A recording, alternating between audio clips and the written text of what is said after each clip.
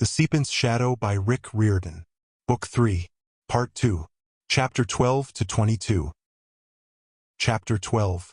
Bulls with freaking laser beams. Being liquidated is not fun. I will never be able to walk by another liquidation sale sign without getting seasick and feeling like my bones are turning to tapioca. I know I'm going to sound like a public service announcement here, but for all you kids at home, if somebody offers you happy pills, just say, no. I felt myself seeping inland through the mud, traveling at incredible speed. When I hit the hot sand, I evaporated, rising above the ground as a cloud of moisture, pushed west by the winds into the desert. I couldn't exactly see, but I could feel the movement and the heat. My molecules agitated as the sun dispersed me. Suddenly the temperature dropped again. I sensed cool stone around me, a cave or an underground room, maybe. I coalesced into moisture, splashed to the floor as a puddle, then rose and solidified into Kane once more. For my next trick, I buckled to my knees and lost my breakfast. Zia stood near me, hugging her stomach. We seemed to be in the entry tunnel of a tomb. Below us, stone steps led into the darkness. A few feet above, desert sunlight blazed. That was horrible, Zia gasped. I could only nod. Now I understood the science lesson my dad had once taught me in homeschooling. Matter has 3 forms: solid, liquid, and gas. In the last few minutes I'd been all 3, and I didn't like it. Seton materialized just outside the doorway, smiling down at us. So, did I come through again, or what? I didn't remember loosening his bonds, but his arms were now free. That would have worried me more if I hadn't felt so sick. Zia and I were still wet and muddy from our swim in the Nile, but Seton looked immaculate. Jeans and t-shirt freshly pressed, Elvis hair perfect, not even a spot on his white running shoes. That disgusted me so much, I staggered into the sunlight and threw up on him. Unfortunately, my stomach was mostly empty and he was a ghost, so nothing much happened. Hey, pal. Seton adjusted his golden ankh necklace and straightened his jacket. Some respect, all right? I did you a favor. A favor? I gulped back the horrible taste in my mouth. Don't, ever, never happy again, Zia finished for me. Never. Ah, come on. Seton spread his hands. That was a smooth trip. Look, even your ship made it. I squinted. Mostly we were surrounded by flat, rocky desert like the surface of Mars, but beached on a nearby sand dune was a slightly broken riverboat, the Egyptian Queen. The stern wasn't on fire anymore, but the ship looked like it had taken more damage in transit. A section of railing was broken. One of the smokestacks was leaning dangerously. For some reason, a huge slimy tarp of fish scales was hanging off the pilot's house like a snagged parachute. Zia muttered, "Oh, gods of Egypt. Please don't let that be Happy's loincloth." Bloodstained Blade stood at the bow, facing our direction. He had no expression, being an axe head, but from the way his arms were crossed, I could tell he was not a happy camper. "Can you fix the ship?" I called to him. "Yes, my lord," he hummed. "Given a few hours." Sadly, we seemed to be stuck in the middle of a desert. "We'll worry about that later," I said. "Get the ship repaired. Wait here for us to return. You'll receive more instructions at that time." "As you say." Bloodstained Blade turned and started humming at the glowing orbs in a language I didn't understand. The crew stirred into a flurry of activity. Seton smiled. "See? Everything's good. Except we're running out of time." I looked at the sun. I figured it was 1 or 2 in the afternoon, and we still had a lot to do before doomsday tomorrow morning. "Where does that tunnel go? What's a serapeum? And why did Happy say it was a trap?" "So many questions," Seton said. "Come on, you'll see. You're gonna love this place." I did not love this place. The steps down led to a wide hall chiseled from golden bedrock. The barreled ceiling was so low, I could touch it without stretching my arms. I could tell that archaeologists had been here, from the bare electric bulbs that cast shadows across the arches. Metal beams braced the walls, but the cracks in the ceiling didn't help me feel safe. I'd never been comfortable in enclosed spaces. Every 30 feet or so, square alcoves opened up on either side of the main hall. Each niche held a massive freestanding stone sarcophagus. After passing the fourth such coffin, I stopped. Those things are way too big for humans. What's in there? Bull, Seton said. Excuse me? Seton's laugh echoed through the hall. I figured that if there were any sleeping monsters in this place, they were awake now. These are the burial chambers for the Apis bull. Seton gestured around him proudly. I built all this, back when I was Prince Kamwasit. Zia ran her hand along the white stone lid of the sarcophagus. The Apis bull. My ancestors thought it was an incarnation of Osiris in the mortal world. Thought? Seton snorted. It was his incarnation, doll. At least some of the time, like on festival days and whatnot. We took our Apis bull seriously back then. He patted the coffin like he was showing off a used car. This bad boy here? He had the perfect life. All the food he could eat. Got a harem of cows, burnt offerings, a special gold cloth for his back. All the perks. Only had to show himself in public a few times a year for big festivals. When he turned 25, he got slaughtered in a big ceremony, mummified like a king, and put down here. Then a new bull took his place. Nice gig, huh? Killed at 25, I said. Sounds awesome. I wondered how many mummified bulls were down that hallway. I didn't want to find out. I liked being right here, where I could still see the exit and the sunlight outside. So why is this place called a... What was it? Serapeum, Zia answered. Her face was illuminated with golden light, probably just the electrical bulbs reflecting off the stone, but it seemed like she was glowing. Iskandar, my old teacher. He told me about this place. The Apis bull was a vessel for Osiris. In later times, the names were merged, Osiris Apis. Then the Greeks shorted it to Serapis. Seton sneered. Stupid Greeks. Moving in on our territory. Taking over our gods. I'm telling you, I got no love for those guys. But yeah, that's how it happened. This place became known as a Serapeum, a house for dead bull gods.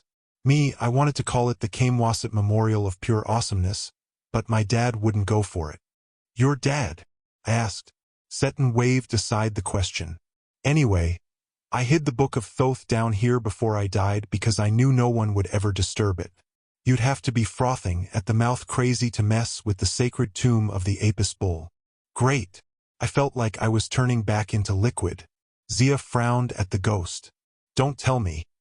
You hid the book in one of these sarcophagi with a mummified bull, and the bull will come to life if we disturb it? Seton winked at her. Oh, I did better than that, doll. Archaeologists have discovered this part of the complex. He gestured at the electric lights and metal support beams. But I'm gonna take you on a behind-the-scenes tour. The catacombs seem to go on forever. Hallways split off in different directions, all of them lined with sarcophagi for holy cows. After descending a long slope, we ducked through a secret passage behind an illusionary wall. On the other side, there were no electric lights. No steel beams braced the cracked ceiling. Zia summoned fire at the tip of her staff and burned away a canopy of cobwebs. Our footprints were the only marks on the dusty floor. Are we close? I asked. Seton chuckled. It's just getting good. He led us farther into the maze. Every so often, he stopped to deactivate traps with a command or a touch. Sometimes he made me do it, supposedly because he couldn't cast certain spells being dead, though I got the feeling he thought it would be incredibly funny if I failed and died. How come you can touch some things but not other things? I asked. You seem to have a real selective ability. Seton shrugged. I don't make the rules of the spirit world, pal. We can touch money and jewelry. Picking up trash and messing with poison spikes, no. We get to leave that dirty work to the living. Whenever the traps were disabled, hidden hieroglyphs glowed and vanished. Sometimes we had to jump over pits that opened in the floor, or swerve when arrows shot from the ceiling. Paintings of gods and pharaohs peeled off the walls, formed into ghostly guardians, and faded. The whole time, Seton kept a running commentary. That curse would have made your feet rot off, he explained. This one over here? That summons a plague of fleas. And this one, oh man, this is one of my favorites. Turns you into a dwarf. I hate those short little guys. I frowned. Seton was shorter than me, but I decided to let it go. Yes, indeed, he continued. You're lucky to have me along, pal. Right now, you'd be a flea-bitten dwarf with no feet. And you haven't even seen the worst of it. Right this way. I wasn't sure how Seton remembered so many details about this place from so long ago, but he was obviously proud of these catacombs. He must have relished designing horrible traps to kill intruders. We turned down another corridor. The floor sloped again.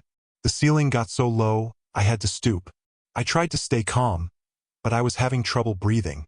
All I could think about were those tons of stone over my head, ready to collapse at any moment. Zia took my hand. The tunnel was so narrow we were walking single file, but I glanced back at her. You okay? I asked. She mouthed the words, watch him. I nodded. Whatever trap Happy had warned us about, I had a feeling we hadn't seen it yet. Even though we were surrounded by traps, we were alone with a murderous ghost, deep underground in his home territory. I didn't have my Kopesh anymore. For some reason, I hadn't been able to summon it from the Duet, and I couldn't use my warrior avatar in such a tiny tunnel. If Seton turned on us, my options would be limited. Finally, the corridor widened. We reached a dead end, a solid wall flanked by two statues of my dad. Osiris. Seton turned. Okay, here's the score, you guys. I'm gonna have to cast a disenchantment to open this wall. The spell takes a few minutes. I don't want you freaking out halfway through and wrapping me in pink ribbons, or things could get ugly. Half-finished magic right here, and this whole tunnel could collapse on top of us. I managed to avoid screaming like a little girl, but only barely. Zia cranked the fire on her staff to white-hot. Careful, Seton. I know what a proper disenchantment sounds like. If I suspect you're casting anything else, I'll blast you into ectoplasmic dust. Relax, doll. Seton cracked his knuckles. His diamond pinky rings flashed in the firelight. You gotta keep that scarab under control, or you're gonna turn yourself into ashes. I frowned. Scarab? Seton glanced back and forth between us and laughed. You mean she hasn't told you? And you haven't figured it out? You kids today. I love the ignorance. He turned toward the wall and began to chant. Zia's fire ebbed to a cooler red flame. I gave her a questioning look. She hesitated, then touched the base of her throat. She hadn't been wearing a necklace before. I was sure of that, but when she touched her throat, an amulet blinked into existence. A glittering golden scarab on a gold chain. She must have hidden it with a glamour, a magical illusion like Seton had done with the ribbons of Hathor. The scarab looked metal, but I realized I'd seen it before, and I'd seen it alive. Back when R.A. had imprisoned Apophis in the underworld, he'd given up part of his soul, his incarnation as Khepri, scarab of the morning sun, to keep his enemy confined. He'd buried Apophis under a landslide of living beetles. By the time Sadie and I had found that prison last spring, millions of scarabs had been reduced to desiccated shells. When Apophis broke free, only one golden beetle survived, the last remnant of Khepri's power. R.A. had tried to swallow that scarab. Yes, disgusting.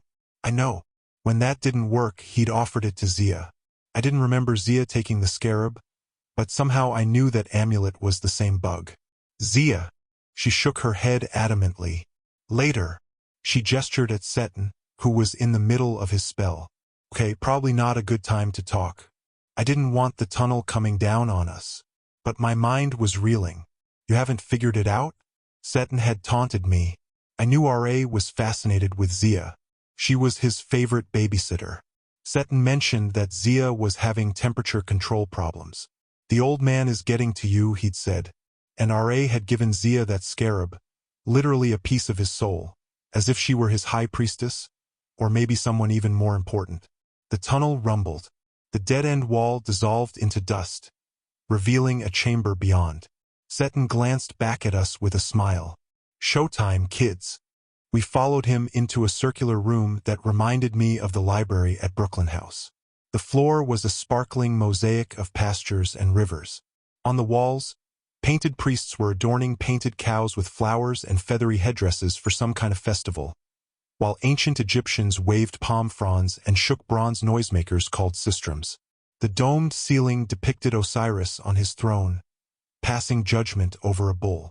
For an absurd moment, I wondered if Amit devoured the hearts of wicked cows, and if he liked the beefy taste. In the middle of the chamber, on a coffin-shaped pedestal, stood a life-size statue of the Apis bull. It was made of dark stone, basalt maybe, but painted so skillfully, it looked alive. Its eyes seemed to follow me. Its hide glistened black except for a small white diamond on the front of its chest, and over its back was a gold blanket cut and embroidered to resemble a hawk's wings. Between its horns sat a frisbee of gold, a sun-disk crown. Beneath that, sticking out of the bull's forehead like a curly unicorn horn, was a rearing cobra. A year ago I would have said, freaky, but at least it's just a statue. Now, I'd had lots of experience with Egyptian statues coming to life and trying to stomp the ink out of me. Seton didn't seem worried. He strolled right up to the stone bull and patted its leg. The shrine of Apis. I built this chamber just for my chosen priests and me. Now all we have to do is wait. Wait for what? Zia asked. Being a smart girl, she was hanging back by the entrance with me. Seton checked his non-existent watch. It won't be long. Just a timer, sort of. Come on in. Make yourself comfortable. I edged my way inside. I waited for the doorway to solidify behind me, but it stayed open. You sure the book is still here? Oh yeah. Seton walked around the statue, checking the base. I just need to remember which of these panels on the dais is going to pop open. I wanted to make this entire room out of gold, you know? That would have been much cooler. But Dad cut back on my funding. Your dad. Zia stepped next to me and slipped her hand into mine, which I didn't mind. The golden scarab necklace glinted around her neck. You mean Ramses the Great? Seton's mouth twisted in a cruel sneer. Yeah, that's how his PR department branded him. Me, I like to call him Ramses II, or Ramses II. Ramses, I said. Your dad is the Ramses? I suppose I hadn't processed how Seton fit into Egyptian history. Looking at the scrawny little guy with his greasy hair, his shoulder-padded jacket, and his ridiculous bling, I couldn't believe he was related to a ruler so famous. Even worse, it made him related to me, since our mom's side of the family traced its magic heritage from Ramses the Great. Sadie says she can see the family resemblance between Seton and me. Shut up, Sadie. I guess Seton didn't like my looking surprised. He stuck his beaky nose in the air. You should know what it's like, Carter Kane, growing up in the shadow of a famous dad, always trying to live up to his legend. Look at you, son of the great Dr. Julius Kane. You finally make a name for yourself as a big-shot magician. What does your dad do? He goes and becomes a god. Seton laughed coldly. I'd never felt any resentment toward my father before. I'd always thought it was cool being Dr. Kane's son. But Seton's words rolled over me, and anger started to build in my chest. He's playing with you, said the voice of Horus. I knew Horus was right, but that didn't make me feel better. Where's the book, Seton? I asked. Enough delays. Don't warp your wand, pal. It won't be much longer. He gazed at the picture of Osiris on the ceiling. There he is, the blue dude himself. I'm telling you, Carter, you and I are a lot alike. I can't go anywhere in Egypt without seeing my dad's face. Either. Abu Simbel? There's Papa Ramses glaring down at me. 4 copies of him, each 60 feet tall. It's like a nightmare. Half the temples in Egypt. He commissioned them and put up statues of himself. Is it any wonder I wanted to be the world's biggest magician? He puffed up his scrawny chest. And I made it too. What I don't understand, Carter Kane, is why you haven't taken the pharaoh's throne yet. You've got Horus on your side, itching for power. You should merge with the god, become the pharaoh of the world, and, he patted the Apis statue. Take the bull by the horns. He's right, Horus said. This human has wisdom. Make up your mind, I complained. Carter, don't listen to him, Zia said. Seton, whatever you're up to, stop. Now. What I'm up to. Look, doll. Don't call me that, Zia said. Hey, I'm on your side, Seton promised. The book's right here in the dais. As soon as the bull moves. The bull moves? I asked. Seton narrowed his eyes. Didn't I mention that? I got the idea from this holiday we used to have in the old days, the festival of said awesome fun. You ever been to that running of the bulls in, what is it, Spain? Pamplona, I said. Another wave of resentment got the best of me. My dad had taken me to Pamplona once, but he hadn't let me go out in the street while the bulls were running through town. He'd said it was too dangerous, as if his secret life as a magician weren't way more dangerous than that. Right, Pamplona, Seton agreed. Well, you know where that tradition started? Egypt. The pharaoh would do this ritual race with the Apis bull to renew his kingly power, prove his strength, get blessed by the gods, all that junk. In later times, it became just a charade, no real danger. But at the beginning, it was the real thing. Life and death. On the word death, the bull statue moved. He bent his legs stiffly. Then he lowered his head and glared at me, snorting out a cloud of dust. Seton. I reached for my sword, but of course it wasn't there. Make that thing stop, or I'll wrap you in ribbons so fast. Oh, I wouldn't do that, Seton warned. See, I'm the only one who can pick up the book without getting zapped by about 16 different curses. Between the bull's horns, its golden sun disk flashed. On its forehead, the cobra writhed to life, hissing and spitting gobs of fire. Zia drew her wand. Was it my imagination, or was her scarab necklace starting to steam? Call off that creature, Seton. Or I swear. I can't, doll. Sorry. He grinned at us from behind the bull's dais. He didn't look very sorry. This is part of the security system, see? If you want the book, you've got to distract the bull and get it out of here while I open the dais and grab the Book of Thoth. I have complete faith in you. The bull pawed his pedestal and leaped off. Zia pulled me back into the hallway. That's it, Seton shouted. Just like the said festival. Prove you're worthy of the pharaoh's throne, kid. Run or die. The bull charged. A sword would have been really nice. I would have settled for a matador's cape and a spear, or an assault rifle.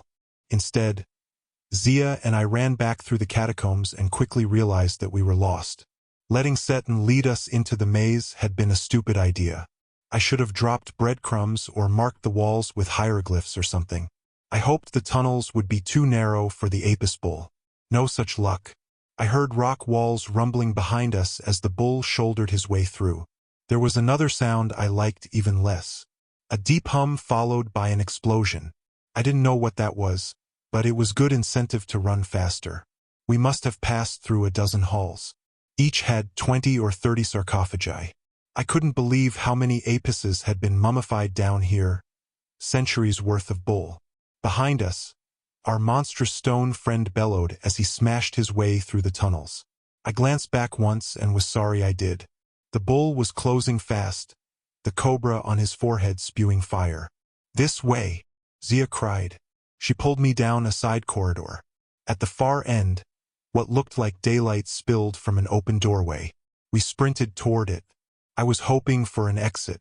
Instead, we stumbled into another circular chamber. There was no bull statue in the middle, but spaced around the circumference were 4 giant stone sarcophagi. The walls were painted with pictures of bovine paradise. Cows being fed, cows frolicking in meadows, cows being worshipped by silly little humans. The daylight streamed from a shaft in the domed ceiling, 20 feet above. A beam of sunshine sliced through the dusty air and hit the middle of the floor like a spotlight, but there was no way we could use the shaft to escape.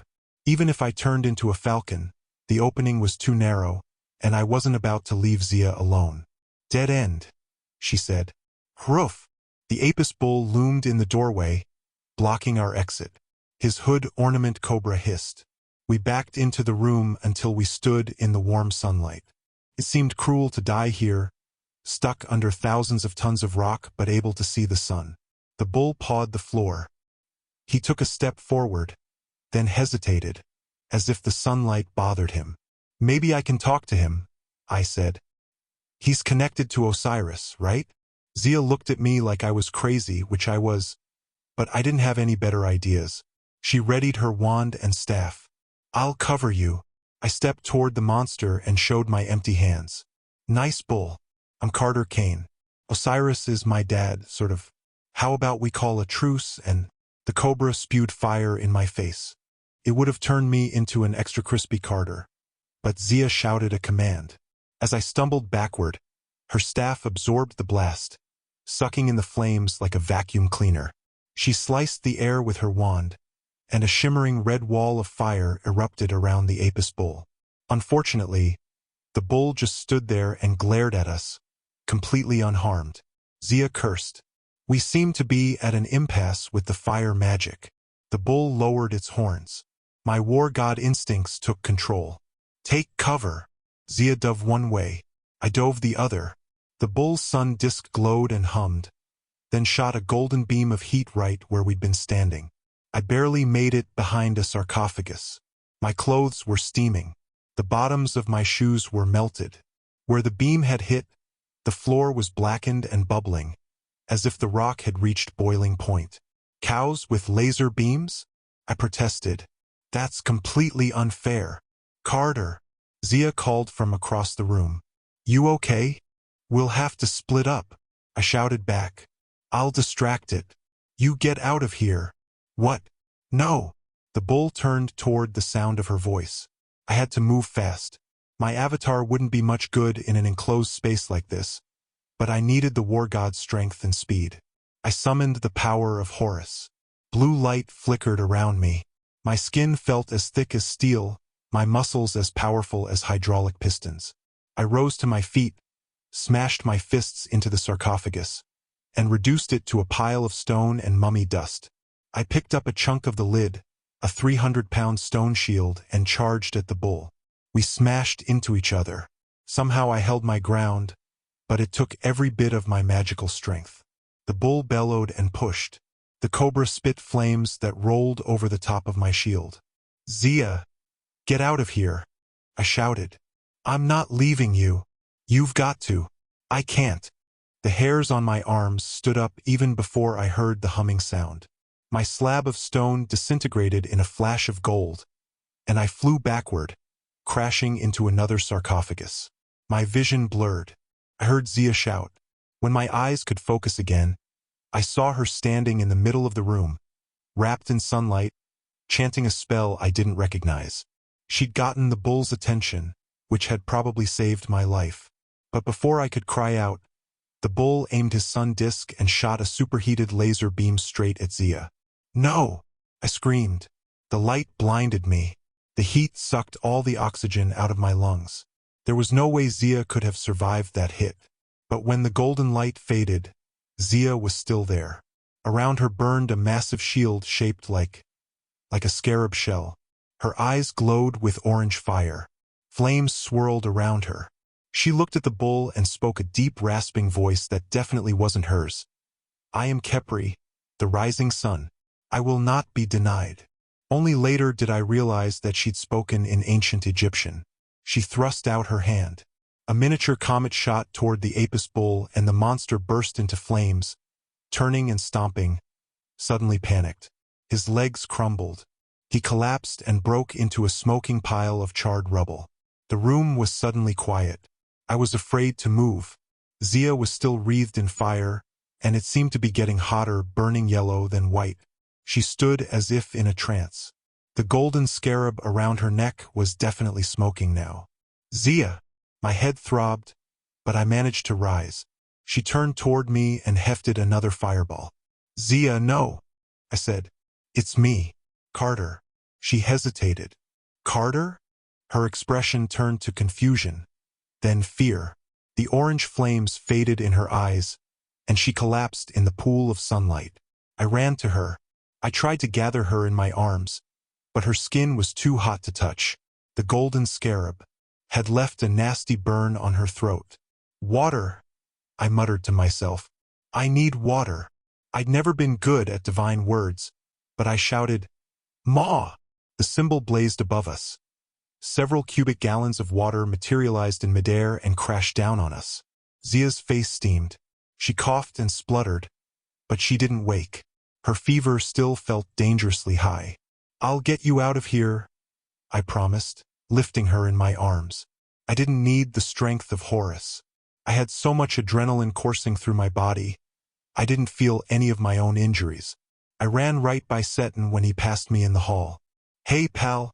He turned and jogged along next to me, waving a thick papyrus scroll. "Good job. I got the Book of Thoth." "You almost killed Zia," I snapped. "Get us out of here now." Okay, Seton said. "Calm down. I'm taking you back to my dad's courtroom," I growled. "I'm going to personally stuff you down Amit's mouth, like a branch into a wood chipper." "Whoa, big man." Seton led me up a sloping passage back to the electrical lighting of the excavated tunnels. "How about we get you out of here first, huh? Remember, you still need me to decipher this book and find the Serpent's shadow. Then we'll see about the wood chipper. Okay?" "She can't die," I insisted. "Right, I got that." Seton led me through more tunnels, picking up speed. Zia seemed to weigh nothing. My headache had disappeared. Finally, we burst into the sunlight and ran for the Egyptian queen. I'll admit I wasn't thinking straight. When we got back on board, Bloodstained Blade reported on the ship's repairs, but I barely heard him. I plowed right past him and carried Zia inside to the nearest cabin. I set her on the bed and rummaged through my pack for medical supplies. A water bottle, some magic salve Jazz had given me, a few written charms. I was no Riquette like Jazz. My healing powers consisted mostly of bandages and aspirin, but I began to work. "Come on," I mumbled. "Come on, Zia. You're going to be fine." She was so warm, her drenched clothes had almost dried. Her eyes were rolled back in her head. She started muttering, and I could have sworn she said, "Dung balls. Time to roll the dung balls." It might have been funny, except for the fact that she was dying. "That's Khepri talking," Seton explained. "He's the divine dung beetle, rolling the sun across the sky." I didn't want to process that. The idea that the girl I liked had been possessed by a dung beetle, and was now having dreams about pushing a giant sphere of flaming poo across the sky. But there was no question. Zia had used the path of the gods. She'd called on Ra, or at least one of his incarnations, Khepri. Ra had chosen her the way Horus had chosen me. Suddenly it made sense that Apophis had destroyed Zia's village when she was young, and that the old chief Lector Iskandar had gone to such lengths to train her and then hide her in a magical sleep. If she held the secret to reawakening the sun god, I dabbed some ointment on her throat. I pressed a cold washcloth to her forehead, but it didn't seem to help. I turned to Seton. "Heal her." "Oh, he winced. "See, healing magic isn't really my thing. But at least you've got the Book of Thoth. If she dies, it wasn't for nothing." "If she dies," I warned, I will. I couldn't think of a torture painful enough. "I see you need some time," Seton said. "No problem. How about I go tell your captain where we're heading? We should get back to the Duat, back onto the River of Night as soon as possible. Do I have your permission to give him orders?" "Fine," I snapped. "Just get out of my sight." I don't know how much time passed. Zia's fever seemed to subside. She started breathing more easily and slipped into a gentler sleep. I kissed her forehead and stayed by her side, holding her hand. I was dimly aware of the ships moving. We dropped into a momentary freefall, then hit water with a shudder and a loud splash.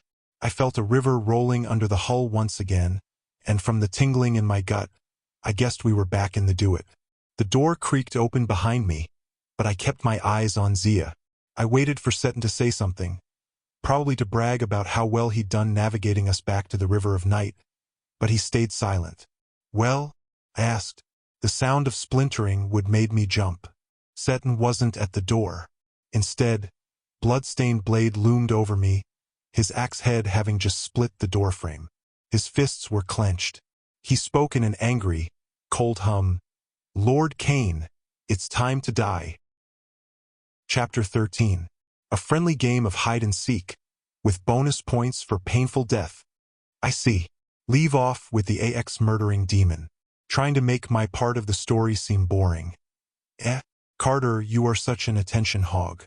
Well, as you were cruising down the Nile in a lavishly appointed riverboat, Walt and I were traveling in a bit less style. From the realm of the dead, I ventured another conversation with Isis to negotiate a doorway into the Nile Delta. Isis must have been cross with me. I can't imagine why.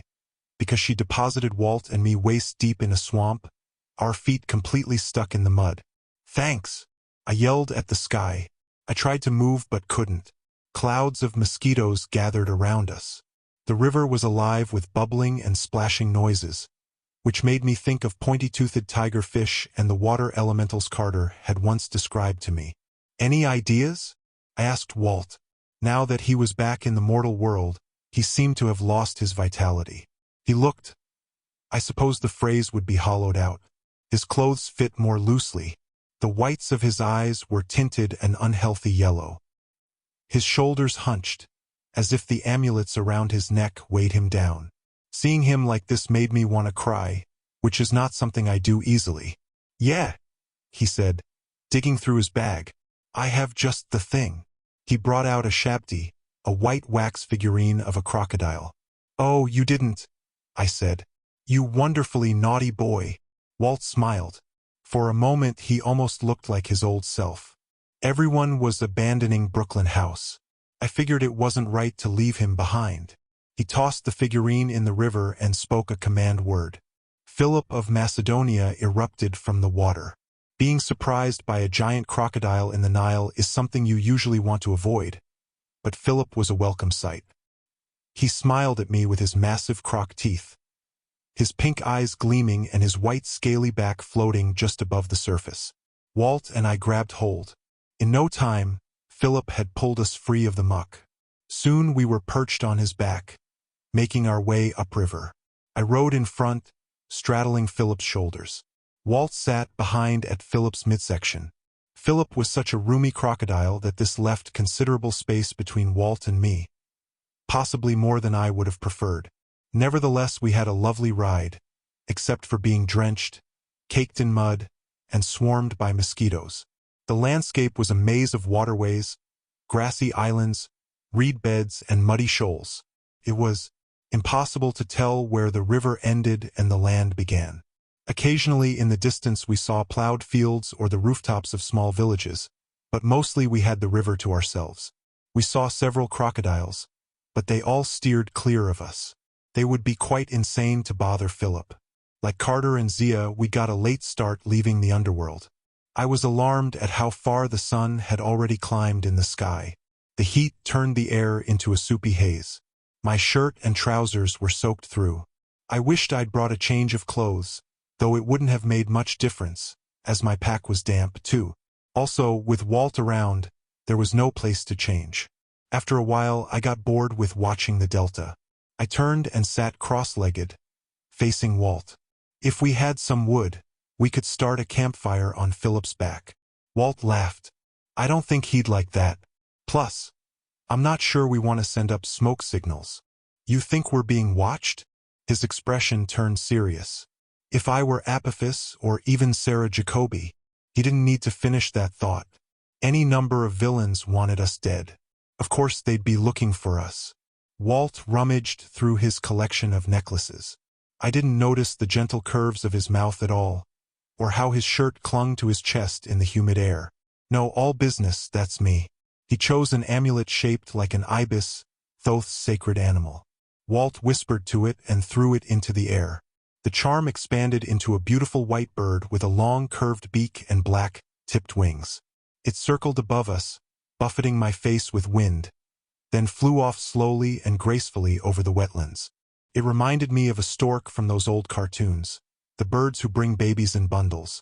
For some ridiculous reason, that thought made me blush. You're sending it to scout ahead? I guessed. Walt nodded. It'll look for the ruins of Sais.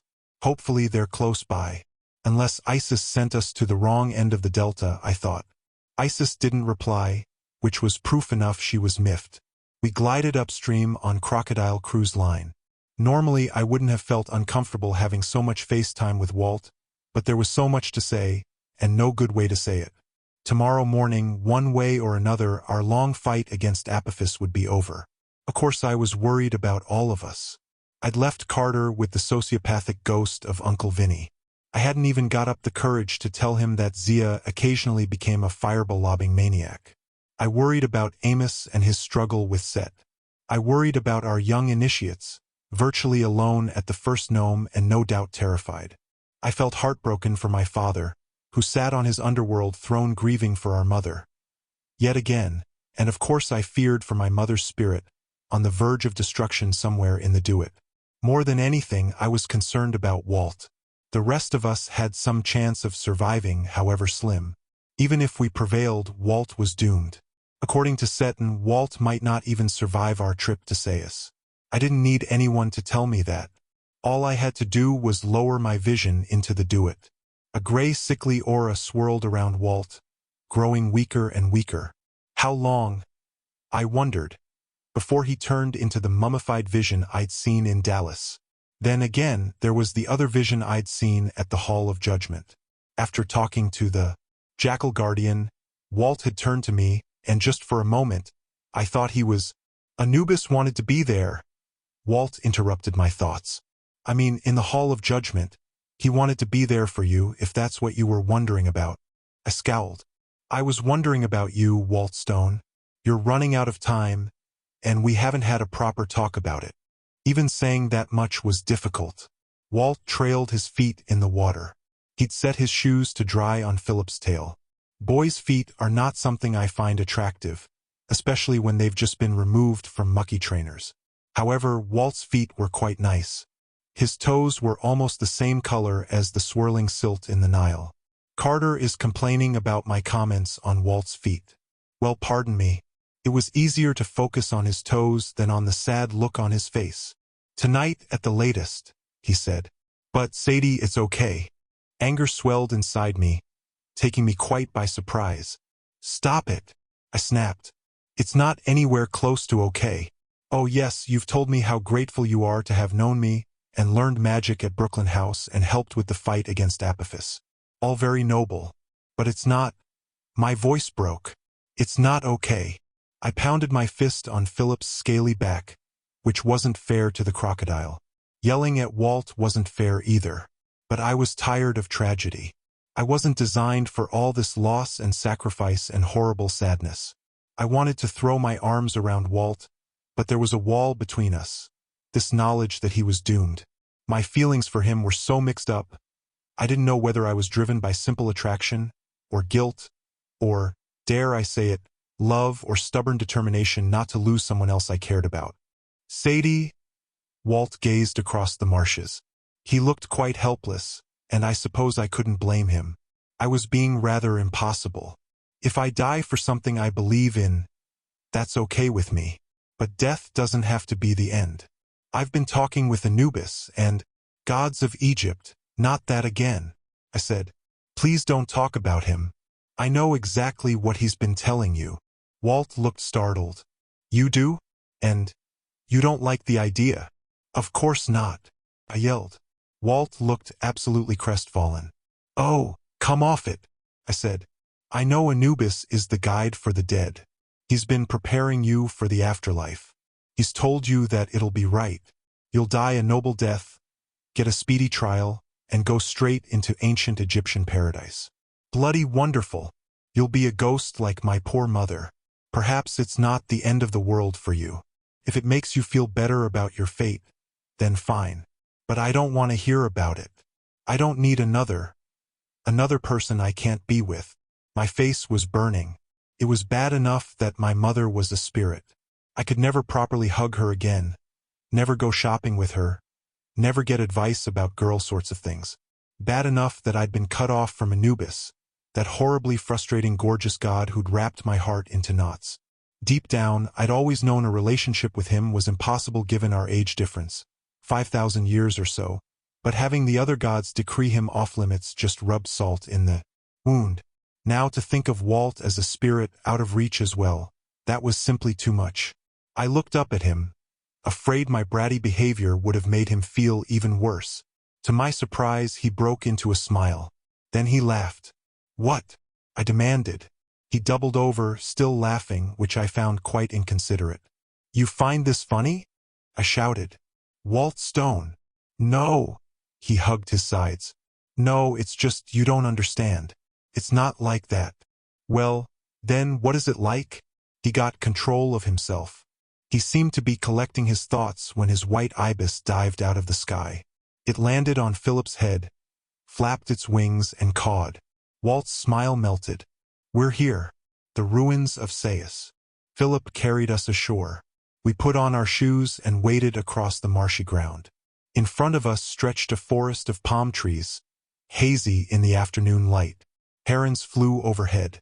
Orange and black bees hovered over the papyrus plants. One bee landed on Walt's arm. Several more circled his head. Walt looked more perplexed than worried.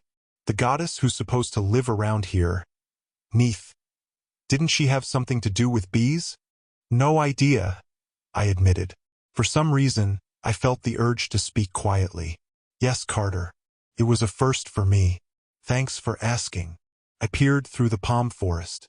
In the distance, I thought I saw a clearing with a few clumps of mud brick sticking above the grass like rotten teeth. I pointed them out to Walt. The remains of a temple? Walt must have felt the same instinct for stealth that I did. He crouched in the grass, trying to lower his profile. Then he glanced back nervously at Philip of Macedonia. "Maybe we shouldn't have a 3,000-pound crocodile trampling through the woods with us." "Agreed," I said. He whispered a command word. Philip shrank back to a small wax statuette. Walt pocketed our crock, and we began sneaking toward the ruins. The closer we got, the more bees filled the air. When we arrived at the clearing, we found an entire colony swarming like a living carpet over a cluster of crumbling mud brick walls. Next to them, sitting on a weathered block of stone, a woman leaned on a bough, sketching in the dirt with an arrow. She was beautiful in a severe way, thin and pale with high cheekbones, sunken eyes, and arched eyebrows, like a supermodel walking the line between glamorous and malnourished. Her hair was glossy black, braided on either side with flint arrowheads. Her haughty expression seemed to say, "I'm much too cool to even look at you." There was nothing glamorous about her clothes, however. She was dressed for the hunt in desert-colored fatigues, beige, brown, and ochre. Several knives hung from her belt. Quiver was strapped to her back, and her bow looked like quite a serious weapon, polished wood carved with hieroglyphs of power. Most disturbing of all, she seemed to be waiting for us. "You're noisy," she complained. "I could have killed you a dozen times already." I glanced at Walt, then back at the huntress. Thanks? For not killing us, I mean." The woman snorted. "Don't thank me. You'll have to do better than that if you want to survive." I didn't like the sound of that, but generally speaking, I don't ask heavily armed women to elaborate on such statements. Walt pointed to the symbol the huntress was drawing in the dirt, an oval with 4 pointy bits like legs. "Your Neith," Walt guessed. "That's your symbol. The shield with crossed arrows." The goddess raised her eyebrows. "Think much? Of course I'm Neith. And yes, that's my symbol." "It looks like a bug," I said. "It's not a bug." Neith glowered. Behind her, the bees became agitated, crawling over the mud bricks. "You're right," I decided. "Not a bug." Walt wagged his finger as if he'd just had a thought. "The bees? I remember now. That was one name for your temple, the House of the Bee." "Bees are tireless hunters," Neith said. "Fearless warriors. I like bees." Who doesn't?" I offered. "Charming little buzzers. But you see, we're here on a mission." I began to explain about Bess and his shadow. Neith cut me off with a wave of her arrow. "I know why you're here. The others told me." I moistened my lips. "The others? Russian magicians," she said. "They were terrible prey. After that, a few demons came by.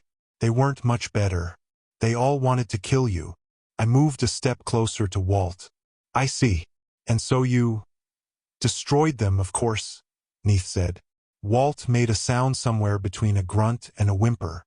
"Destroyed them because they were evil?" he said hopefully. "You knew the demons and those magicians were working for Apophis, right? It's a conspiracy." "Of course it's a conspiracy," Neith said. "They're all in on it, the mortals, the magicians, the demons, the tax collectors. But I'm on to them.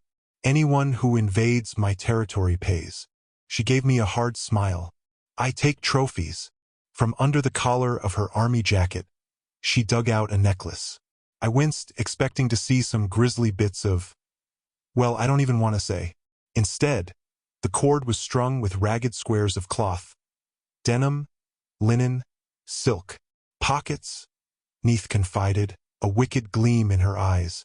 Walt's hands went instinctively to the sides of his workout pants. You, took their pockets. Do you think me cruel? Neith asked. Oh, yes. I collect the pockets of my enemies. Horrifying, I said. I didn't know demons had pockets. Oh, yes. Neith glanced in either direction, apparently to be sure no one was eavesdropping. You just have to know where to look, right? I said. So anyway, we've come to find Bess's shadow. Yes, the goddess said. And I understand you're a friend of Bess and Tewerit's. That's true. I like them. They're ugly. I don't think they're in the conspiracy. Oh, definitely not. So could you, perhaps, show us where Bess's shadow is? I could. It dwells in my realm, in the shadows of ancient times. In the what now? I was so sorry I asked. Neith knocked her arrow and shot it toward the sky. As it sailed upward, the air rippled. A shockwave spread across the landscape, and I felt momentarily dizzy.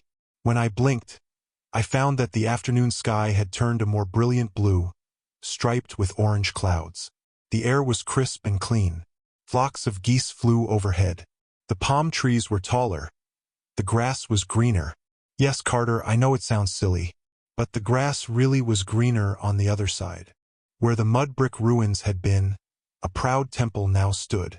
Walt, Neith, and I were just outside the walls, which rose 10 meters and gleamed brilliant white in the sun. The whole complex must have been at least 1 kilometer square. Halfway down the left wall, a gate glittered with gold filigree. A road lined with stone sphinxes led to the river, where sailboats were docked. Disorienting? Yes. But I'd had a similar experience once before, when I'd touched the curtains of light in the Hall of Ages. We're in the past? I guessed. A shadow of it, Neith said. A memory. This is my refuge. It may be your burial ground, unless you survive the hunt. I tensed. You mean, you hunt us?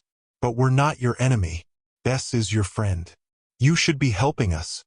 Sadie's right, Walt said. Apophis is your enemy. He's going to destroy the world tomorrow morning.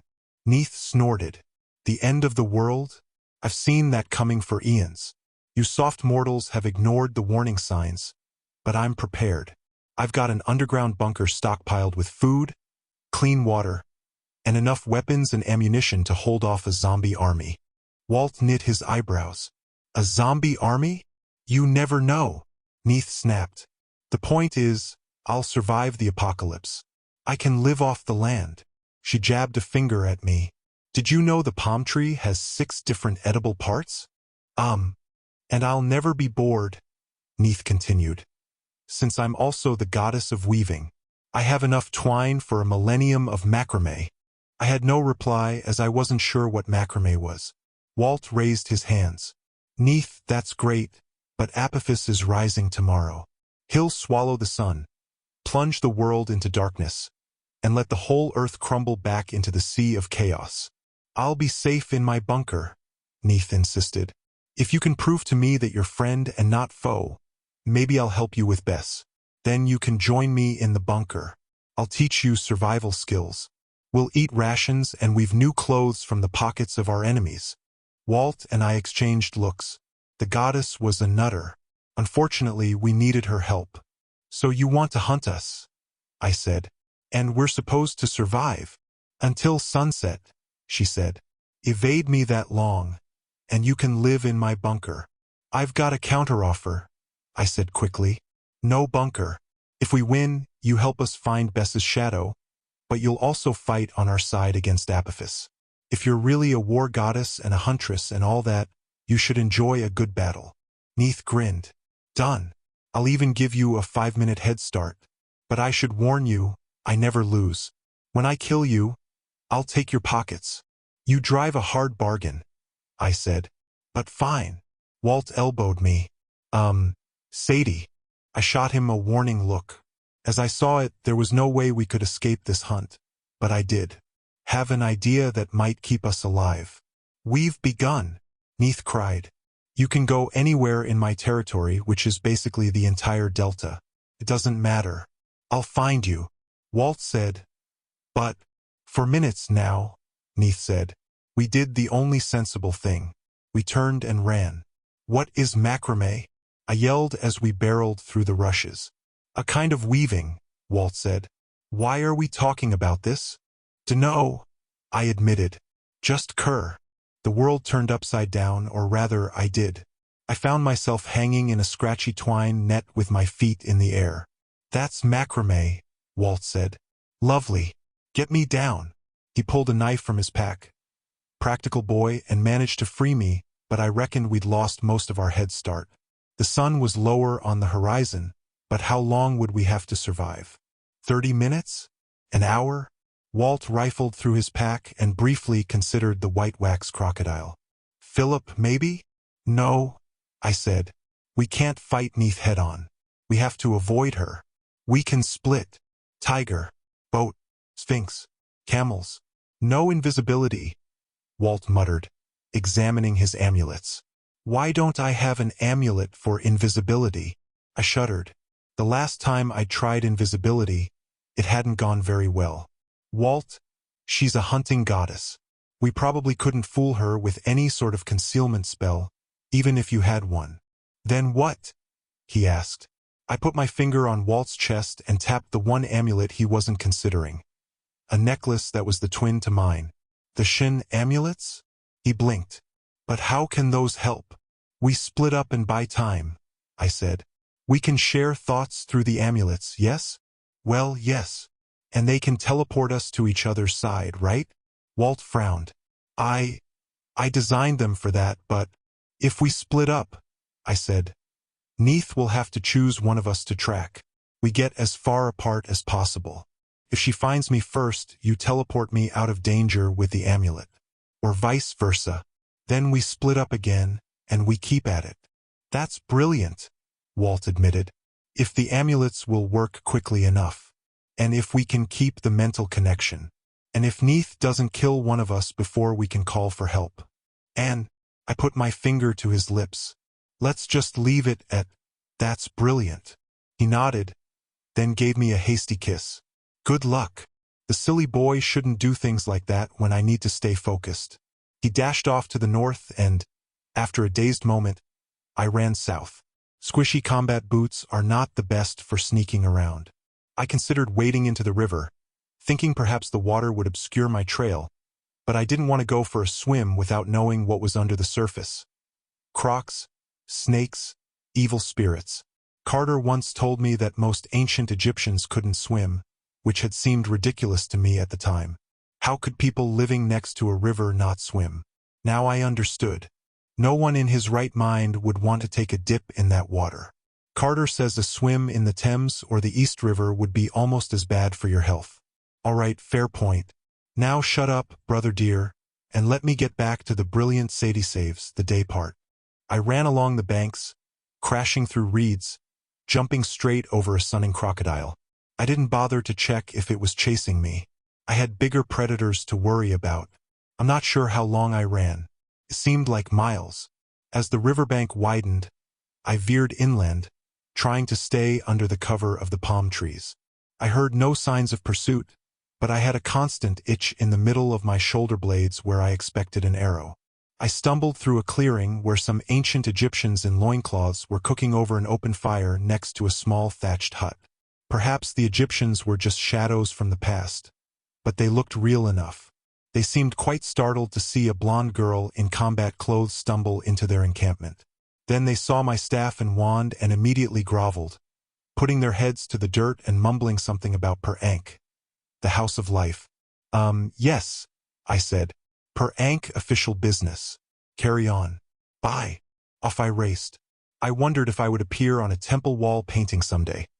A blonde Egyptian girl with purple highlights running sideways through the palm trees, screaming yikes in hieroglyphics as Neith chased after me.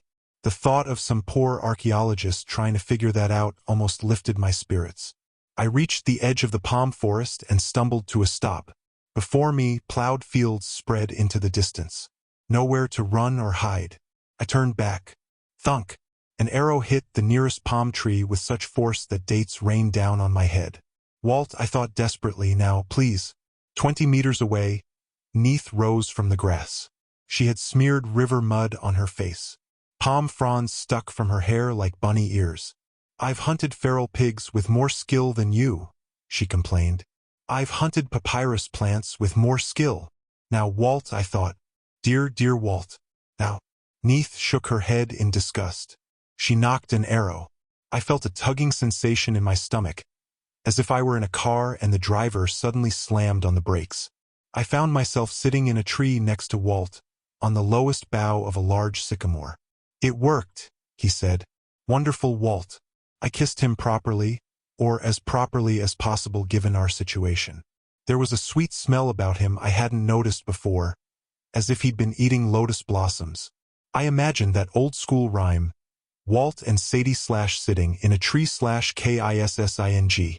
Fortunately, anyone who might tease me was still 5,000 years in the future. Walt took a deep breath. Is that a thank you? You look better, I noticed. His eyes weren't as yellow. He seemed to be moving with less pain. This should have delighted me, but instead it made me worried. That lotus smell? Did you drink something? I'm okay. He looked away from me. We'd better split up and try again. That didn't make me any less worried. But he was right. We had no time to chat. We both jumped to the ground and headed off in opposite directions. The sun was almost touching the horizon. I began to feel hopeful. Surely we wouldn't have to hold out much longer.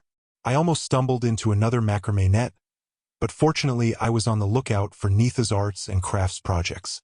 I sidestepped the trap, pushed through a stand of papyrus plants, and found myself back at Neith's temple. The golden gates stood open. The wide avenue of sphinxes led straight into the complex. No guards, no priests. Maybe Neith had killed them all and collected their pockets, or perhaps they were all down in the bunker, preparing for a zombie invasion. I reckoned that the last place Neith might look for me was in her home base.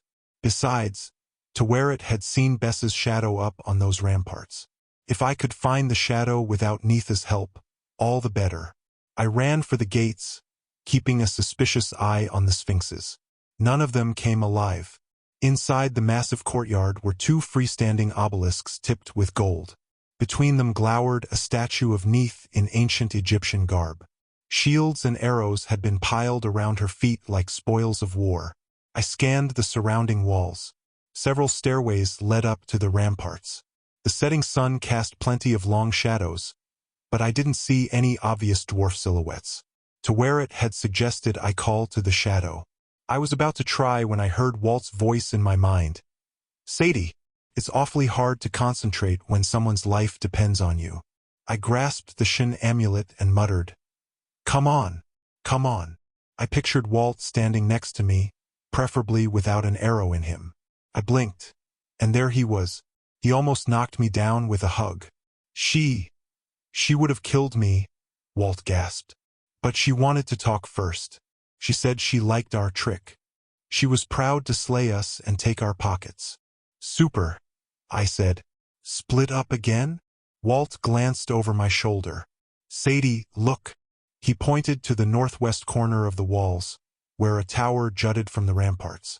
As the sky turned red, shadows slowly melted from the side of the tower, but one shadow remained. The silhouette of a stout little man with frizzy hair. I'm afraid we forgot our plan. Together, we ran to the steps and climbed the wall. In no time, we were standing on the parapets, staring at the shadow of Bess. I realized we must have been in the exact spot where Taweret and Bess had held hands on the night Taweret had described. Bess had told the truth. He'd left his shadow here so it could be happy, even when he wasn't. Oh, Bess. My heart felt like it was shrinking into a wax shabty. Walt, how do we capture? A voice behind us said, You don't. We turned. A few meters away, Neith stood on the ramparts. 2 arrows were knocked in her. Bow. At this range, I imagined she'd have no trouble hitting us both at once. A good try, she admitted. But I always win the hunt. Chapter 14. Fun with split personalities. An excellent time to call on Isis? Perhaps.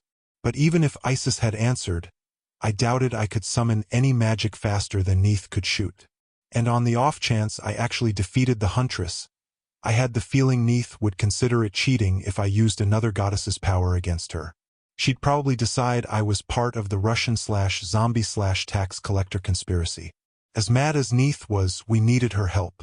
She'd be much more useful shooting arrows at Apophis than sitting in her bunker making jackets out of our pockets and knotted twine. My mind raced. How to win over a hunter.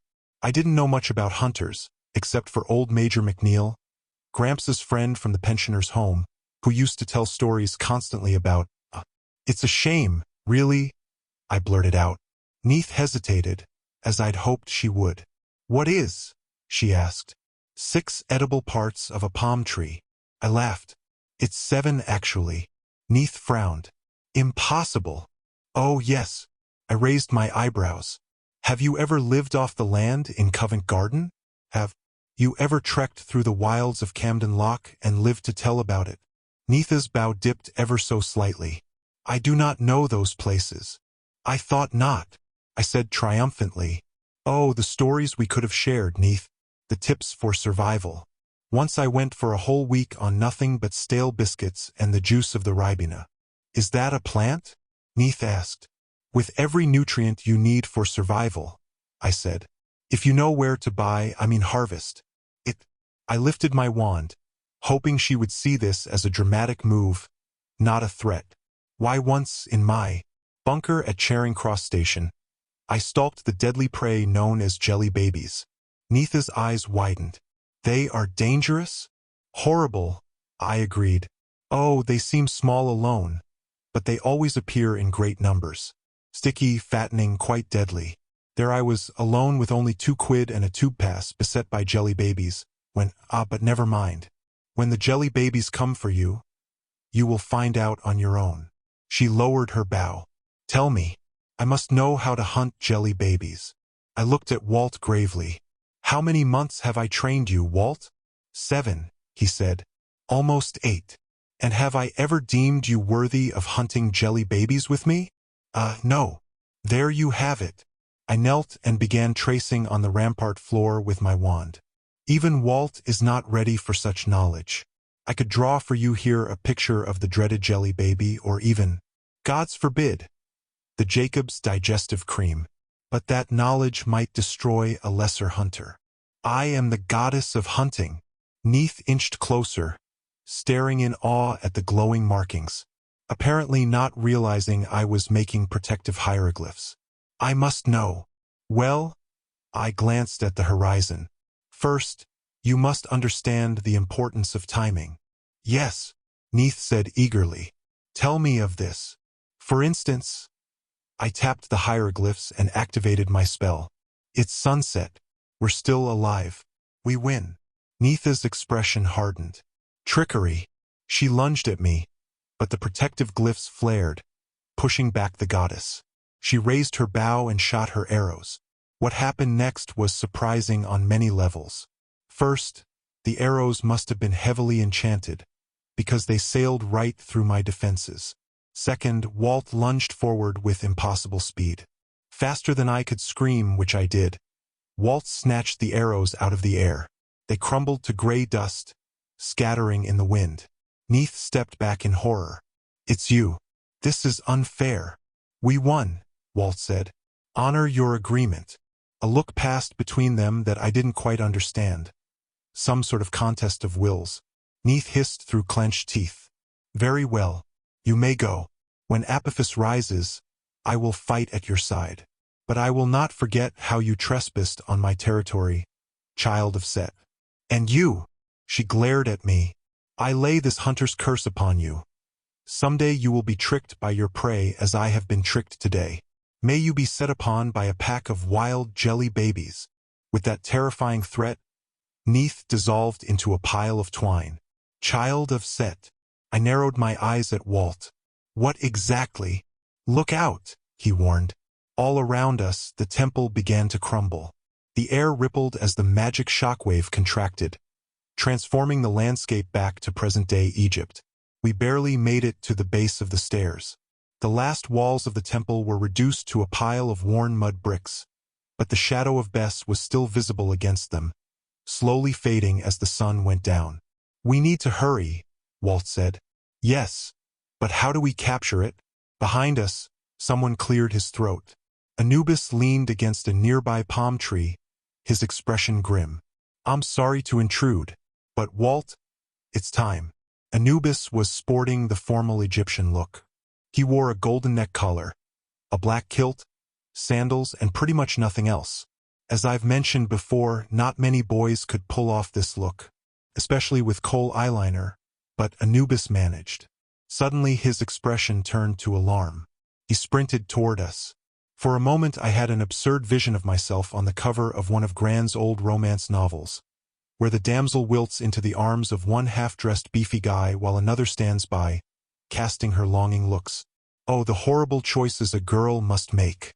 I wished I'd had a moment to clean up. I was still covered in dried river muck, twine, and grass, like I'd been tarred and feathered. Then Anubis pushed past me and gripped Walt's shoulders. Well, that was unexpected. I quickly realized, however, that he'd stopped Walt from collapsing. Walt's face was beaded with sweat. His head drooped, and his knees gave out as if someone had cut the last string holding him together. Anubis lowered him gently to the ground. "Walt, stay with me," Anubis urged. "We have business to finish." "Business to finish?" I cried. I'm not sure what came over me, but I felt as if I'd just been photoshopped out of my own book cover. And if there was one thing I wasn't used to, it was being ignored.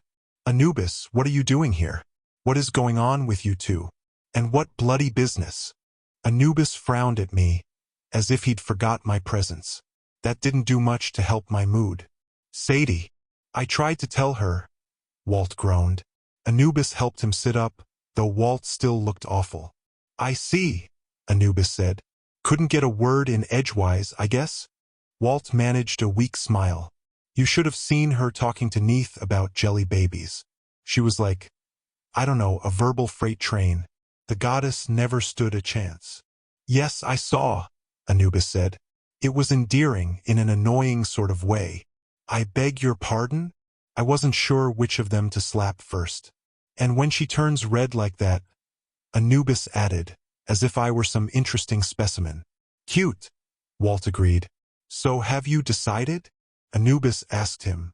"This is our last chance." "Yes, I can't leave her." Anubis nodded and squeezed his shoulder. "Neither can I. But the shadow first."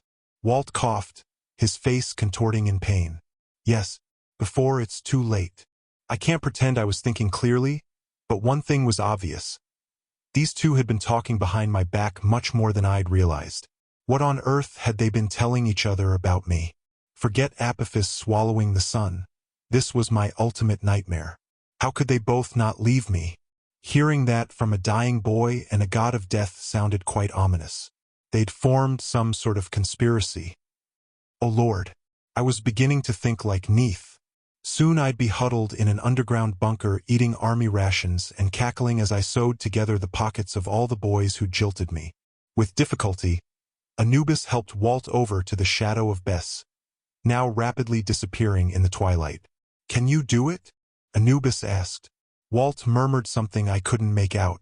His hands were shaking, but he pulled a block of wax from his bag and began kneading it into a shabdi. Seton tried to make it sound so complicated, but I see now. The simple. No wonder the gods wanted this knowledge kept out of mortal hands. "Excuse me," I interrupted. They both looked at me. "Hi, I'm Sadie Kane," I said. "I don't mean to barge in on your chummy conversation, but what in blazes are you doing?" "Capturing Bes's shadow," Anubis told me. But I couldn't seem to make words come out. So much for being a verbal freight train. I'd become a verbal train wreck. But if that's the business you were talking about, then what was all that about deciding and leaving me and...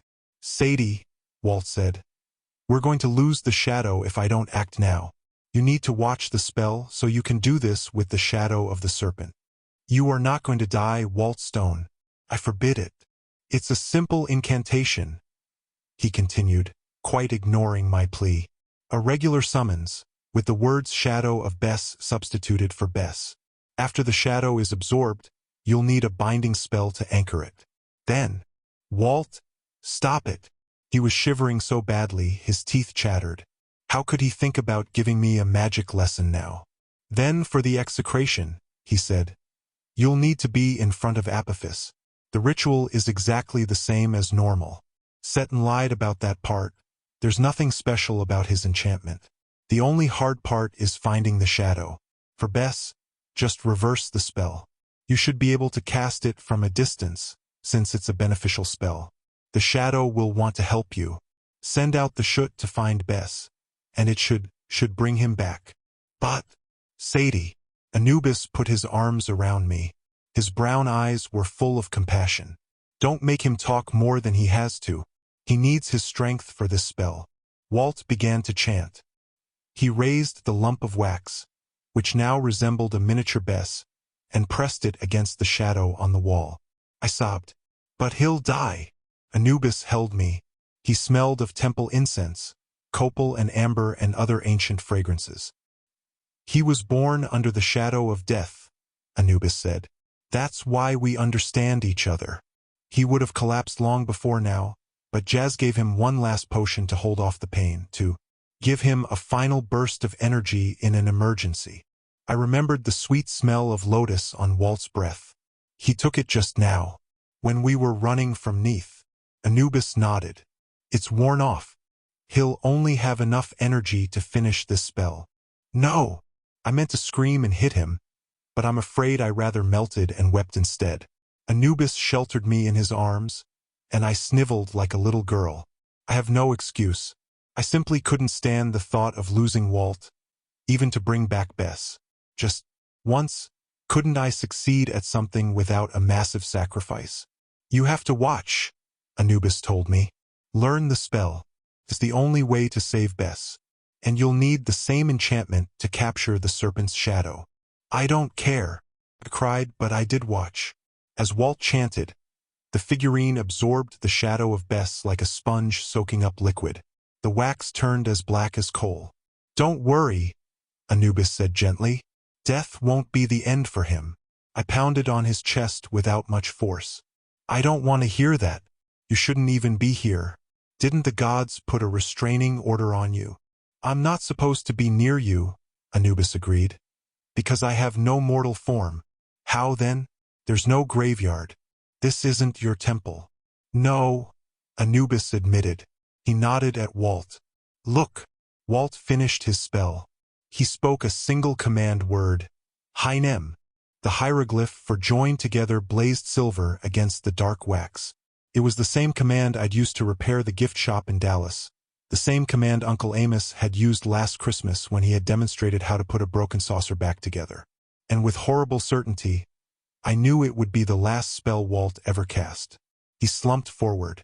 I ran to his side. I cradled his head in my arms. His breathing was ragged. Worked, he muttered. Now send the shadow to Bess. You'll have to. Walt, please, I said. We can get you to the first gnome. Their healers might be able to. No, Sadie. He pressed the figurine into my hands. Hurry. I tried to concentrate. It was almost impossible, but I managed to reverse the wording of an execration. I channeled power into the figurine and imagined Bess as he once was. I urged the shadow to find its master, to reawaken his soul. Instead of erasing Bess from the world, I tried to draw him back into the picture, this time with permanent ink. The wax statue turned to smoke and disappeared. Did it work? I asked.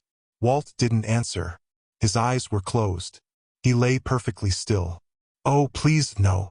I hugged his forehead, which was rapidly cooling. Anubis, do something. No answer. I turned, and Anubis was gone. Anubis!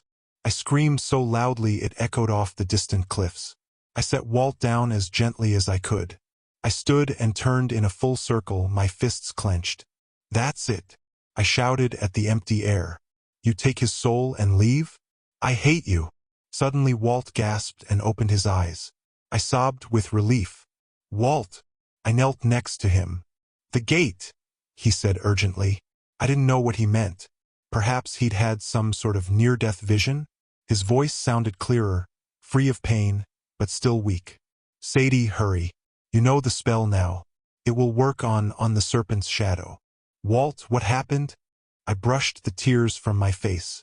What gate? He pointed feebly. A few meters away, a door of darkness hovered in the air. The whole quest was a trap, he said. Seton, I see his plan now. Your brother needs your help. But what about you? Come with me. He shook his head. I'm still too weak. I will do my best to summon reinforcements for you in the Do-It. You'll need them, but I can barely move. I'll meet you at sunrise at the first gnome, if you're sure you don't hate me. Hate you? I was completely baffled. Why on earth would I hate you?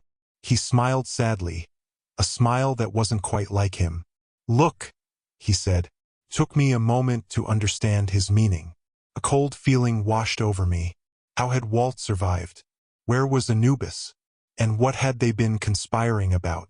Neith had called Walt a child of Set, but he wasn't. Set's only child was Anubis. I tried to tell her, Walt had said. He was born under the shadow of death. Anubis had told me. That's why we understand each other. I didn't want to, but I lowered my vision into the Do-It. Where Walt lay, I saw a different person, like a superimposed image. A young man lying weak and pale, in a gold neckband and black Egyptian kilt, with familiar brown eyes and a sad smile. Deeper still, I saw the glowing gray radiance of a god, the jackal-headed form of Anubis. Oh, no. I got up and stumbled away from him. From them, too many puzzle pieces fell together at once. My head was spinning. Walt's ability to turn things to dust. It was the path of Anubis. He'd been channeling the god's power for months. Their friendship, their discussions, the other way Anubis hinted at for saving Walt. What have you done? I stared at him in horror. I wasn't even sure what to call him. Sadie, it's me, Walt said. Still me. In the Do-It. Anubis spoke in unison. Still me. No. My legs trembled. I felt betrayed and cheated. I felt as if the world was already crumbling into the sea of chaos. I can explain, he said in two voices. But Carter needs your help. Please, Sadie. Stop it. I'm not proud of how I acted, but I turned and fled, leaping straight through the doorway of darkness. At the moment I didn't even care where it led, as long as it was away from that deathless creature I had thought I loved. Chapter 15. I become a purple chimpanzee. Jelly babies? Seriously? I hadn't heard that part. My sister never ceases to amaze me. And no, Sadie, that's not a compliment either. Anyway, while Sadie was having her supernatural guy drama, I was confronting an axe-murdering riverboat captain who apparently wanted to change his name to even more blood-stained Blade. Back down, I told the demon. That's an order. Bloodstained Blade made a humming sound that might have been laughter. He swung his head to the left, kind of an Elvis Presley dance move, and smashed a hole in the wall. Then he faced me again, splinters all over his shoulders. I have other orders, he hummed. Orders to kill. He charged like a bull. After the mess we'd just been through in the Serapeum, a bull was the last thing I wanted to deal with. I thrust out my fist. Why? The hieroglyph for strike glowed between us. A blue fist of energy slammed into Bloodstained Blade, pushing him out the door and straight through the wall of the opposite stateroom. A hit like that would have knocked out a human, but I could hear BSB digging out from the rubble, humming angrily. I tried to think. It would have been nice to keep smashing him with that hieroglyph over and over, but magic doesn't work that way. Once spoken, a divine word can't be used again for several minutes, sometimes even hours. Besides, divine words are top-of-the-line magic. Some magicians spend years mastering a single hieroglyph. I'd learned the hard way that saying too many will burn through your energy really fast, and I didn't have much to spare. First problem: keep the demon away from Zia. She was still half-conscious and totally defenseless. I summoned as much magic as I could and said, "Nda! Protect." Blue light shimmered around her. I had a horrible flashback to when I found Zia in her watery tomb last spring. If she woke up encased in blue energy and thought she was imprisoned again. "Oh, Zia," I said. "I didn't mean. Kill." Blood-stained blade rose from the wreckage of the opposite room. A feather pillow was impaled on his head, raining goose fluff all over his uniform. I dashed into the hall and headed for the stairs, glancing back to be sure the captain was following me and not going after Zia. Lucky me, he was right on my tail. I reached the deck and yelled, "Seton!" The ghost was nowhere to be seen. The crew lights were going crazy, buzzing around frantically, bonking into walls, looping around the smokestacks, lowering and raising the gangplank for no apparent reason. I guess without blood-stained blade to give them directions, they were lost. The riverboat careened down the river of night, weaving drunkenly in the current. We slipped between two jagged rocks that would have pulverized the hull, then dropped over a cataract with a jaw-rattling thunk. I glanced up at the wheelhouse and saw no one steering. It was a miracle that we hadn't crashed already. I had to get the boat under control. I ran for the stairs. When I was halfway there, blood-stained blade appeared out of nowhere. He sliced his head across my gut, ripping open my shirt. If I'd had a larger belly, no, I don't want to think about it. I stumbled backward, pressing my hand against my navel. He'd only grazed the skin, but the sight of blood on my fingers made me feel faint. Some warrior, I scolded myself. Fortunately, blood-stained blade had embedded his axe head in the wall. He was still trying to tug it free, grumbling, "New orders. Kill Carter Kane. Take him to the land of demons. Make sure it's a one-way trip." The land of demons? I bolted up the stairs and into the wheelhouse. All around the boat, the river churned into whitewater rapids. A pillar of stone loomed out of the fog and scraped against our starboard side, ripping off part of the railing. We twisted sideways and picked up speed. Somewhere ahead of us, I heard the roar of millions of tons of water cascading into oblivion. We were rushing toward a waterfall. I looked around desperately for the shore. It was hard to see through the thick fog and gloomy gray light of the Duet, but 100 yards or so off the bow, I thought I saw fires burning, and a dark line that might have been a beach. The land of demons sounded bad, but not as bad as dropping off a waterfall and getting smashed to pieces. I ripped the cord off the alarm bell and lashed the pilot's wheel in place, pointing us toward the shore. "Kill Kane." The captain's well-polished boot slammed me in the ribs and sent me straight through the port window. Glass shattered, raking my back and legs. I bounced off a hot smokestack and landed hard on the deck. My vision blurred. The cut across my stomach stung. My legs felt like they'd been used for a tiger's chew toy, and judging from the hot pain in my side, I may have broken some ribs in the fall. All in all, not my best combat experience. "Hello?" Horace spoke in my mind. "Any intention of calling for help? Or are you happy to die on your own?" "Yeah," I snapped back at him. The sarcasm is real helpful. Truthfully, I didn't think I had enough energy left to summon my avatar, even with Horace's help. My fight with the Apis bull had nearly tapped me out, and that was before I got chased by an axe demon and kicked out a window. I could hear blood-stained blade stomping his way back down the stairs. I tried to rise, and almost blacked out from the pain. "A weapon," I told Horace. "I need a weapon." I reached into the Duet and pulled out an ostrich feather. "Really?" I yelled. Horace didn't answer. Meanwhile, the crew lights zipped around in a panic as the boat barreled toward the shore. The beach was easier to see now.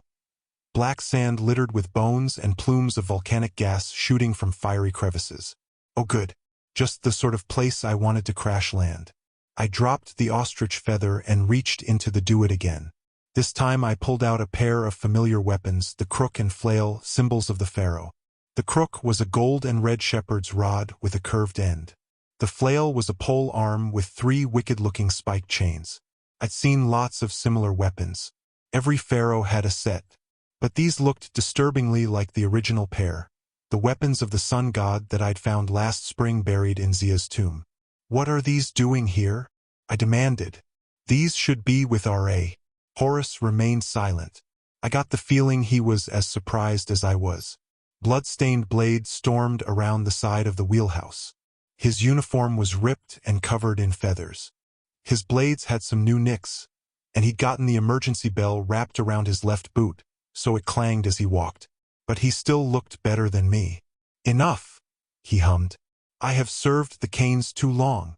Toward the bow of the ship, I heard the crank, crank, crank of the gangplank lowering. I glanced over and saw Seton strolling calmly across as the river churned beneath him. He stopped at the edge of the plank and waited as the boat raced toward the black sand beach. He was preparing to jump to safety, and tucked under his arm was a large papyrus scroll, the Book of Thoth. "Seton!" I screamed. He turned and waved, smiling pleasantly. "It'll be fine, Carter. I'll be right back." "Taz!" I yelled. Instantly the ribbons of Hathor encased him, scroll and all, and Seton pitched overboard into the water. I hadn't planned on that, but I didn't have time to worry about it. Blood-stained blade charged, his left foot going clump, bong, clump, bong. I rolled sideways as his axe head cut the floor, but he recovered more quickly than I could. My ribs felt like they'd been dipped in acid. My arm was too weak to lift Ra's flail. I raised the crook for defense, but I had no idea how to use it. Blood-stained blade loomed over me, humming with evil glee. I knew I couldn't evade another attack. I was about to become two separate halves of Carter Kane. "We are done," he bellowed. Suddenly, he erupted in a column of fire. His body vaporized. His metal axe head dropped, impaling itself in the deck between my feet. I blinked, wondering if this was some sort of demon trick, but Bloodstained Blade was truly and completely gone. Beside the axe head, all that remained were his polished boots, a slightly melted alarm bell, and some charred goose feathers floating in the air. A few feet away, Zia leaned against the wheelhouse. Her right hand was wrapped in flames. "Yes," Zia muttered to the smoking axe blade. "We're done." She extinguished her fire, then stumbled over and embraced me. I was so relieved I could almost ignore the searing pain in my side. "You're okay," I said, which sounded dumb under the circumstances, but she rewarded me with a smile. "Fine," she said. Had a moment of panic. Woke up with blue energy all around me, but I happened to glance behind her, and my stomach turned inside out. "Hold on," I yelled.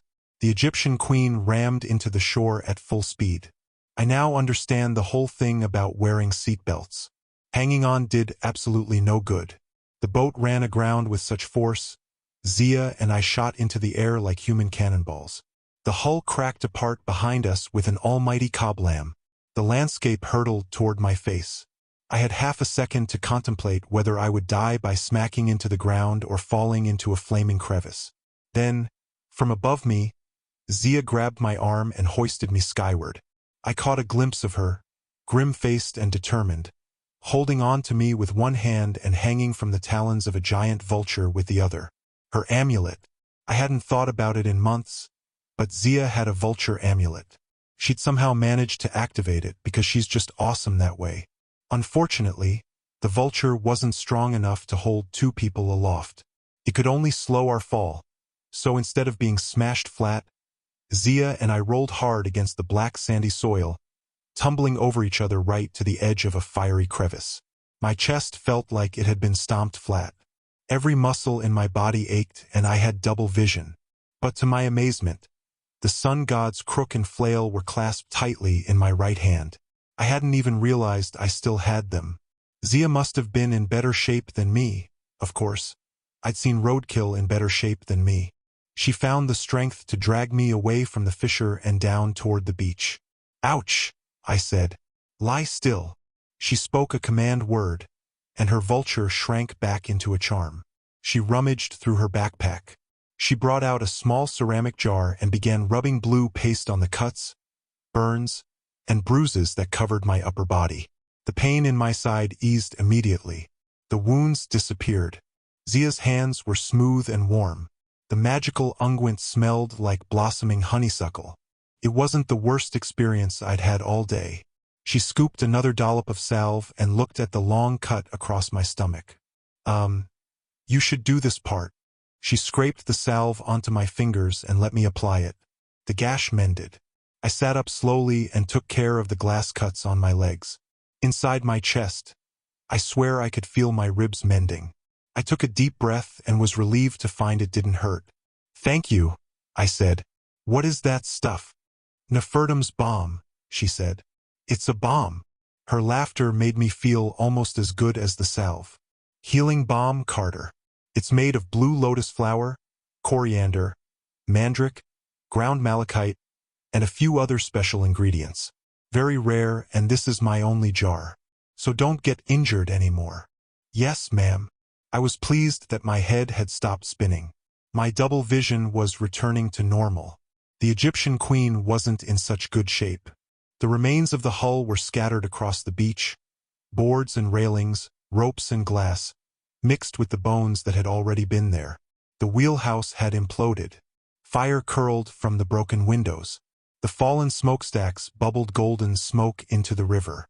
As we watched, the stern cracked off and slid underwater, dragging the glowing orbs of light with it. Maybe the magical crew was bound to the boat. Maybe they weren't even alive. But I still felt sorry for them as they disappeared under the murky surface.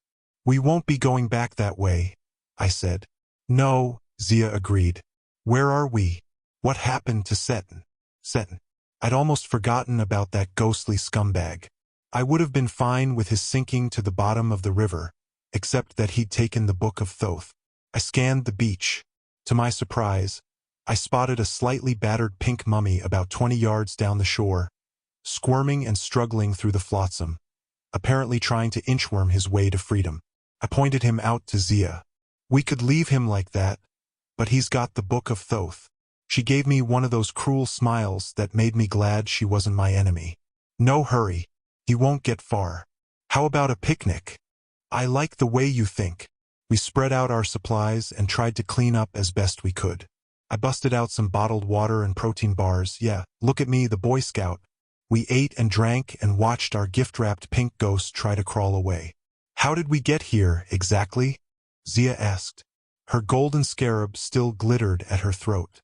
I remember the serapeum, the Apis bull, the room with the sunlight. After that, it's fuzzy. I described what had happened as best I could: her magic scarab shield, her suddenly awesome powers from Khepri, the way she'd fried the Apis bull and almost combusted herself. I explained how I'd gotten her back to the ship, and how Bloodstained Blade had turned psycho. Zia winced. "You granted Seton permission to give Bloodstained Blade orders?" "Yeah, maybe not my best idea. And he brought us here, to the land of demons, the most dangerous part of the Duat. I'd heard of the land of demons, but I didn't know much about it. At the moment, I didn't want to learn. I'd already escaped death so many times today. I just wanted to sit here, rest, and talk with Zia, and maybe enjoy watching Seton struggle to get somewhere in his cocoon." "You, feeling okay?" I asked Zia. "I mean, about the stuff with the sun god."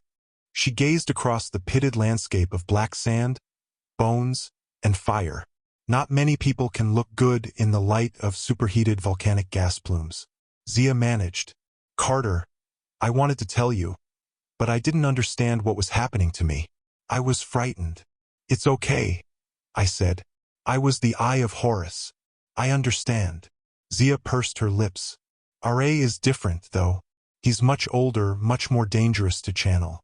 And he's trapped in that old husk of a body. He can't restart his cycle of rebirth. That's why he needs you," I guessed. "He woke up talking about zebras, He offered you that scarab when he first met you. He wants you to be his host." A crevice spewed fire. The reflection in Zia's eyes reminded me of how she'd looked when she merged with Khepri. Her pupils filled with orange flames. "When I was entombed in that sarcophagus," Zia said, "I almost lost my mind, Carter. I still have nightmares. And when I tap into Ra's power, I have the same sense of panic. He feels imprisoned, helpless. Reaching out to him is it's like trying to save somebody who's drowning. They grab onto you and take you down with them." Zia shook her head. "Maybe that doesn't make sense." but his power tries to escape through me, and I can barely control it. Every time I black out, it gets worse. Every time, I said. Then you've blacked out before? She explained what had happened in the House of Rest when she tried to destroy the nursing home with her fireballs. Just a minor little detail Sadie forgot to tell me. RA is too powerful, she said. I'm too weak to control him. In the catacombs with the Apis bull, I might have killed you. But you didn't, I said. You saved my life again. I know it's hard, but you can control the power. RA needs to break out of his prison. The whole shadow magic idea that Sadie wants to try with Bess? I get the feeling that won't work with RA. The sun god needs rebirth. You understand what that's like. I think that's why he gave you Khepri, the rising sun. I pointed to her scarab amulet. You're the key to bringing him back. Zia took a bite of her protein bar. This tastes like styrofoam. Yeah, I admitted. Not as good as macho nachos. I still owe you that date at the mall food court. She laughed weakly. I wish we could do that right now. Usually girls aren't so eager to go out with me. Not that I've ever asked. She leaned over and kissed me. I'd imagined this many times, but I was so unprepared, I didn't act very cool about it. I dropped my protein bar and breathed in her cinnamon fragrance. When she pulled away, I was gaping like a fish. I said something like, "Hum-a-ha. You are kind, Carter," she said. "And funny. And despite the fact you were just pushed out a window and hurled from an explosion, you're even handsome. You've also been very patient with me. But I'm afraid. I've never been able to hold on to anyone I cared about. My parents, Iskandar. If I'm too weak to control the power of RA, and I end up hurting you." "No," I said immediately. "No, you won't, Zia. RA didn't choose you because you're weak. He chose you because you're strong." And, I looked down at the crook and flail lying at my side. These just sort of appeared. I think they showed up for a reason. You should take them. I tried to hand them over, but she curled my fingers around them. "Keep them," she said. "You're right. They didn't appear by accident, but they appeared in your hands. They may be Ra's, but Horus must be Pharaoh." The weapons seemed to heat up, or maybe that was because Zia was holding my hands. The idea of using the crook and flail made me nervous. I'd lost my khopesh, the sword used by the Pharaoh's guards, and gained the weapons of the Pharaoh himself. Not just any Pharaoh either. I was holding the implements of Ra, the first king of the gods. Me, Carter Kane, a homeschooled 15-year-old who was still learning how to shave and could barely dress himself for a school dance. Somehow I'd been deemed worthy of the most powerful magic weapons in creation. "How can you be sure?" I asked. "How could these be for me?" Zia smiled. "Maybe I'm getting better at understanding RA. He needs Horus's support. I need you." I tried to think of what to say, and whether I had the nerve to ask for another kiss. I'd never pictured my first date being on a bone-littered riverbank in the land of demons, but at that moment there was no place I'd rather be. Then I heard a bonk. The sound of someone's head hitting a thick piece of wood. Seton let out a muffled curse. He'd managed to inchworm himself right into a broken section of keel. Dazed and off balance, he rolled into the water and started to sink. "We'd better fish him out," I said. "Yes," Zia agreed. "We don't want the Book of Thoth to get damaged." We hauled Seton onto the beach. Zia carefully dispelled just the ribbons around his chest so she could pull the Book of Thoth out from under his arm. Thankfully, the papyrus scroll appeared intact. Seton said, "Mhmph. Sorry, not interested." I said, "We've got the book, so we'll be leaving you now. I don't feel like being stabbed in the back anymore or listening to your lies." Seton rolled his eyes. He shook his head vigorously, mumbling what was probably a very good explanation of why he'd been within his rights to turn my demon servant against me. Zia opened the scroll and studied the writing. After a few lines, she began to frown. "Carter, this is really dangerous stuff. I'm only skimming, but I see descriptions of the gods' secret palaces, spells to make them reveal their true names, information on how to recognize all the gods no matter what form they try to take." She looked up fearfully. With knowledge like this, Seton could have caused a lot of damage. The only good thing, As far as I can tell, most of these spells can only be used by a living magician. A ghost wouldn't be able to cast them. Maybe that's why he kept us alive this long, I said. He needed our help to get the book. Then he planned on tricking us into casting the spells he wanted. Seton mumbled in protest. Can we find Apophis's shadow without him? I asked Zia. Seton said, but I ignored him. Zia studied a few more lines. Apophis, the shoot of Apophis. Yes, here it is. It lies in the land of demons. So we're in the right place. But this map... She showed me part of the scroll, which was so dense with hieroglyphs and pictures, I couldn't even tell it was a map. I have no idea how to read it. The land of demons is huge. From what I've read, it's constantly shifting, breaking apart, and reforming. And it's full of demons. Imagine that. I tried to swallow the bitter taste from my mouth. So we'll be as out of place here as demons are in the mortal world. We won't be able to go anywhere unseen, and everything that meets us will want to kill us. Yes, Zia agreed. And we're running out of time. She was right. I didn't know exactly what time it was in the mortal world, but we had descended into the Duat in the late afternoon. By now, the sun might have gone down. Walt wasn't supposed to survive past sunset. For all I knew, he might be dying right now, and my poor sister. No, it was too painful to think about. But at dawn tomorrow, Apophis would rise. The rebel magicians would attack the first gnome.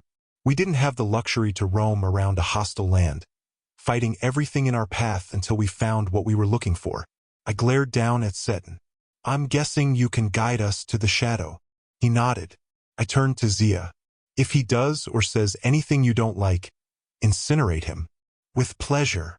I commanded the ribbons to release just his mouth. Holy Horus, pal, he complained. Why did you tie me up? Well, let's see. Maybe because you tried to get me killed? Ah, that. Seton sighed. Look, pal. If you're going to overreact every time I try to kill you, overreact. Zia summoned a white-hot fireball into her hand. Okay, Seton said.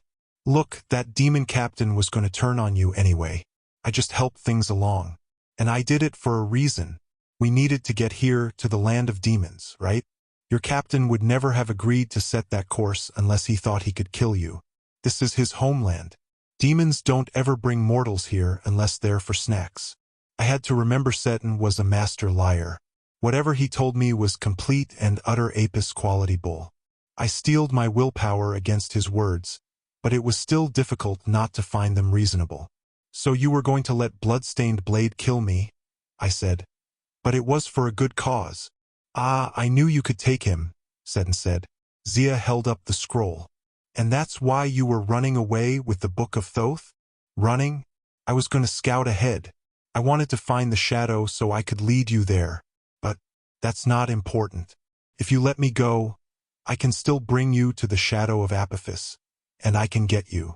They're unseen. How? Zia asked. Seton sniffed indignantly. I've been practicing magic since your ancestors were in diapers, doll. And while it's true I can't do all the mortal spells I'd like. He glanced wistfully at the Book of Thoth. I have picked up some tricks only ghosts can do. Untie me and I'll show you. I looked at Zia. I could tell we were thinking the same thing. Terrible idea, but we didn't have a better one. I can't believe we're seriously considering this, she grumbled. Seton grinned. Hey, you're being smart. This is your best shot. Besides, I want you to succeed. Like I said, I don't want Apophis destroying me. You won't regret it.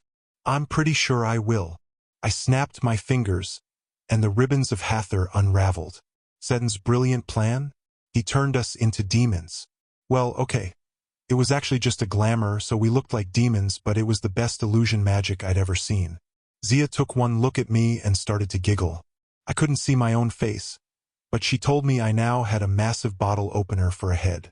I did notice that my skin was fuchsia, and I had hairy bowed legs like a chimpanzee. I didn't blame Zia for laughing, but she didn't look much better.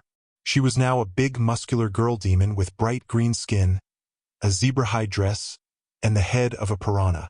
Perfect, Seton said. You'll blend right in. "What about you?" I asked. He spread his hands. He was still wearing his jeans, white sneakers, and black jacket. His diamond pinky rings and gold ankh chain flashed in the volcanic firelight. The only difference was that his red t-shirt now read, "Go, demons. You can't improve on perfection, pal.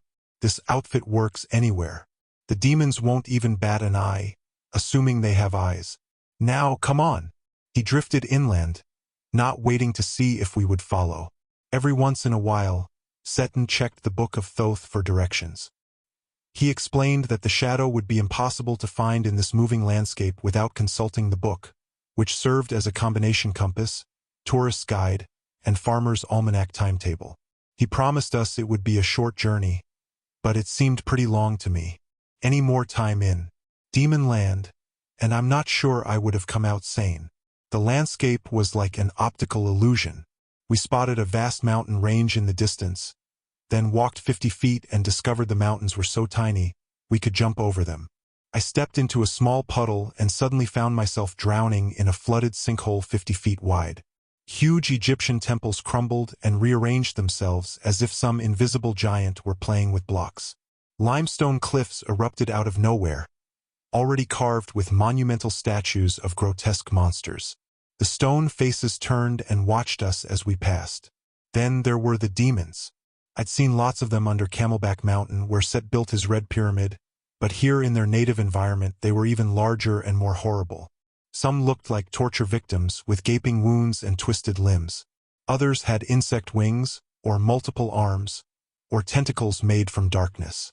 As for their heads, pretty much every zoo animal and Swiss Army knife attachment was well represented.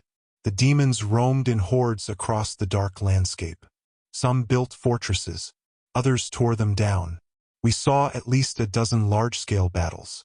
Winged demons circled through the smoky air, occasionally snatching up unsuspecting smaller monsters and carrying them off. But none of them bothered us. As we stumbled along, I became more and more aware of the presence of chaos. A cold churning started in my gut, spreading through my limbs like my blood cells were turning to ice. I'd felt this before at the prison of Apophis, when chaos sickness had almost killed me, but this place seemed even more poisonous. After a while, I realized everything in the land of demons was being pulled in the direction we were traveling. The whole landscape was bending and crumbling, the fabric of matter unweaving. I knew the same force was pulling at the molecules of my body. Zia and I should have died. But as bad as the cold and the nausea were, I sensed that they should have been worse. Something was protecting us, an invisible layer of warmth keeping the chaos at bay. "It is her," said the voice of Horus, with grudging respect. "Ra sustains us." I looked at Zia. She still appeared to be a piranha-headed green she-demon, but the air around her shimmered like vapor off a hot road. Seton kept glancing back. Each time he seemed surprised to find us still alive, but he shrugged and kept going. The demons became fewer and farther between. The landscape got even more twisted. Rock formations, sand dunes, dead trees, even pillars of fire all leaned toward the horizon. We came to a cratered field, peppered with what looked like huge black lotus blossoms. They rose up quickly, spread their petals, and burst. Only when we got closer did I realize they were knots of shadowy tendrils, like Sadie had described at the Brooklyn Academy dance. Each time one burst, it spit out a spirit that had been dragged from the upper world. These ghosts, no more than pale bits of mist, clawed desperately for something to anchor them, but they were quickly dispersed and sucked away in the same direction we were traveling. Zia frowned at Seton. "You're not affected?" The ghost magician turned.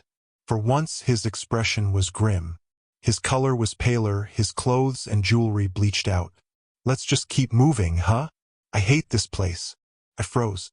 Ahead of us stood a cliff I recognized, the same one I'd seen in the vision Apophis had shown me. Except now there were no spirits huddled in its shelter. "My mother was there," I said. Zia seemed to understand. She took my hand. "It might be a different cliff. The landscape is always changing." Somehow I knew it was the same place. I had the feeling Apophis had left it intact just to taunt me. Seton twisted his pinky rings. The serpent's shadow feeds on spirits, pal. None of them last long. If your mom was here, she was strong, I insisted. A magician like you. If you can fight it, she could too. Seton hesitated. Then he shrugged. Sure, pal. We're close now. Better keep going. Soon I heard a roar in the distance. The horizon glowed red. We seemed to be moving faster, as if we'd stepped on an automated walkway. Then we came over the crest of a hill, and I saw our destination. There you go, Seton said. The Sea of Chaos. Before us spread an ocean of mist, fire, or water. It was impossible to tell which. Grayish-red matter churned, boiling and smoking, surging just like my stomach. It stretched as far as I could see, and something told me it had no end. The ocean's edge wasn't so much a beach as a reverse waterfall. Solid ground poured into the sea and disappeared. A house-sized boulder trundled over the hill to our right, slid down the beach, and dissolved in the surf. Chunks of solid ground, trees, buildings, and statues constantly flew over our heads and sailed into the ocean, vaporizing as they touched the waves. Even the demons weren't immune. A few winged ones strayed over the beach, realized too late that they'd flown too close, and disappeared screaming into the swirling misty soup. It was pulling us too.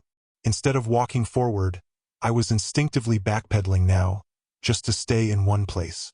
If we got any closer, I was afraid I wouldn't be able to stop. Only one thing gave me hope. A few hundred yards to the north, jutting into the waves, was a single solid strip of land like a jetty. At the far end rose a white obelisk like the Washington Monument. The spire glowed with light. I had a feeling it was ancient, even older than the gods.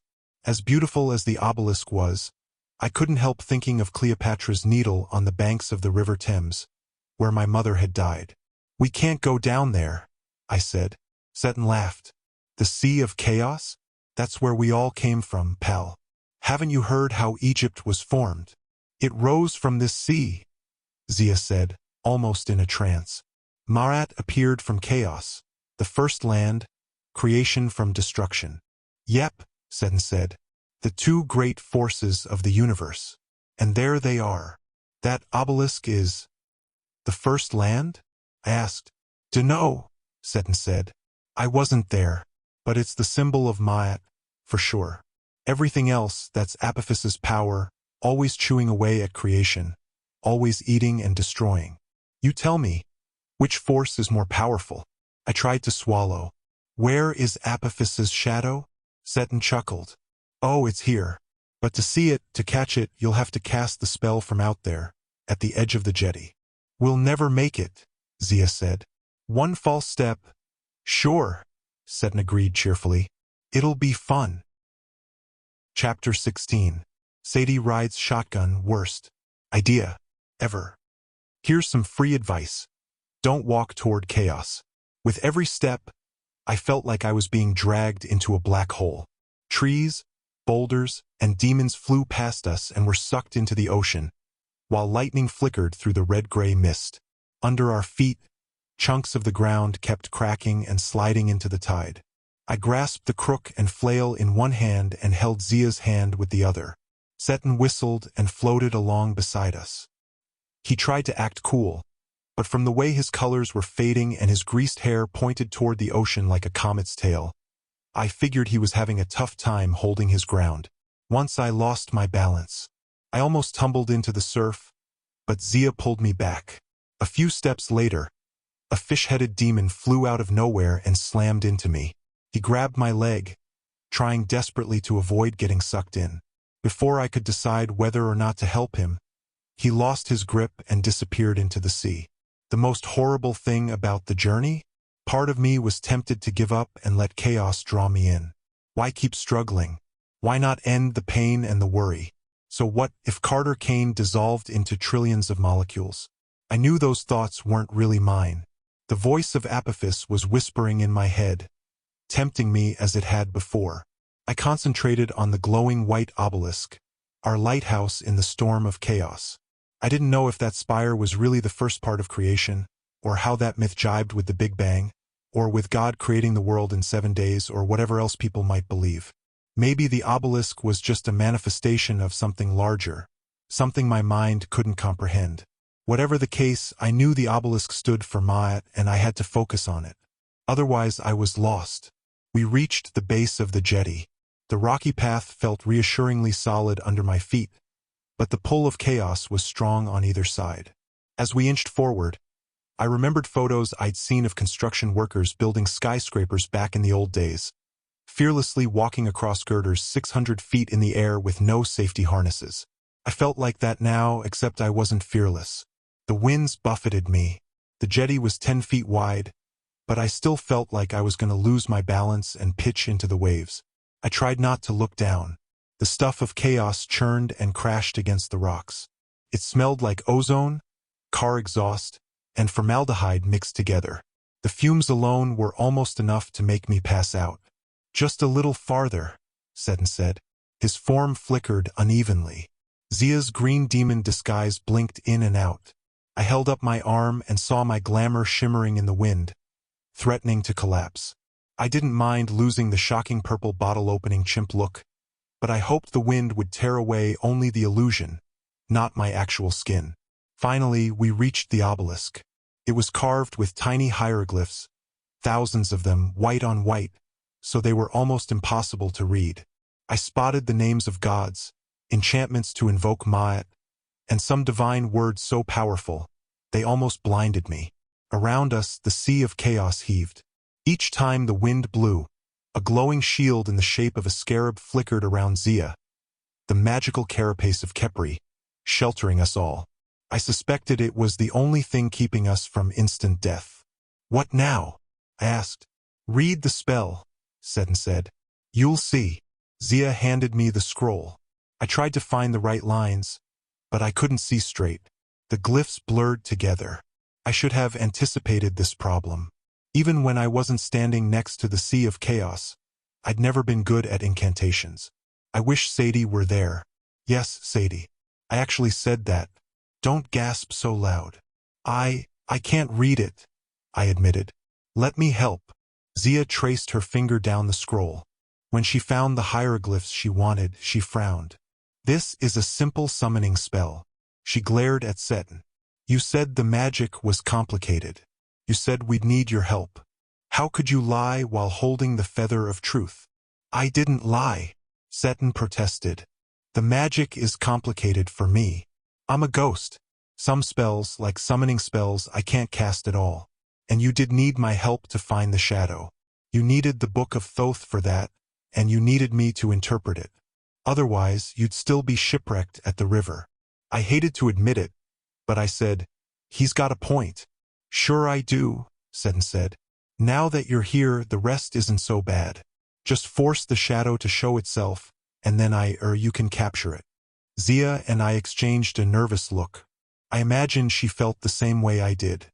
Standing at the edge of creation, facing an endless sea of chaos, the last thing I wanted to do was cast a spell that would summon part of Apophis's soul. It was like shooting off a flare gun, signaling, "Hey, big nasty shadow, here we are. Come and kill us." I didn't see that we had much choice, though. Zia did the honors. It was an easy invocation, the kind a magician might use to summon a shabti, or an enchanted dust mop, or pretty much any minor creature from the Do It. When Zia finished, a tremor spread in all directions, as if she dropped a massive stone into the sea of chaos. The disturbance rippled up the beach and over the hills. What was that?" I asked. "Distress signal," Sadie said. "I'm guessing the shadow just called on the forces of chaos to protect it." "Wonderful," I said. "We'd better hurry then. Where's the—" "Oh!" The shoot of Apophis was so large, it took me a moment to understand what I was looking at. The white obelisk seemed to cast a shadow across the sea. But as the shadow darkened, I realized that it wasn't the silhouette of the obelisk. Rather, the shadow writhed across the surface of the water like the body of a giant snake. The shadow grew until the head of the serpent almost reached the horizon. Lashed across the sea, darting its tongue, and biting at nothing. My hands shook. My insides felt like I'd just chugged a big glass of chaos water. The serpent's shadow was so massive, radiating so much power, that I didn't see how we could possibly capture it. What had I been thinking? Only one thing kept me from total panic. The serpent wasn't completely free. Its tail seemed to be anchored to the obelisk, as if someone had driven a spike to keep it from escaping. For a disturbing moment, I felt the serpent's thoughts. I saw things from Apophis's point of view. It was trapped by the white obelisk, seething and in pain. It hated the world of mortals and gods, which pinned it down and constricted its freedom. Apophis despised creation the way I might despise a rusty nail driven through my foot, keeping me from walking. All Apophis wanted was to snuff out the obelisk's blinding light. He wanted to annihilate the earth, so he could go back to the darkness and swim forever in the unrestricted expanses of chaos. It took all of my willpower not to feel sorry for the poor little world-destroying, sun-devouring serpent. "Well," I said hoarsely, "we found the shadow. Now what do we do with it?" Seton chuckled. "Oh, I can take it from here. You guys did great. Taz, if I hadn't been so distracted, I might have seen what was coming, but I didn't." My demon glamour suddenly turned into solid bands of mummy linen, covering my mouth first, then wrapping around my body with blinding speed. I toppled and fell, completely encased except for my eyes. Zia hit the rocks next to me, also cocooned. I tried to breathe, but it was like inhaling through a pillow. Seton leaned over Zia. He carefully extracted the Book of Thoth from beneath her bindings and tucked it under his arm. Then he smiled down at me. "Oh, Carter." He shook his head as if he were mildly disappointed. "I like you, pal. I really do. But you are way too trusting. After that business on the riverboat, you still gave me permission to cast a glamour spell on you? Come on. Changing a glamour into a straitjacket is so easy." I grunted. "What's that?" Seton cupped his ear. "Hard to talk when you're all bound up, isn't it? Look, it's nothing personal. I couldn't cast that invocation spell myself, or I would have done it ages ago. I needed you too. Well, one of you anyway. I figured I'd be able to kill either you or your girlfriend along the way, make the other one easier for me to handle. I never thought both of you would survive this far." "Impressive." I wriggled and almost toppled into the water. For some reason, Seton pulled me back to safety. Now, he chided. "No point killing yourself, pal. Your plan isn't ruined. I'm just going to alter it. I'll trap the shadow. That part one can do myself. But instead of casting the execration, I'll blackmail Apophis, see? He'll destroy only what I let him destroy. Then he retreats back into chaos, or his shadow gets stomped, and the big snake goes bye-bye." I protested, but it was getting harder to breathe. Yeah. Seton sighed. "This is the part where you say, 'You're mad, Seton. You'll never get away with it.' But the thing is, I will. I've been getting away with impossible stuff for thousands of years. I'm sure the snake and I can come to a deal. Oh, I'll let him kill Ra and the rest of the gods. Big deal. I'll let him destroy the House of Life. I'll definitely let him tear down Egypt and every cursed statue of my dad, Ramses. I want that blowhard erased from existence. But the whole mortal world? Don't worry about it, pal. I'll spare most of it. I've got to have someplace to rule, don't I?" Zia's eyes flared orange. Her bonds started to smoke, but they held her fast. Her fire receded, and she slumped against the rocks. Seton laughed. "Nice try, doll. You guys sit tight. If you make it through the big shake-up, I'll come back and get you. Maybe you can be my jesters or something. You two crack me up. But in the meantime, I'm afraid we're done here. No miracle's gonna drop from the sky and save you." A rectangle of darkness appeared in the air just above the ghost's head. Sadie dropped out of it. "I'll say this for my sister. She has great timing, and she's quick on the draw." She crashed into the ghost and sent him sprawling. Then she noticed us wrapped up like presents, quickly realized what was going on, and turned towards Seton. "Taz!" she yelled. "New!" Seton was wrapped in pink ribbons until he looked like a forkful of spaghetti. Sadie stood and stepped back from Seton. Her eyes were puffy like she'd been crying. Her clothes were covered in dried mud and leaves. Walt wasn't with her. My heart sank. I was almost glad my mouth was covered, because I wouldn't have known what to say. Sadie took in the scene. The sea of chaos, the serpent's writhing shadow, the white obelisk. I could tell she felt the pull of chaos. She braced her feet, leaning away from the sea like the anchor person in a tug of war. I knew her well enough to tell she was steeling herself, pushing her emotions back inside and forcing her sorrow down. "Hello, brother dear," she said in a shaky voice. "Need some help?" She managed to dispel the glamour on us. She looked surprised to find me holding Ra's crook and flail. "How in the world?" Zia briefly explained what we'd been up to, from the fight with the giant hippo through Seton's most recent betrayals. "All that?" Sadie marveled. "And you had to drag my brother along too? You poor girl. But how can we even survive here? The chaos power." She focused on Zia's scarab pendant. "Oh, I really am thick. No wonder to wear it looked at you strangely. You're channeling the power of RA. RA chose me," Zia said. "I didn't want this." Sadie got very quiet, which wasn't like her. "Sis," I said as gently as possible, "what happened to Walt?" Her eyes were so full of pain that I wanted to apologize for even asking. I hadn't seen her look like that since our mom died when Sadie was little. "He's not coming," she said. "He's gone." "Sadie, I'm so sorry," I said. "Are you?" "I'm fine," she snapped.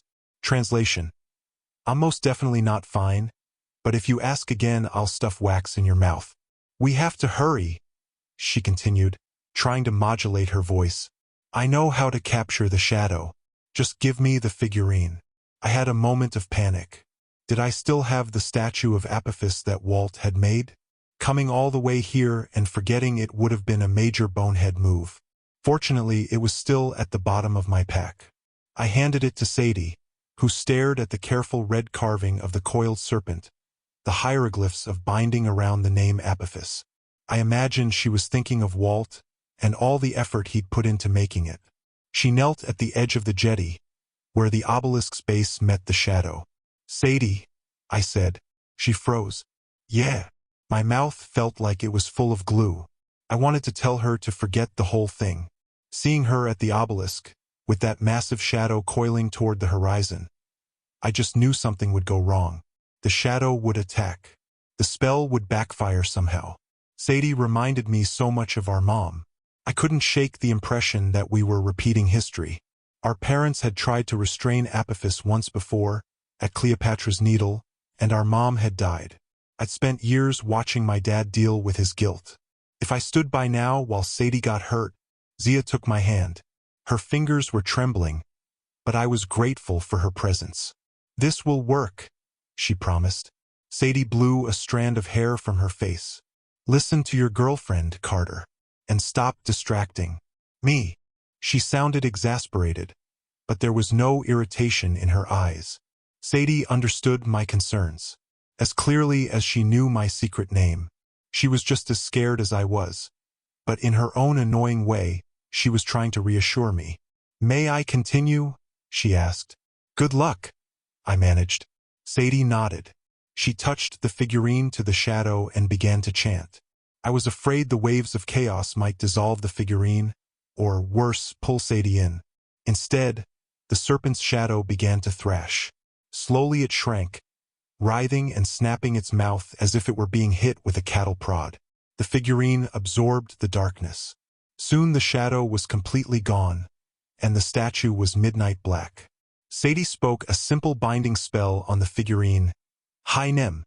A long hiss escaped from the sea, almost like a sigh of relief, and the sound echoed across the hills. The churning waves turned a lighter shade of red, as if some murky sediment had been dredged away. The pull of chaos seemed to lessen just slightly. Sadie stood. "Right, we're ready." I stared at my sister. Sometimes she teased me that she'd eventually catch up to me in age and be my older sibling. Looking at her now, with that determined glint in her eyes and the confidence in her voice, I could almost believe her. "That was amazing," I said. "How did you know the spell?" She scowled. Of course, the answer was obvious. She'd watched Walt do the same spell on Bess's shadow before whatever happened to Walt.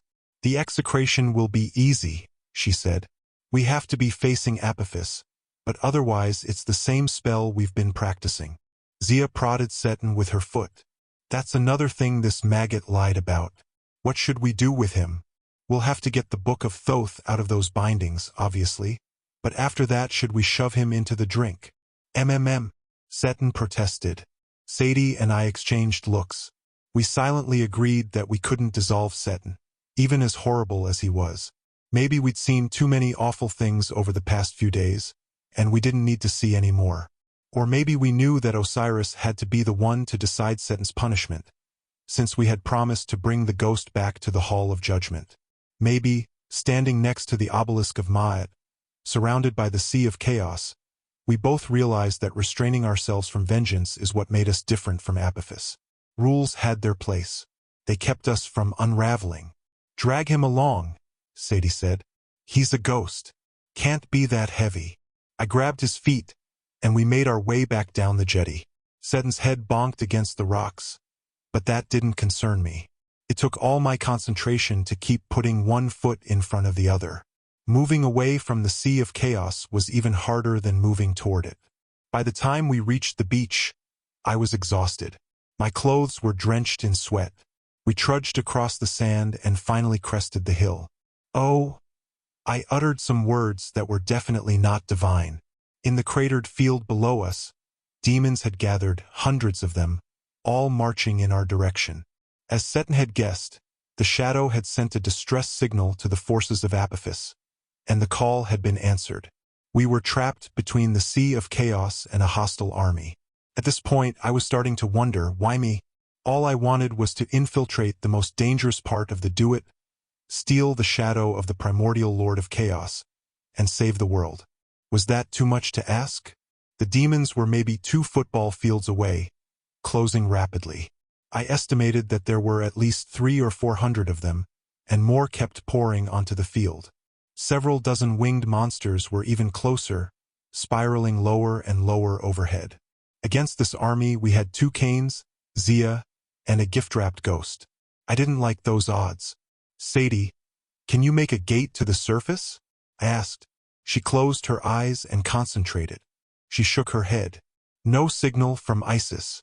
Possibly we're too close to the Sea of Chaos. That was a scary thought. I tried to summon the avatar of Horus. Nothing happened. I guess I should have known it would be hard to channel his powers down here, especially after I had asked him for a weapon back on the ship, and the best he could do was an ostrich feather. Zia, I said, your powers from Khepri are still working. Can you get us out of here? She clutched her scarab amulet. I don't think so. All Khepri's energy is being spent shielding us from chaos. He can't do any more. I considered running back to the white obelisk. Maybe we could use it to open a portal. But I quickly dismissed the idea. The demons would be on us before we ever got there. We're not going to get out of this, I decided. Can we cast the execration on Apophis right now? Zia and Sadie spoke in unison. No. I knew they were right. We had to stand face to face with Apophis for the spell to work. But I couldn't believe we'd come all this way, just to be stopped now. At least we can go out fighting. I unhooked the crook and flail from my belt. Sadie and Zia readied their staffs and wands. Then, at the other end of the field, a wave of confusion spread through the demons' ranks. They slowly began turning away from us, running in different directions. Behind the demon army, fireballs lit the sky. Plumes of smoke rose from newly opened craters in the ground. A battle seemed to be breaking out at the wrong end of the field. Who are they fighting? I asked. Each other. No, Zia pointed, a smile spreading across her face. Look. It was hard to see through the hazy air, but a wedge of combatants was slowly forcing its way through the back ranks of the demons. Their numbers were smaller, maybe 100 or so, but the demons gave way to them. Those that didn't were cut down, trampled, or blown up like fireworks. It's the gods, Sadie said. That's impossible, I said. The gods wouldn't march into the do-it to rescue us. Not the big gods, no. She grinned at me. But the old forgotten ones from the House of Rest would. Anubis said he was calling for reinforcements. Anubis. I was really confused now. When had she seen Anubis? There! Sadie shouted. Oh! She seemed to forget how to speak. She just waved her finger toward our new friends.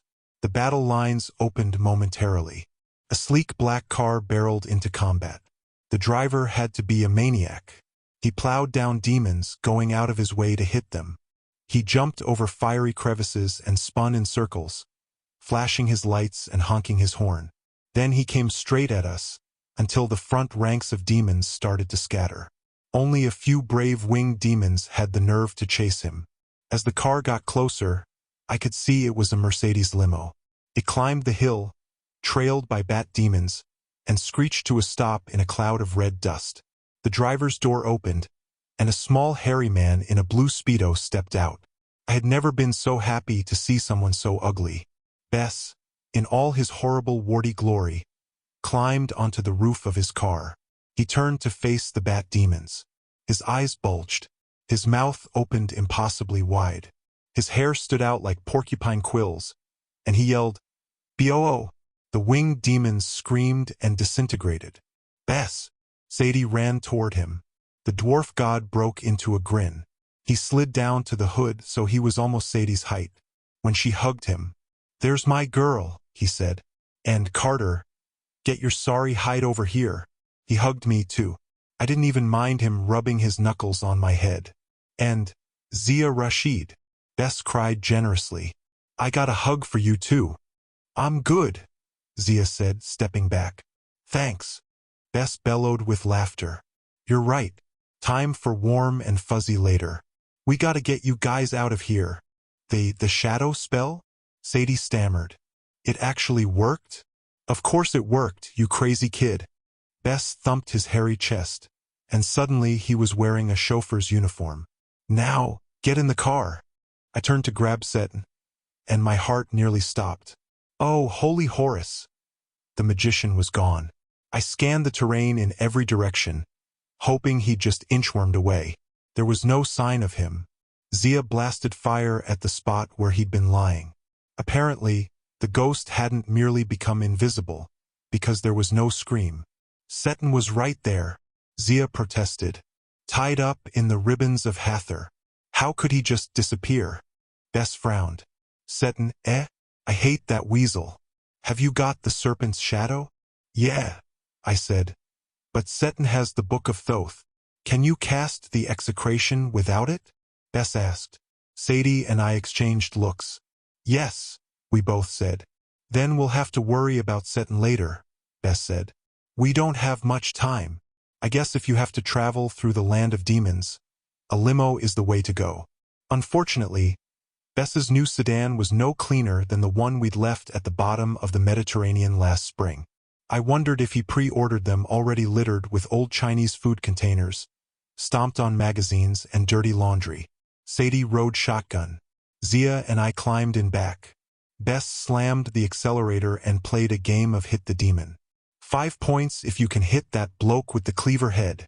Sadie screamed. Boom! Cleaver head went flying over the hood. Sadie applauded. 10 points if you can hit those 2 dragonfly things at once. Boom, boom. 2 very large bugs hit the windshield. Sadie and Bess laughed like crazy. Me, I was too busy yelling, Crevice, look out. Flaming geyser. Go left. Call me practical. I wanted to live. I grabbed Zia's hand and tried to hang on. As we approached the heart of the battle, I could see the gods pushing back the demons. It looked like the entire Sunny Acres godly retirement community had unleashed their geriatric wrath on the forces of darkness. To wear it, the hippo goddess was in the lead, wearing her nurse's outfit and high heels, swinging a flaming torch in one hand and a hypodermic needle in the other. She bonked one demon on the head, then injected another in the rump, causing him to pass out immediately. 2 old guys in loincloths were hobbling around, throwing fireballs into the sky and incinerating flying demons. One of the old dudes kept screaming, "My pudding!" for no apparent reason. Hecate the frog goddess leaped around the battlefield, knocking out monsters with her tongue. She seemed to have a special fondness for the demons with insect heads. A few yards away, The senile cat goddess Mekhet was smashing demons with her walker, yelling, "Meow," and hissing. "Should we help them?" Zia asked. Bess chuckled. "They don't need help. This is the most fun they've had in centuries. They have a purpose again. They're going to cover our retreat while I get you to the river." "But we don't have a ship anymore," I protested. Bess raised a furry eyebrow. "You sure about that?" He slowed the Mercedes and rolled down the window. "Hey, sweetie, you okay here?" To where it turned and gave him a huge hippo smile. "We're fine, honeycakes. Good luck." "I'll be back," he promised. He blew her a kiss, and I thought to where it was going to faint from happiness. The Mercedes peeled out. "Honeycakes?" I asked. "Hey, kid," Bess growled. "Do I criticize your relationships?" I didn't have the guts to look at Zia, but she squeezed my hand. Sadie stayed quiet. Maybe she was thinking about Walt. The Mercedes leaped one last flaming chasm and slammed to a stop on the beach of bones. I pointed to the wreckage of the Egyptian queen. "See? No boat." "Oh yeah," Bess asked. "Then what's that?" "Upriver." Light blazed in the darkness. Zia inhaled sharply. "R.A.," she said. "The sun boat approaches." As the light got closer, I saw she was right. The gold and white sail gleamed. Glowing orbs flitted around the deck of a boat. The crocodile-headed god Sobek stood at the bow, knocking aside random river monsters with a big pole. And sitting in a fiery throne in the middle of the sun bark was the old god Ra. "Halloo!" he yelled across the water. "We have cookies." Sadie kissed Bess on the cheek. "You're brilliant." "Hey now," the dwarf mumbled. "You're gonna make to wear it jealous." It just so happened the timing was right. If we'd missed the sun boat, we'd have been out of luck. That thought made me shudder. For millennia, Ra had followed this cycle, sailing into the Duat at sunset, traveling along the river of night until he emerged into the mortal world again at sunrise. But it was a one-way trip, and the boat kept to a tight schedule. As Ra passed through the various houses of the night, their gates closed until the next evening, making it easy for mortal travelers like us to get stranded. Sadie and I had experienced that once before, and it hadn't been fun. As the sun boat drifted toward the shore, Bess gave us a lopsided grin. "Ready, kids? I got a feeling things up in the mortal world aren't going to be pretty." That was the first unsurprising thing I'd heard all day. The glowing lights extended the boat's gangplank, and we climbed aboard for what might be the last sunrise in history. Chapter 17. Brooklyn House Goes to War. I was sorry to leave the land of demons. Yes, Carter, I'm quite serious. After all, I'd had a rather successful visit there. I'd saved Zia and my brother from that horrid ghost setting. I'd captured the Serpent's shadow. I'd witnessed the charge of the Old Folks Brigade in all its glory, and most of all, I'd been reunited with Bess. Why wouldn't I have fond memories of the place? I might even take a beach holiday there someday, rent a cabana on the Sea of Chaos. Why not? The flurry of activity also distracted me from less pleasant thoughts. But once we arrived at the riverbank and I had a few moments to breathe, I started thinking about how I'd learned the spell to rescue Bess's shadow. My elation turned to despair. Walt, oh Walt, what had he done? I remembered how lifeless and cold he'd been, cradled in my arms amid the mud-brick ruins. Then suddenly he had opened his eyes and gasped. "Look," he'd said to me. On the surface, I'd seen Walt as I'd always known him. But in the Duat, the boy god Anubis shimmered, his ghost-gray aura sustaining Walt's life. "Still me," they had said in unison. Their double voice had made my skin tingle. "I'll meet you at sunrise," they had promised at the first gnome, "if you're sure you don't hate me." Did I hate him? Or was it them? Gods of Egypt. I wasn't even sure what to call him anymore. Certainly didn't know how I felt, or if I wanted to see him again. I tried to put those thoughts aside. We still needed to defeat Apophis. Even with his captured shadow, there was no guarantee we would succeed in casting the spell. I doubted Apophis would stand idly by while we tried to obliterate him from the universe. And it was entirely possible that the execration would require more magic than Carter and I had combined. If we burned up, my dilemma with Walt would hardly be a problem. Nevertheless, I couldn't stop thinking about him slash them. The way their warm brown eyes merged together so perfectly, and how natural Anubis's smile looked on Walt's face. Arg, this was not helpful. We climbed aboard the Sunbark, Carter, Zia, Bess, and me. I was relieved beyond words that my favorite dwarf would be accompanying us to our final battle. I needed a reliably ugly god in my life right now. At the bow, our old enemy Sobek regarded me with a crocodile smile, which I suppose was the only kind of smile he had. So, the little Kane children have returned. So, I snapped.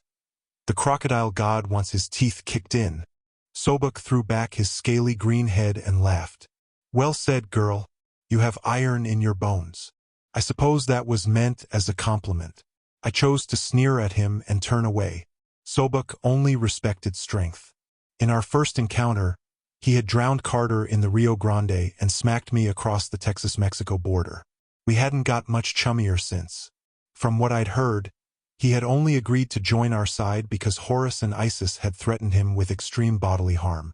That didn't say much about his loyalty. The glowing crew orbs fluttered around me, humming in my mind, little happy greetings of Sadie, Sadie, Sadie. Once upon a time, they had also wanted to kill me, but since I'd awakened their old master R.A., they'd become quite friendly. Yes, hello, boys, I muttered. Lovely to see you. Excuse me. I followed Carter and Zia to the fiery throne.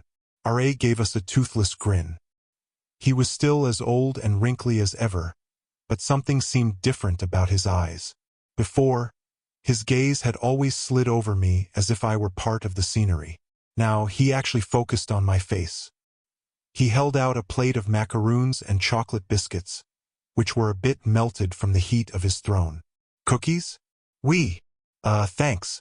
Carter took a macaroon. Naturally, I opted for the chocolate. I hadn't eaten a proper meal since we'd left our father's court. R.A. set down the platter and wobbled to his feet. Bess tried to help, but R.A. waved him off. He tottered toward Zia. Zia, he warbled happily, as if singing a nursery rhyme. Zia, Zia, Zia. With a jolt, I realized it was the first time I'd heard him use her actual name. He reached out to touch her scarab amulet. Zia backed away nervously. She glanced at Carter for reassurance. It's okay, Carter promised. She took a deep breath.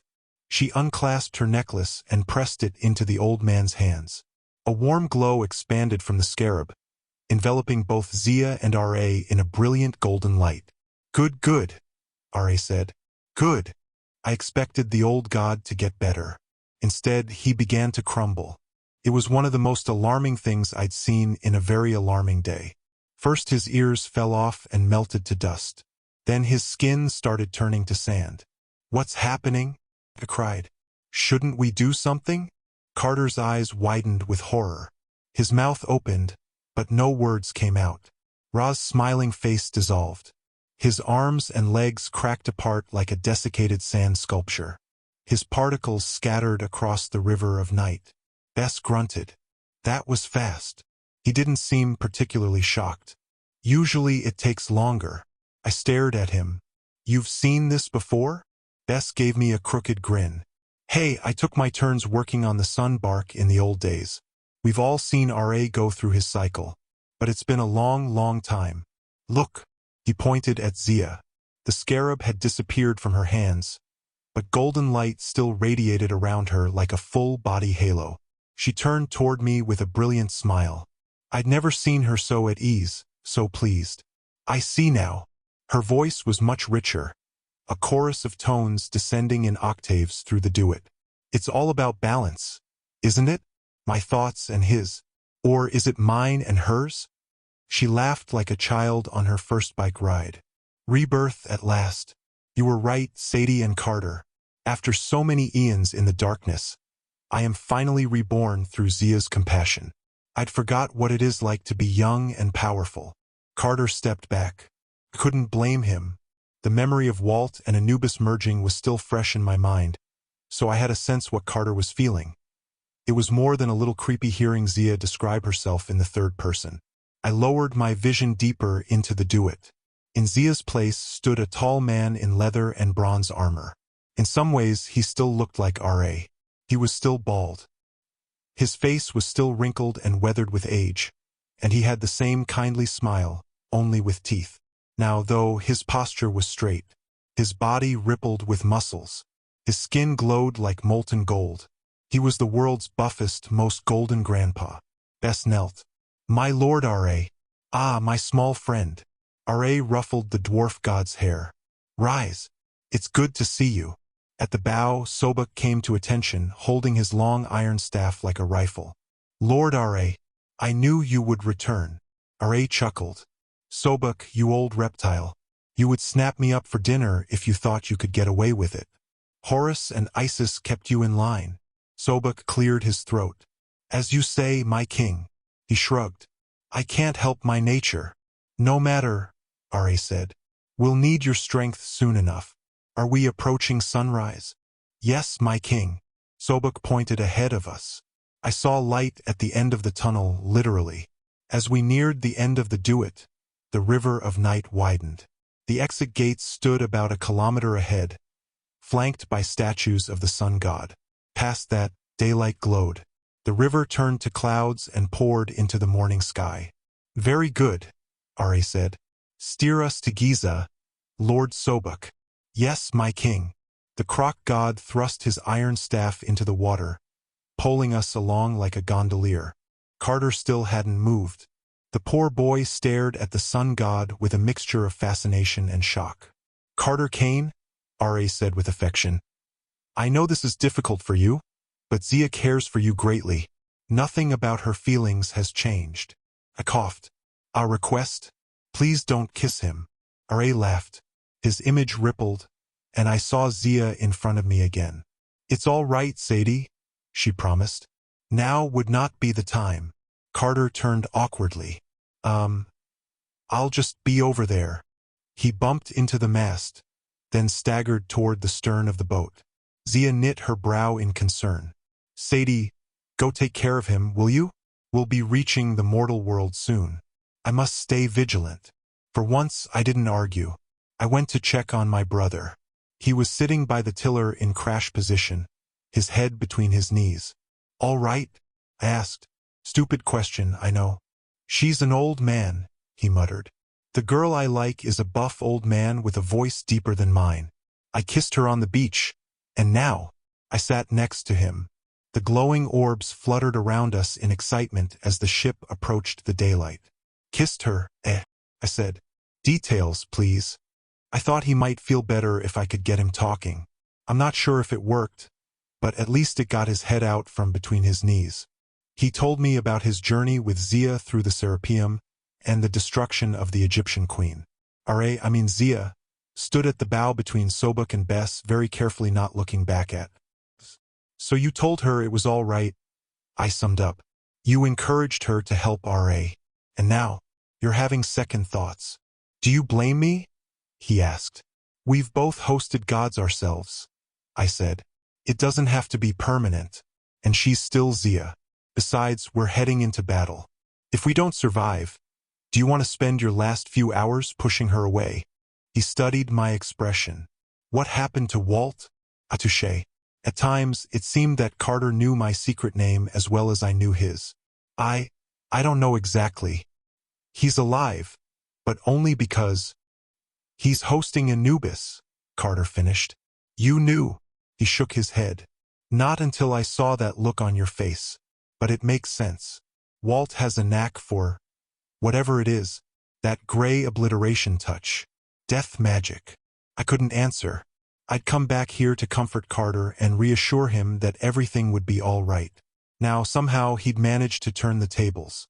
He put his hand briefly on my knee. "This could work, sis. Anubis can keep Walt alive. Walt could live a normal life." "You call that normal?" "Anubis has never had a human host. This is his chance to have an actual body, to be flesh and blood." I shivered. "Carter, it isn't like Zia's situation. She can separate at any time." "So let me get this straight," Carter said.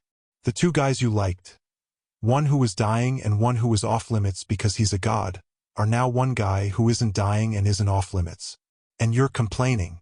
Don't make me sound ridiculous, I shouted. I'm not ridiculous. The three gods looked back at me. All right, fine. I did sound ridiculous. Look, Carter said.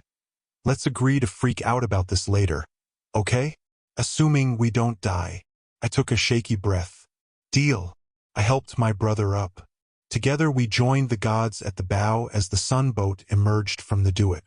The river of night disappeared behind us, and we sailed across the clouds.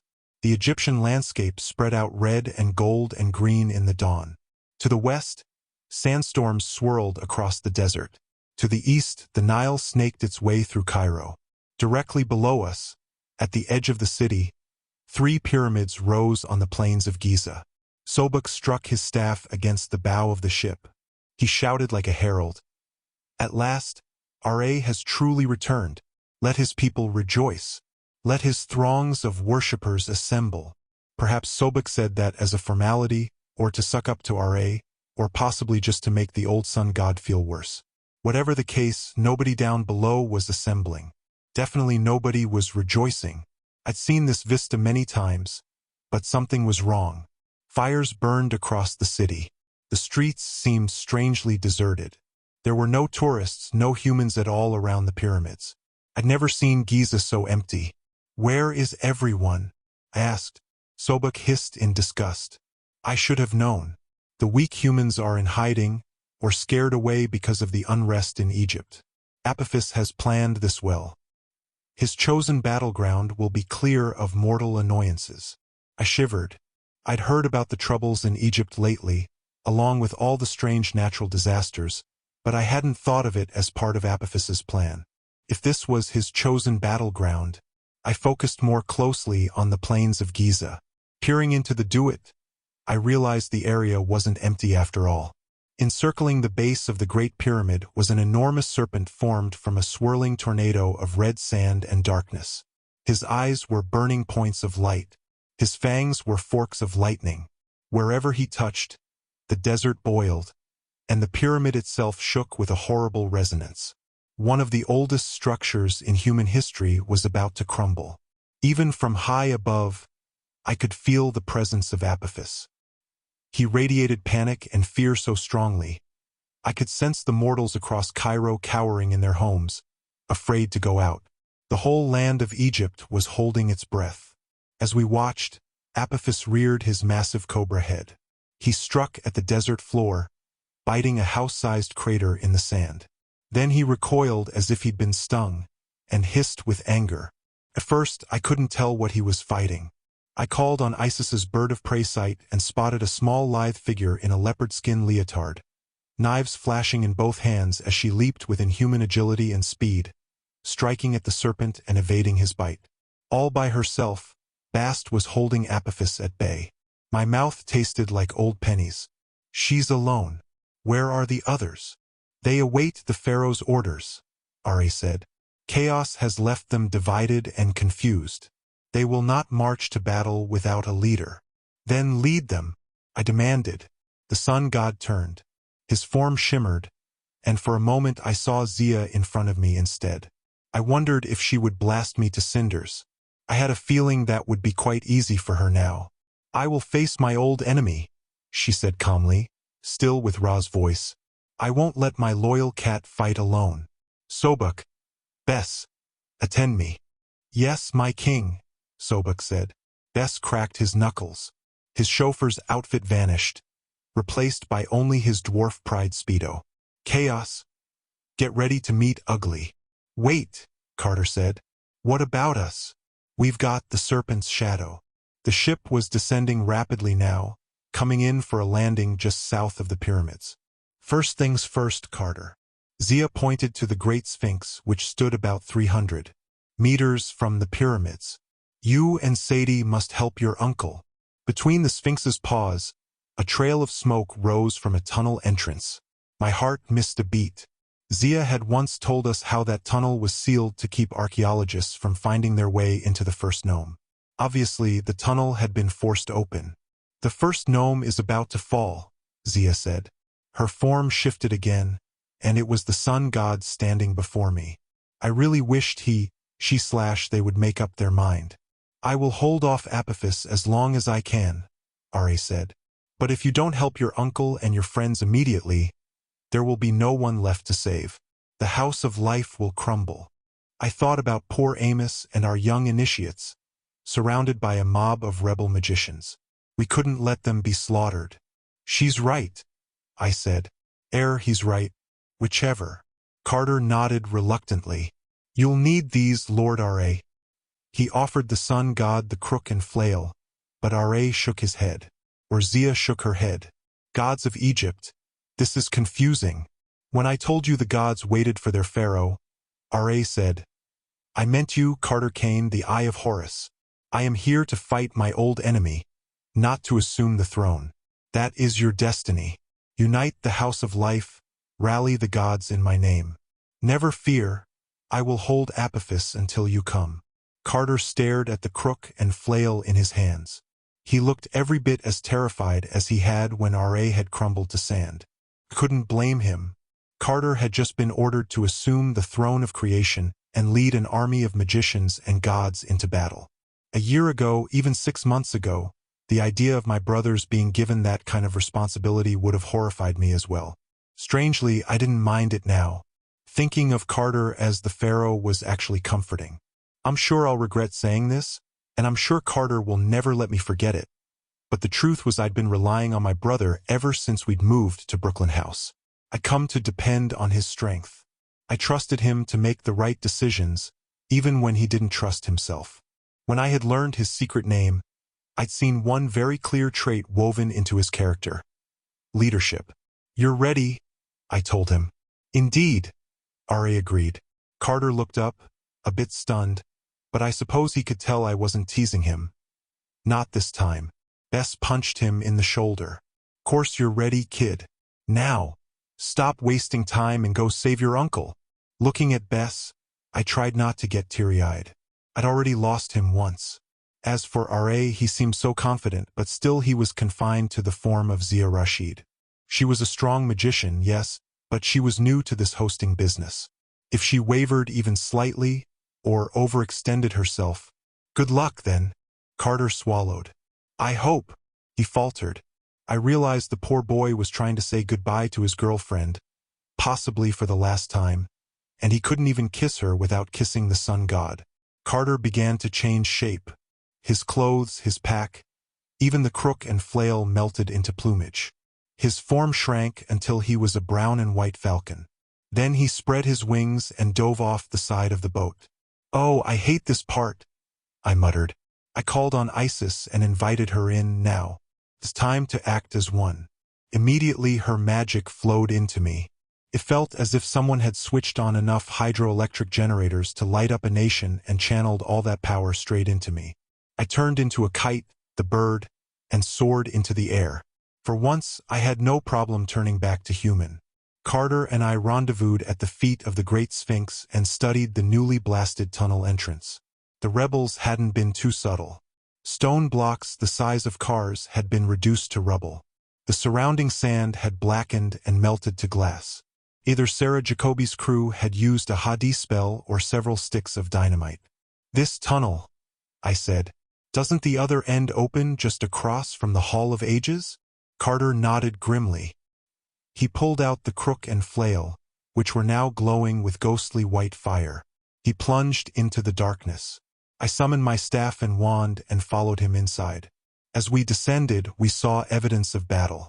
Explosions had scorched the walls and steps. One portion of the ceiling had buckled. Carter was able to clear a path with the strength of Horus. But as soon as we were through, the tunnel collapsed behind us. We wouldn't be exiting that way. Below us, I heard the sounds of combat. Divine words being cast. Fire, water, and earth magic clashing. A lion roared. Metal clanged on metal. A few meters farther, and we found the first casualty. A young man in a tattered gray military uniform was propped against the wall, holding his stomach and wheezing painfully. Leonid, I cried. My Russian friend was pale and bloody. I put my hand on his forehead. His skin was cold. Below, he gasped. Too many. I try. Stay here, I said, which I realized was silly, since he could hardly move.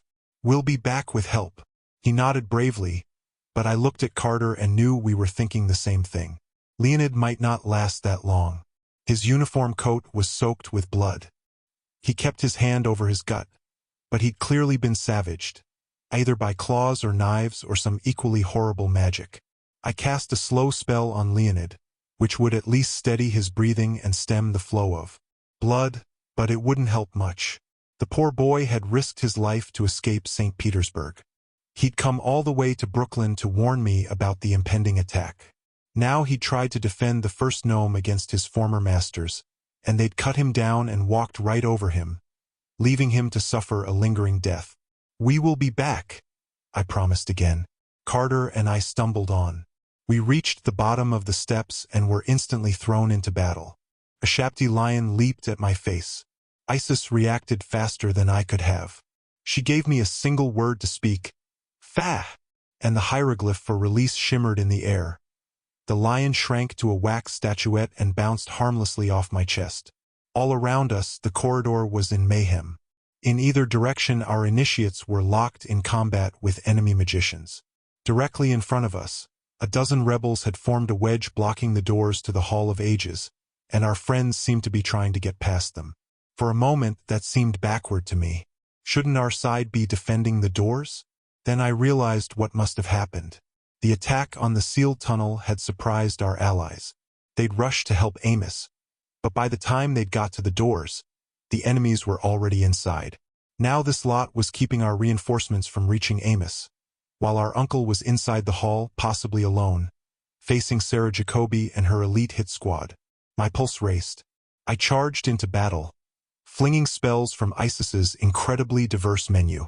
It felt good to be a goddess again, I must admit, but I had to keep careful track of my energy. If I let Isis have free rein, she would destroy our enemies in seconds, but she would also burn me up in the process. I had to temper her inclination to rend the puny mortals to pieces. I threw my wand like a boomerang and hit a large, bearded magician who was yelling in Russian as he fought sword to sword against Julian. The Russian disappeared in a golden flash. Where he'd been standing, a hamster squeaked in alarm and scurried away. Julian grinned at me.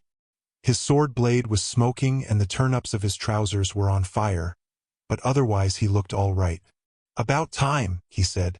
Another magician charged him, and we had no further time to chat. Carter waded forward, swinging his flail and crook as if he had trained with them all his life.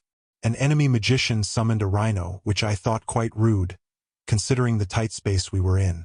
Carter lashed it with his flail, and each spiked chain became a rope of fire.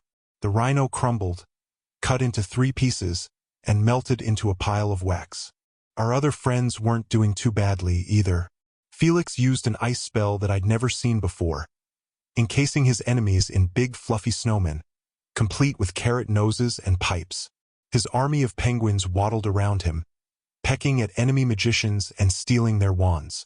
Alyssa was fighting with another earth elementalist, but this Russian woman was clearly outmatched.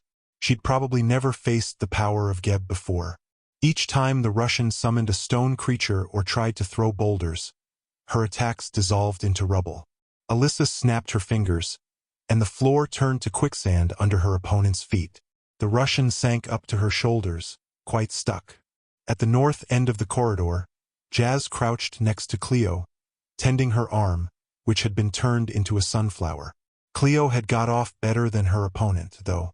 At her feet lay a human-sized volume of the novel David Copperfield, which I had a feeling had once been an enemy magician. Carter tells me David Copperfield is a magician. He finds this funny for some reason. Just ignore him. I do. Even our ankle-biters had got into the act. Young Shelby had scattered her crayons down the hallway to trip the enemy.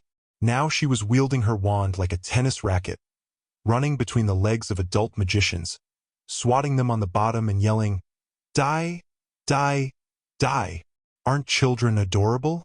She swatted a large metal warrior, a Shapti no doubt, and he transformed into a rainbow-colored pot-bellied pig.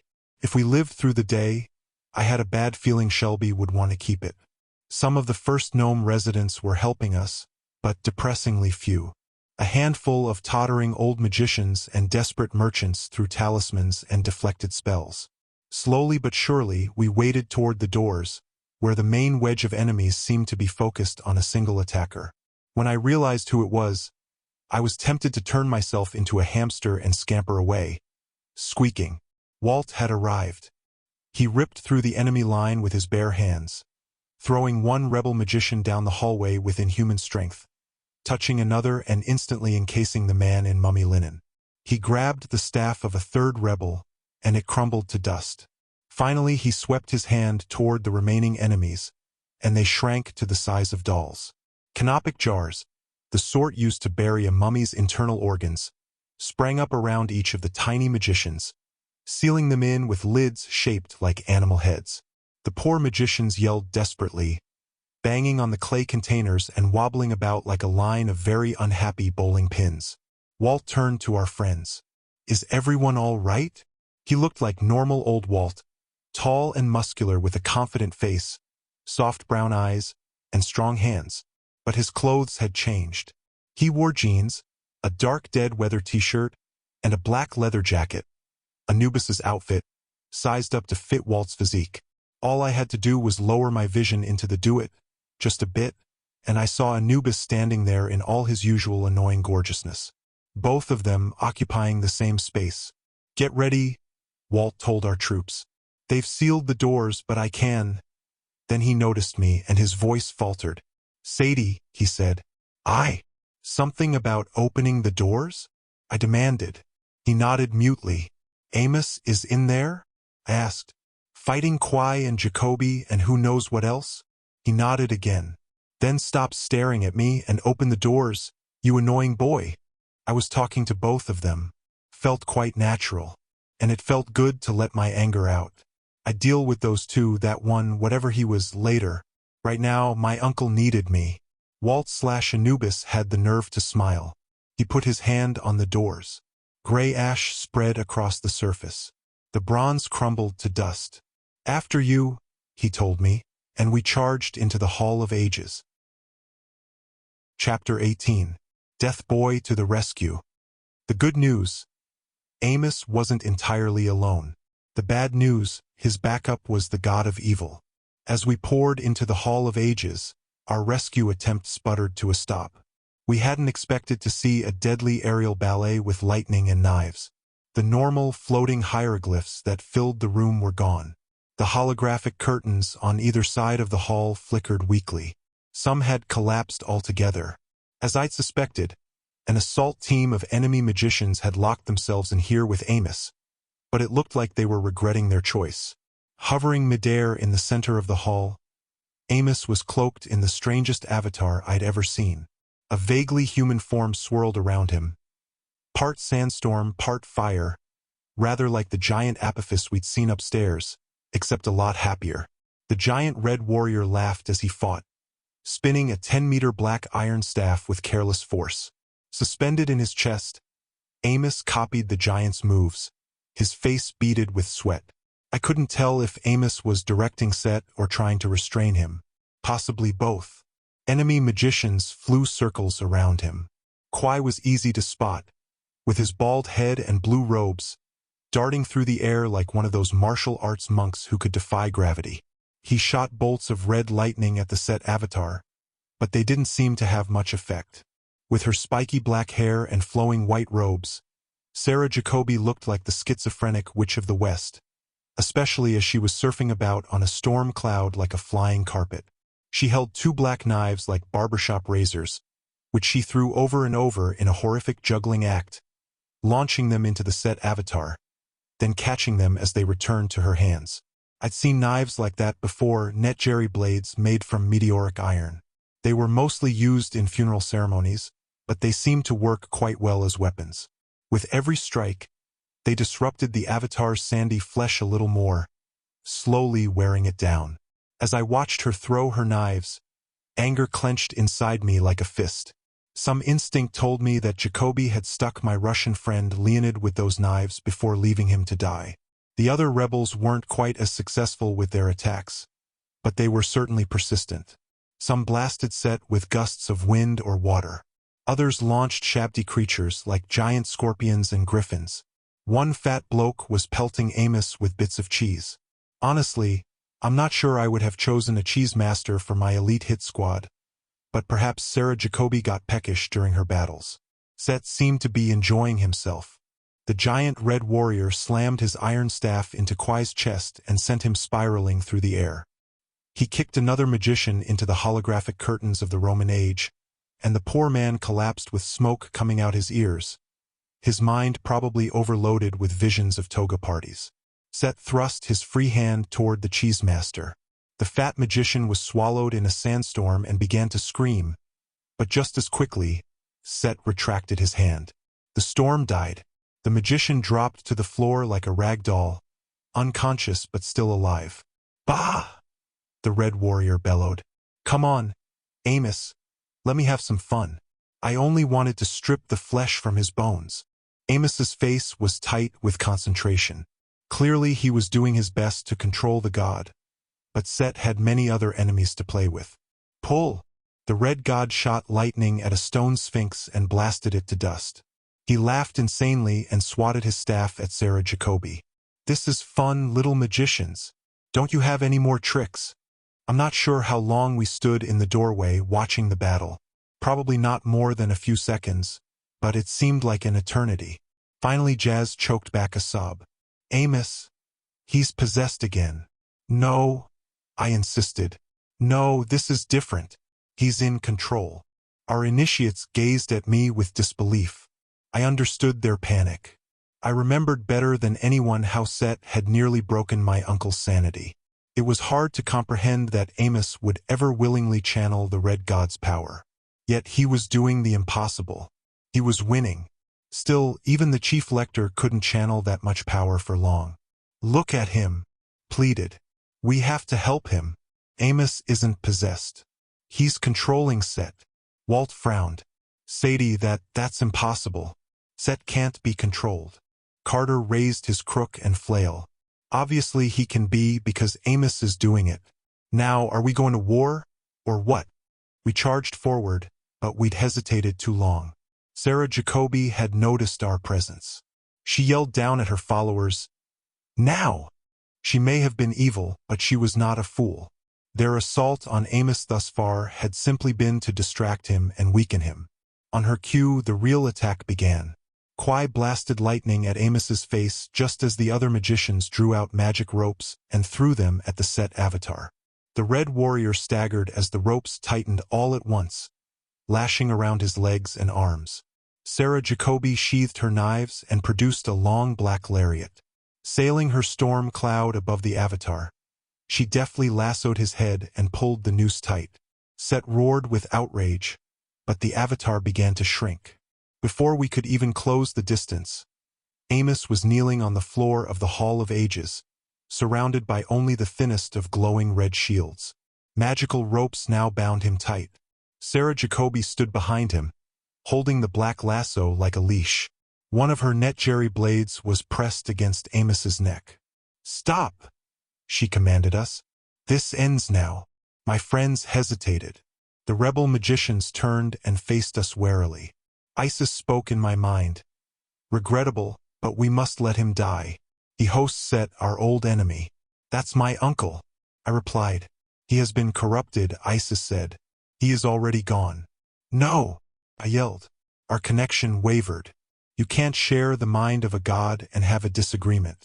To be the eye, you must act in perfect unison. Carter seemed to be having similar trouble with Horus. He summoned the Hawk Warrior avatar, but almost immediately it dissipated and dropped Carter to the floor. Come on, Horus, he growled. We have to help. Sarah Jacoby's laugh sounded like metal scraped through sand. Do you see? She pulled tight on the noose around Amos's neck. This is what comes from the path of the gods. Confusion. Chaos. Set himself in the Hall of Ages. Even you misguided fools cannot deny this is wrong. Amos clawed at his throat. He growled in outrage, but it was Set's voice that spoke. I try to do something nice, and this is my thanks? You should have let me kill them, Amos. I stepped forward, careful to make no sudden movements. Jacoby, you don't understand. Amos is channeling Set's power, but he's in control. He could have killed you, but he didn't. Set was a lieutenant of RA. He's a useful ally, properly managed. Set snorted. Useful, yes. I don't know about the properly managed business. Let me go, puny magicians, so I can crush you. I glared at my uncle. Set. Not helping. Amos's expression changed from anger to concern. Sadie, he said with his own voice, go fight Apophis. Leave me here. No, I said. You're the chief lector. We'll fight for the House of Life. I didn't look behind me, but I hoped that my friends would agree. Otherwise my last stand would be very, very short. Jacoby sneered. Your uncle is a servant of Set. You and your brother are sentenced to death. The rest of you lay down your weapons.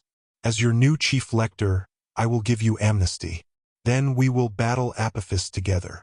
You're in league with Apophis, I yelled. Jacoby's face turned stony cold. Treason. She thrust out her staff. Hadi. I raised my wand, but Isis wasn't helping me this time. I was just Sadie Kane, and my defenses were slow. The explosion ripped through my weak shields and threw me backward into a curtain of light. Images from the Age of the Gods crackled around me, the founding of the world, the crowning of Osiris, the battle between Set and Horus, like having 60 different movies downloaded into my brain while being electrocuted. The light shattered, and I lay on the floor, dazed and drained. Sadie! Carter charged toward me, but Kwai blasted him with a bolt of red lightning. Carter fell to his knees. I didn't even have the strength to cry out. Jazz ran toward him. Little Shelby yelled, Stop it! Stop it! Our other initiates seemed stunned, unable to move. Give up, Jacoby said. I realized she was speaking with words of power, just like the ghost Set had done. She was using magic to paralyze my friends. The Kanes have brought you nothing but trouble. It's time this ended. She lifted her Netjerry blade from Amos's throat. Quick as light, she threw it at me. As the blade flew, my mind seemed to speed up. In that millisecond, I understood that Sarah Jacoby wouldn't miss. My end would be as painful as poor Leonid's, who was bleeding to death alone in the outer tunnel. Yet I could do nothing to defend myself. A shadow crossed in front of me. A bare hand snatched the blade out of the air. The meteoric iron turned gray and crumbled. Jacoby's eyes widened. She hastily drew her second knife. Who are you? She demanded. Walt Stone, he said. Blood of the pharaohs. And Anubis, god of the dead. He stepped in front of me, shielding me from my enemies. Maybe my vision was double because I'd cracked my head, but I saw the two of them with equal clarity. Both handsome and powerful, both quite angry. We speak with one voice, Walt said. Especially on this matter. No one harms Sadie Kane. He thrust out his hand. The floor split open at Sarah Jacoby's feet, and souls of the dead sprang up like weeds. Skeletal hands, glowing faces, fanged shadows, and winged BA with their claws extended. They swarmed Sarah Jacoby, wrapping her in ghostly linen, and dragged her screaming into the chasm. The floor closed behind her, leaving no trace that she had ever existed. The black noose slackened around Amos's neck, and the voice of Set laughed with delight. That's my boy. Shut up, father, Anubis said. In the duet, Anubis looked as he always had, with his tousled dark hair and lovely brown eyes, but I'd never seen him filled with such rage. I realized that anyone who dared to hurt me would suffer his full wrath, and Walt wasn't going to hold him back. Jazz helped Carter to his feet. His shirt was burned, but he looked all right. I suppose a blast of lightning wasn't the worst thing that had happened to him lately. Magicians! Carter managed to stand tall and confident, addressing both our initiates and the rebels. We're wasting time. Apophis is above, about to destroy the world. A few brave gods are holding him back for our sakes, for the sake of Egypt and the world of mortals, but they can't do it alone. Jacoby and Kwai led you astray. Unbind the chief lector. We have to work together. Kwai snarled. Red electricity arced between his fingers. Never. We do not bow to gods. I managed to rise. Listen to my brother, I said. You don't trust the gods? They are already helping us. Meanwhile, Apophis wants us to fight one another. Why do you think your attack was timed for this morning, at the same moment Apophis is rising? Quai and Jacoby have sold you out. The enemy is right in front of you. Even the rebel magicians now turned to stare at Quai. The remaining ropes fell away from Amos. Quai sneered. You're too late. His voice hummed with power. His robes turned from blue to blood red. His eyes glowed, his pupils turning to reptilian slits. Even now, my master destroys the old gods, sweeping away the foundations of your world. He will swallow the sun. All of you will die. Amos got to his feet. Red sand swirled around him, but I had no doubt who was in charge now. His white robes shimmered with power. The leopard skin cape of the chief lector gleamed on his shoulders. He held out his staff, and multicolored hieroglyphs filled the air. House of Life, he said. To war. Quai did not give up easily.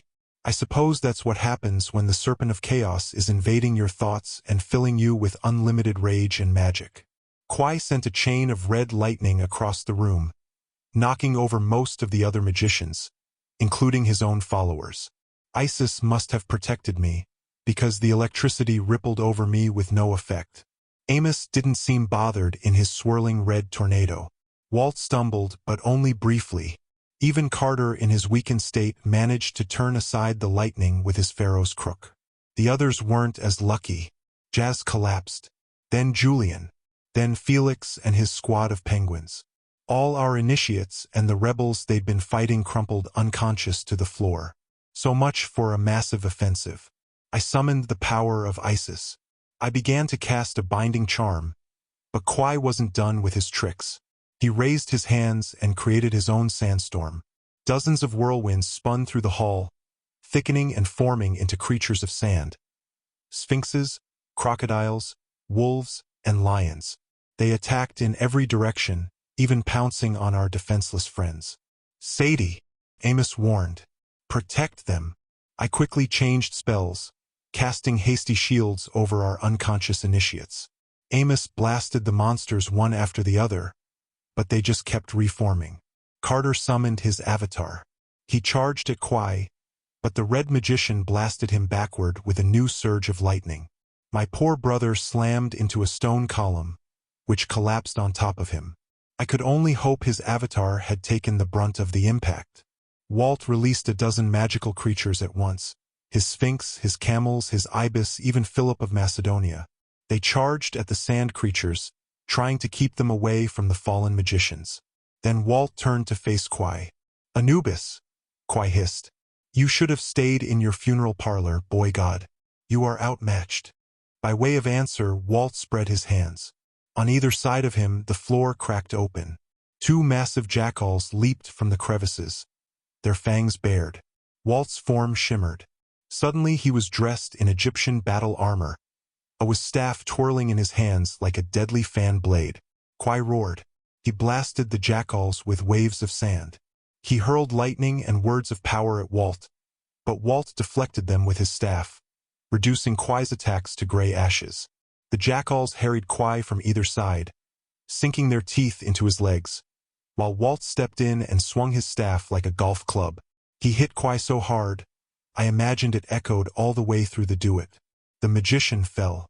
His sand creatures vanished. Walt called off his jackals. Amos lowered his staff. Carter rose from the rubble, looking dizzy but unharmed. We gathered around the fallen magician. Quai should have been dead. A line of blood trickled from his mouth.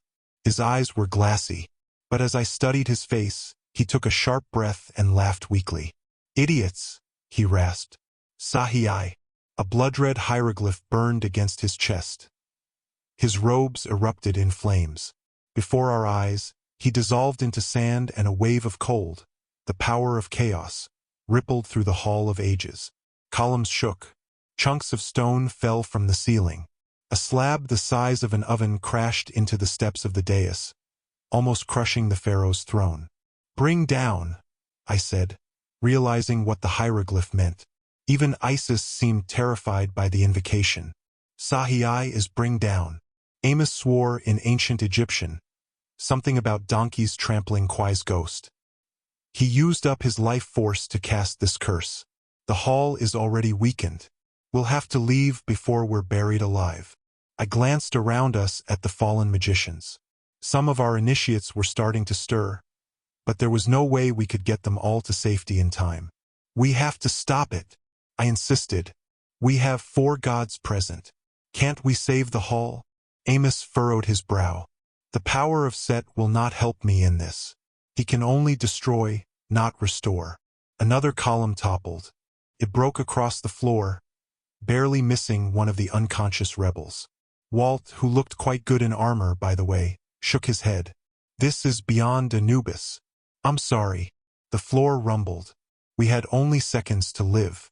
Then we would be just another bunch of entombed Egyptians. Carter? I asked. He regarded me helplessly. He was still weak, and I realized his battle magic wouldn't be much good in this situation. I sighed. So it comes down to me, as always.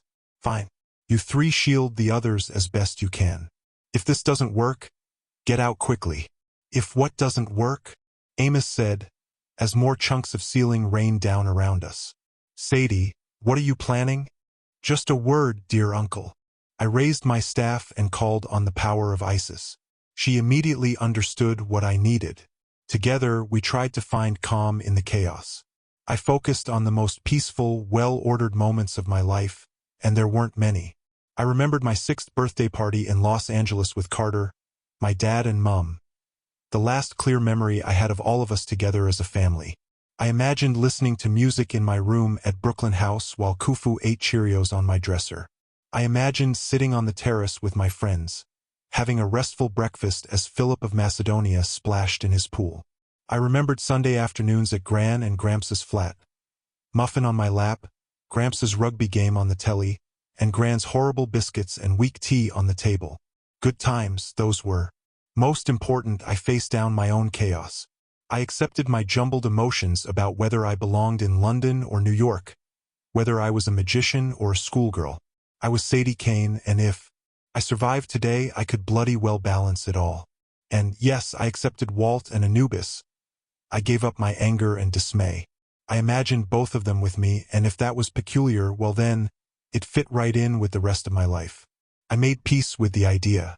Walt was alive. Anubis was flesh and blood. I stilled my restlessness and let go of my doubts. Ma'at, I said.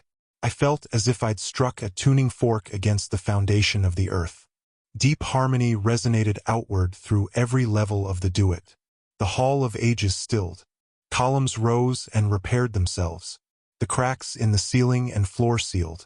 Holographic curtains of light blazed once again along either side of the hall, and hieroglyphs once more filled the air. I collapsed into Walt's arms. Through my fuzzy vision, I saw him smiling down at me. Anubis, too. I could see them both, and I realized I didn't have to pick. Sadie, you did it, he said. You're so amazing. Uh-huh, I muttered. Good night. They tell me I was only out a few seconds, but it felt like centuries. When I came to, the other magicians were back on their feet. Amos smiled down at me. Up you come, my girl. He helped me to my feet. Carter hugged me quite enthusiastically, almost as if he appreciated me properly for once. It's not over, Carter warned. We have to get to the surface. Are you ready? I nodded, though neither of us was in good shape. We'd used up too much energy in the fight for the Hall of Ages. Even with the gods' help, we were in no condition to face Apophis. But we had little choice. Carter, Amos said formally, gesturing to the empty throne. You are blood of the Pharaoh's Eye of Horus. You carry the crook and flail bestowed by Ra. The kingship is yours. Will you lead us, gods and mortals, against the enemy? Carter stood straight. I could see the doubt and fear in him, but possibly that was just because I knew him. I spoke in his secret name. On the outside, he looked confident, strong, adult, even kingly. Yes, I said that. Don't get a big head, brother dear. You're still a huge dork. I'll lead you, Carter said. But the throne will have to wait. Right now, Ra needs us. We have to get to the surface. Can you show us the quickest way? Amos nodded. And the rest of you? The other magicians shouted assent, even the former rebels. We aren't many, Walt observed. What are your orders, Carter? First we get reinforcements, he said. It's time I summoned the gods to war. Chapter 19. Welcome to the fun house of evil. Sadie says I looked confident. Good one. Actually, being offered kingship of the universe or supreme command over gods and magicians or whatever pretty much had me shaking in my shoes. I was grateful that it had happened as we headed into combat, so I didn't have time to think about it too much or freak out. Go with it, Horace said. Use my courage. For once I was glad to let him take the lead. Otherwise, when we reached the surface and I saw how bad things were, I would have run back inside, screaming like a kindergartner. Sadie says that's not fair. Our kindergartners weren't screaming. They were more anxious for combat than I was. Anyway, our little band of magicians popped out of a secret tunnel halfway up Khafre's pyramid and stared down at the end of the world. To say Apophis was huge would be like saying the Titanic took on a little water. Since we'd been underground, the Serpent had grown. Now he coiled under the desert for miles, wrapping around the pyramids and tunneling under the outskirts of Cairo, lifting entire neighborhoods like old carpeting. Only the Serpent's head was above ground, but it rose almost as tall as the pyramids. It was formed of sandstorm and lightning, like Sadie described, and when it fanned out its cobra's crest, it displayed a blazing hieroglyph no magician would ever write. Isfit, the sign of chaos. The four gods battling Apophis looked tiny in comparison. Sobuk straddled the Serpent's back, chomping down again and again with his powerful crocodile jaws and smashing away with his staff. His attacks connected, but they didn't seem to bother Apophis. Bess danced around in his Speedo, swinging a wooden club and yelling, "Boo!" so loudly, the people in Cairo were probably cowering under the beds. But the giant chaos snake did not look terrified. Our cat friend Bast wasn't having much luck either. She leaped onto the Serpent's head and slashed wildly with her knives, then jumped away before Apophis could shake her off. But the Serpent only seemed interested in one target. Standing in desert between the Great Pyramid and the Sphinx, Zia was surrounded in brilliant golden light. It was hard to look directly at her, but she was shooting fireballs like a Roman candle, each one exploding against the Serpent's body and disrupting his form. The Serpent retaliated, biting chunks out of the desert, but he couldn't seem to find Zia. Her location shifted like a mirage, always several feet away from wherever Apophis struck. Still, she couldn't keep this up forever. Looking into the duet, I could see the four gods' auras weakening, and Apophis kept getting larger and stronger. What do we do? Jazz asked nervously. Wait for my signal, I said. Which is what? Sadie asked. I don't know yet. I'll be back. I closed my eyes and sent my BA into the heavens. Suddenly I stood in the throne room of the gods. Stone columns soared overhead. Braziers of magical fire stretched into the distance, their light reflecting on the polished marble floor.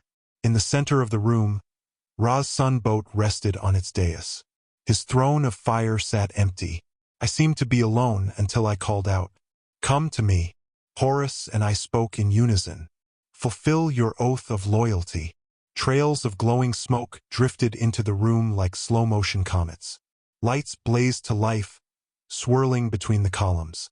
All around me, the gods materialized. A swarm of scorpions scuttled across the floor and merged to form the goddess Circuit, who glared at me distrustfully from beneath her scorpion-shaped crown. Bobby, the baboon god, climbed down from the nearest column and bared his fangs. Nekbet, the vulture goddess, perched on the prow of the sun boat. Shu, the wind god, blew in as a dust devil, then took the appearance of a World War II pilot, his body created entirely from dust, leaves, and scraps of paper. There were dozens more. The moon god Khonsu in his silver suit, the sky goddess Nut, her galactic blue skin glimmering with stars, Happy the hippie with his green fish-scale skirt and his crazy smile, and a severe-looking woman in camouflage hunting clothes, a bow at her side, grease paint on her face, and two ridiculous palm fronds sticking out of her hair. Neath, I assumed. I'd hoped for more friendly faces, but I knew Osiris couldn't leave the underworld. Thoth was still stuck in his pyramid. and many other gods, probably the ones most likely to help me, were also under siege from the forces of chaos. We'd have to make do. I faced the assembled gods and hoped my legs weren't shaking too badly. I still felt like Kane, but I knew that when they looked at me they were seeing Horus the Avenger. I brandished the crook and flail. These are the symbols of the Pharaoh, given to me by Ra himself. He has named me your leader. Even now he is facing Apophis. We must join the battle. Follow me and do your duty. Serpent hissed. We only follow the strong. Are you strong? I moved with lightning speed. I lashed the flail across the goddess, cutting her into a flaming pile of baked scorpions. A few live critters scuttled out of the wreckage. They moved to a safe distance and began to reform, until the goddess was whole again, cowering behind a brazier of blue flames. The vulture goddess Nekhbet cackled. He is strong. Then come, I said. My BA returned to earth. I opened my eyes. Above Khafre's pyramid, storm clouds gathered. With a clap of thunder they parted, and the gods charged into battle, some riding war chariots, some in floating warships, some on the backs of giant falcons. The baboon god Babi landed atop the Great Pyramid. He pounded his chest and howled. I turned to Sadie. How's that for a signal? We clambered down the pyramid to join the fight. First tip on fighting a giant chaos serpent. Don't. Even with a squadron of gods and magicians at your back, it's not a battle you're likely to win. I got clued into this as we charged closer and the world seemed to fracture. I realized Apophis wasn't just coiling in and out of the desert, wrapping himself around the pyramids. He was coiling in and out of the Duat, splintering reality into different layers. Trying to find him was like running through a funhouse full of mirrors, each mirror leading to another funhouse filled with more mirrors. Our friends began to split up. All around us, gods and magicians became isolated, some sinking deeper into the Duat than others. We fought a single enemy, but we were each fighting only a fragment of his power. At the base of the pyramid, snaky coils encircled Walt. He tried to force his way out, blasting the serpent with gray light that turned his scales to ashes. But the serpent just regenerated, closing tighter and tighter around Walt. A few hundred feet away, Julian had summoned a full Horus avatar, a giant green hawk-headed warrior with a khopesh in either hand. He sliced away at the serpent's tail, or at least one version of it, while the tail lashed around and tried to impale him. Deeper in the Duat, the goddess Serpent stood in nearly the same place. She had turned herself into a giant black scorpion and was confronting another image of the serpent's tail, parrying it with her stinger in a bizarre sword fight. Even Amos had been waylaid. He faced the wrong direction, or so it looked to me, and sliced his staff through the empty air, shouting command words at nothing. I hoped that we were weakening Apophis by forcing him to deal with so many of us at once, but I couldn't see any sign of the serpent's power decreasing. He's dividing us, Sadie shouted. Even standing right next to me, she seemed to be speaking from the other side of a roaring wind tunnel. Grab hold. I held out the Pharaoh's crook. We have to stay together. She took the other end of the crook, and we forged ahead. The closer we got to the serpent's head, the harder it was to move. I felt like we were running through layers of clear syrup, each thicker and more resistant than the last. I looked around us and realized most of our allies had fallen away. Some I couldn't even see because of the chaos distortion. Ahead of us, a bright light shimmered as if through 50 feet of water. We have to get to Ra, I said. Concentrate on him. What I was really thinking, I have to save Zia. But I was pretty sure Sadie knew that without my spelling it out. I could hear Zia's voice, summoning waves of fire against her enemy. She couldn't be much farther, maybe 20 feet in mortal distance. Through the Duat it might have been 1,000 miles. Almost there, I said. You're too late, little ones. The voice of Apophis hummed in my ears. Ra will be my breakfast today. A snake coil as big as a subway car slammed into the sand at our feet, almost crushing us. The scales rippled with chaos energy, making me want to double over with nausea. Without Horus shielding me, I'm pretty sure I would have been vaporized just standing so close to it. I swung my flail, 3 lines of fire cut through the snake's hide, blasting it to shreds of red and gray fog. "Okay?" I asked Sadie. She looked pale but nodded. We trudged on. A few of the most powerful gods still fought around us. Bobby the baboon was riding one version of the serpent's head, pounding his massive fists between Apophis's eyes, but the serpent seemed only mildly annoyed. The hunter goddess Neith hid behind a pile of stone blocks, sniping at another snakehead with her arrows. She was pretty easy to spot because of the palm fronds in her hair, and she kept yelling something about a jelly baby conspiracy. Farther on, another serpent's mouth sank its fangs into Nekhbet the vulture goddess, who shrieked in pain and exploded into a pile of black feathers. "We're running out of gods," Sadie cried. Finally, we reached the middle of the chaos storm. Walls of red and gray smoke swirled around us, but the roar died in the center as if we'd stepped into the eye of a hurricane. Above us rose the true head of the serpent, or at least the manifestation that held most of his power. How did I know this? His skin looked more solid, glistening with golden red scales. His mouth was a pink cavern with fangs. His eyes glowed, and his cobra's hood spread so wide, it blocked a quarter of the sky. Before him stood R.A., a shining apparition too bright to look at directly. If I glanced from the corner of my eye, however, I could see Zia at the center of the light. She now wore the clothes of an Egyptian princess, a silky dress of white and gold, a golden necklace and armbands. Even her staff and wand were gilded. Her image danced in the hot vapor, causing the serpent to misjudge her location every time he struck. Zia shot tracers of red flame toward Apophis, blinding his eyes and burning away patches of his skin, but the damage seemed to heal almost instantly. He was growing stronger and larger. Zia wasn't so fortunate. If I concentrated, I could sense her life force, her ka, growing weaker. The luminous glow at the center of her chest was becoming smaller and more concentrated, like a flame reduced to a pilot light. Meanwhile, our feline friend Bast was doing her best to distract her old enemy. Over and over she jumped on the serpent's back, slashing with her knives and mewling in anger, but Apophis just shook her off, throwing her back into the storm. Sadie scanned the area with alarm. "Where's Bess?" The dwarf god had disappeared.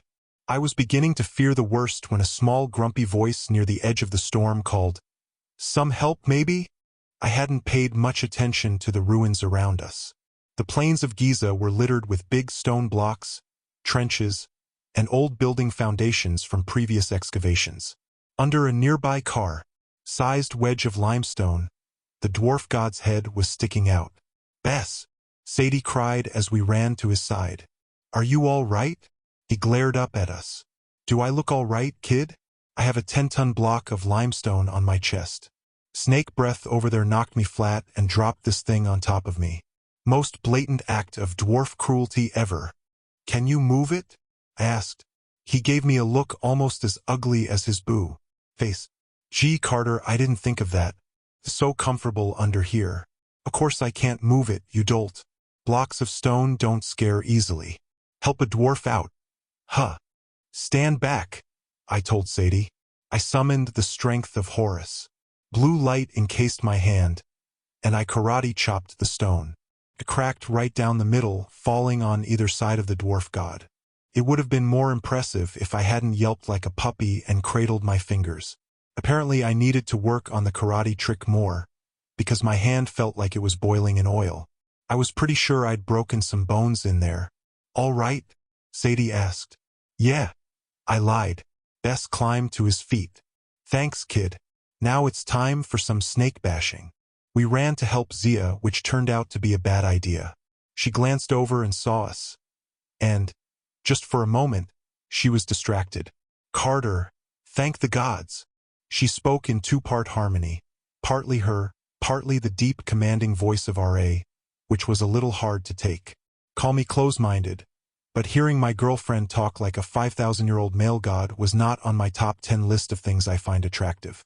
Still, I was so glad to see her, I almost didn't care. She lobbed another fireball down the throat of Apophis. "You're just in time. Our snaky friend is getting stro." "Look out!" Sadie screamed. This time, Apophis wasn't fazed by the fire. He struck immediately, and he didn't miss. His mouth hit like a wrecking ball. When Apophis rose again, Zia was gone. There was a crater in the sand where she'd been standing, and a human-sized lump illuminated the snake's gullet from the inside, glowing as it traveled down his throat. Sadie tells me that I went a little insane. Honestly, I don't remember. The next thing I can recall, my voice was raw from screaming, and I was staggering away from Apophis, my magic almost exhausted, my broken hand throbbing, my crook and flail smoking with red-gray ooze, the blood of chaos. Apophis had 3 gashes in his neck that weren't closing. Otherwise, he looked fine. It's hard to tell if a snake has an expression, but I was pretty sure he was gloating. As it was foretold, he spoke aloud, and the earth shook. Cracks spread across the desert as if it had suddenly become thin ice. The sky turned black, lit only by stars and streaks of red lightning. The temperature began to drop. You cannot cheat destiny, Carter Kane. I have swallowed R.A. Now, the end of the world is at hand. Sadie fell to her knees and sobbed. Despair swept over me, worse than the cold. I felt Horus's power fail, and I was just Carter Kane again. All around us, in different levels of the do-it, gods and magicians stopped battling as terror spread through their ranks. With cat-like agility, Bast landed next to me, breathing hard. Her hair was puffed out so much, it looked like a sea urchin covered with sand. Her bodysuit was ripped and torn. She had a nasty bruise on the left side of her jaw. Her knives were steaming and pitted with corrosion from the serpent's poison. "No," she said firmly. "No, no, no. What's our plan?" "Plan?" I tried to make sense of her question. Zia was gone. We'd failed. The ancient prophecy had come true, and I would die knowing that I was a complete and utter loser. I looked at Sadie, but she seemed just as shell-shocked. "Wake up, kid." Bess waddled up to me and kicked me in the kneecap, which was as high as he could reach. "Ow!" I protested. "You're the leader now," he growled, "so you'd better have a plan." "I didn't come back to life to get killed again," Apophis hissed. The ground continued to crack, shaking the foundations of the pyramids. The air was so cold, my breath turned to mist. "Too late, poor children." The serpent's red eyes stared down at me. "Marat has been dying for centuries. Your world was only a temporary speck in the sea of chaos. All that you built meant nothing. I am your past and your future. Bow to me now, Carter Kane, and perhaps I will spare you and your sister. I will enjoy having survivors to witness my triumph. Is that not preferable to death?" My limbs felt heavy. Somewhere inside, I was a scared little boy who wanted to live. I'd lost my parents. I'd been asked to fight a war that was way too big for me. Why should I keep going when it was hopeless? And if I could save Sadie, then I focused on the serpent's throat. The glow of the swallowed sun god sank lower and lower into Apophis's gullet. Zia had given her life to protect us. "Never fear," she'd said. "I will hold Apophis until you come." Anger cleared my thoughts. Apophis was trying to sway me the way he'd corrupted Vlad Menshikov, Kwai Sarah Jacobi, and even Set, the god of evil himself. Apophis was the master of eroding reason and order, of destroying everything that was good and admirable. He was selfish, and he wanted me to be selfish as well. I remembered the white obelisk rising from the sea of chaos. It had stood for thousands of years against all odds. It represented courage and civilization, making the right choice instead of the easy choice. If I failed today, that obelisk would finally crumble. Everything humans had built since the first pyramids of Egypt would be for nothing. "Sadie," I said, "you have the shadow?" She got to her feet, her shocked expression turning to rage. "I thought you'd never ask." From her bag she produced the granite figurine, now midnight black with the shadow of Apophis. The serpent recoiled, hissing. I thought I detected fear in his eyes. "Don't be foolish," Apophis snarled. "That ridiculous spell will not work. Not now, when I am triumphant. Besides, you are too weak. You would never survive the attempt." Like all effective threats, it had the ring of truth. My magic reserves were nearly tapped out. Sadie's couldn't be much better. Even if the gods helped, we would likely burn ourselves up casting an execration. Ready? Sadie asked me, her tone defiant. Attempt it, Apophis warned. And I will raise your souls from chaos again and again, just so I can kill you slowly. I will do the same for your father and mother. You will know an eternity of pain. I felt like I'd swallowed one of Ra's fireballs. My fists clenched around the crook and flail, despite the throbbing pain in my hand. The power of Horus surged back into me, and once again we were in absolute agreement. I was his eye. I was the avenger. Mistake, I told the serpent. You should never threaten my family. I threw the crook and flail. They smashed into Apophis's face and erupted in a column of fire like a nuclear blast. The serpent howled in pain, engulfed in flames and smoke. But I suspected I'd only bought us a few seconds. Sadie? I said. Are you ready? She nodded and offered me the figurine. Together, we held it and prepared for what might be the last spell of our lives. There was no need to consult a scroll. We'd been practicing for this execration for months. We both knew the words by heart. The only question was whether the shadow would make the difference. Once we started, there would be no stopping. And whether we failed or succeeded, we would probably burn up. Bess and Bast, I said. Can you two keep Apophis away from us? Bast smiled and hefted her knives. Protect my kittens? You don't even need to ask. She glanced at Bess. And in case we die, I'm sorry about all the times I toyed with your emotions. You deserved better. Bess snorted. That's okay. I finally came to my senses and found the right girl. Besides, you're a cat. It's your nature to think you're the center of the universe.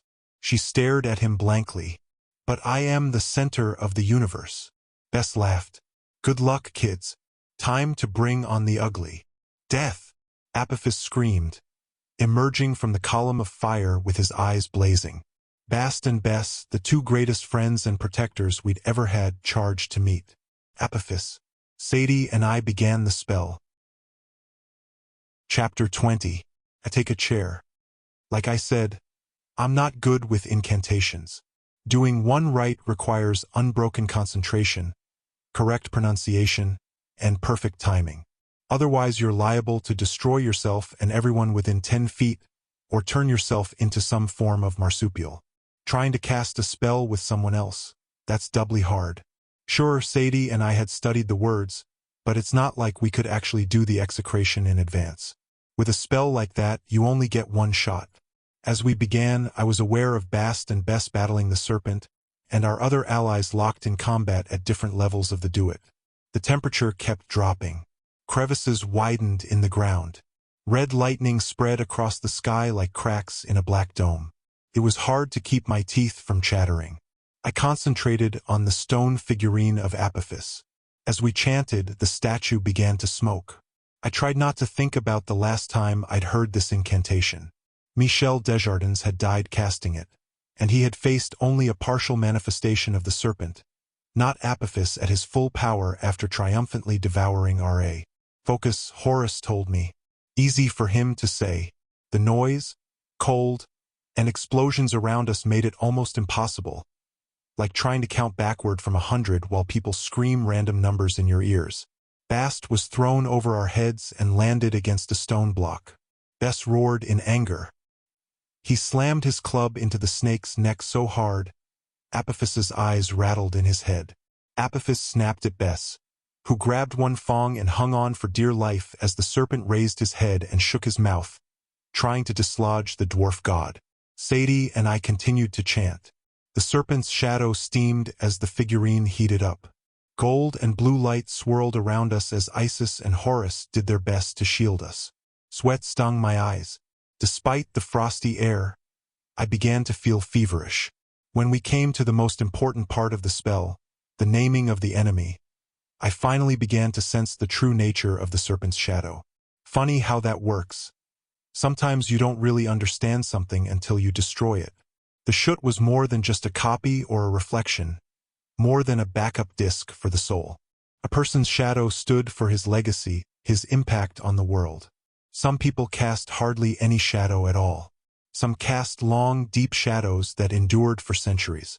I thought about what the ghost Seton had said, how he and I had each grown up in the shadow of a famous father. I realized now that he hadn't just meant it as a figure of speech. My dad cast a powerful shadow that still affected me and the whole world. If a person cast no shadow at all, he couldn't be alive. His existence became meaningless.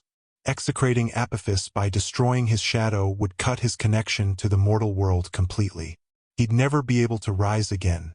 I finally understood why he'd been so anxious to burn Seton's scrolls, and why he was afraid of this spell. We reached the last lines. Apophis dislodged Bess from his fong, and the dwarf sailed into the side of the Great Pyramid. The serpent turned toward us as we spoke the final words. "We exile you beyond the void. You are no more." "No!" Apophis roared. The statue flared, dissolving in our hands. The shadow disappeared in a puff of vapor, and an explosive wave of darkness knocked us off our feet. The serpent's legacy on the earth shattered. The wars, murders, turmoil, and anarchy Apophis had caused since ancient times finally lost power, no longer casting their shadow across our future. Souls of the dead were expelled from the blast, thousands of ghosts that had been trapped and crushed within the shadow of chaos. A voice whispered in my mind, "Carter," and I sobbed with relief. I couldn't see her, but I knew that our mother was free. Her spirit was returning to its place in the Duat. "Short-sighted mortals!" Apophis writhed and began to shrink. "You haven't just killed me. You've exiled the gods." The Duat collapsed, layer upon layer, until the plains of Giza were one reality again. Our magician friends stood in a daze around us. The gods, however, were nowhere to be seen. The serpent hissed, his scales falling away in smoking pieces. "Ma'at and chaos are linked, you fools. You cannot push me away without pushing away the gods. As for R.A., he shall die within me, slowly digested." He was cut short, literally, when his head exploded. Yes, it was just as gross as it sounds. Flaming bits of reptile flew everywhere. A ball of fire rolled up from the serpent's neck. The body of Apophis crumbled into sand and steaming goo, and Zia Rashid stepped out of the wreckage. Her dress was in tatters. Her golden staff had cracked like a wishbone, but she was alive. I ran toward her. She stumbled and collapsed against me, completely exhausted. Then someone else rose from the smoking ruins of Apophis. R.A. shimmered like a mirage, towering over us as a muscular old man with golden skin, kingly robes, and the pharaoh's crown. He stepped forward and daylight returned to the sky. The temperature warmed. The cracks in the ground sealed themselves. The sun god smiled down at me.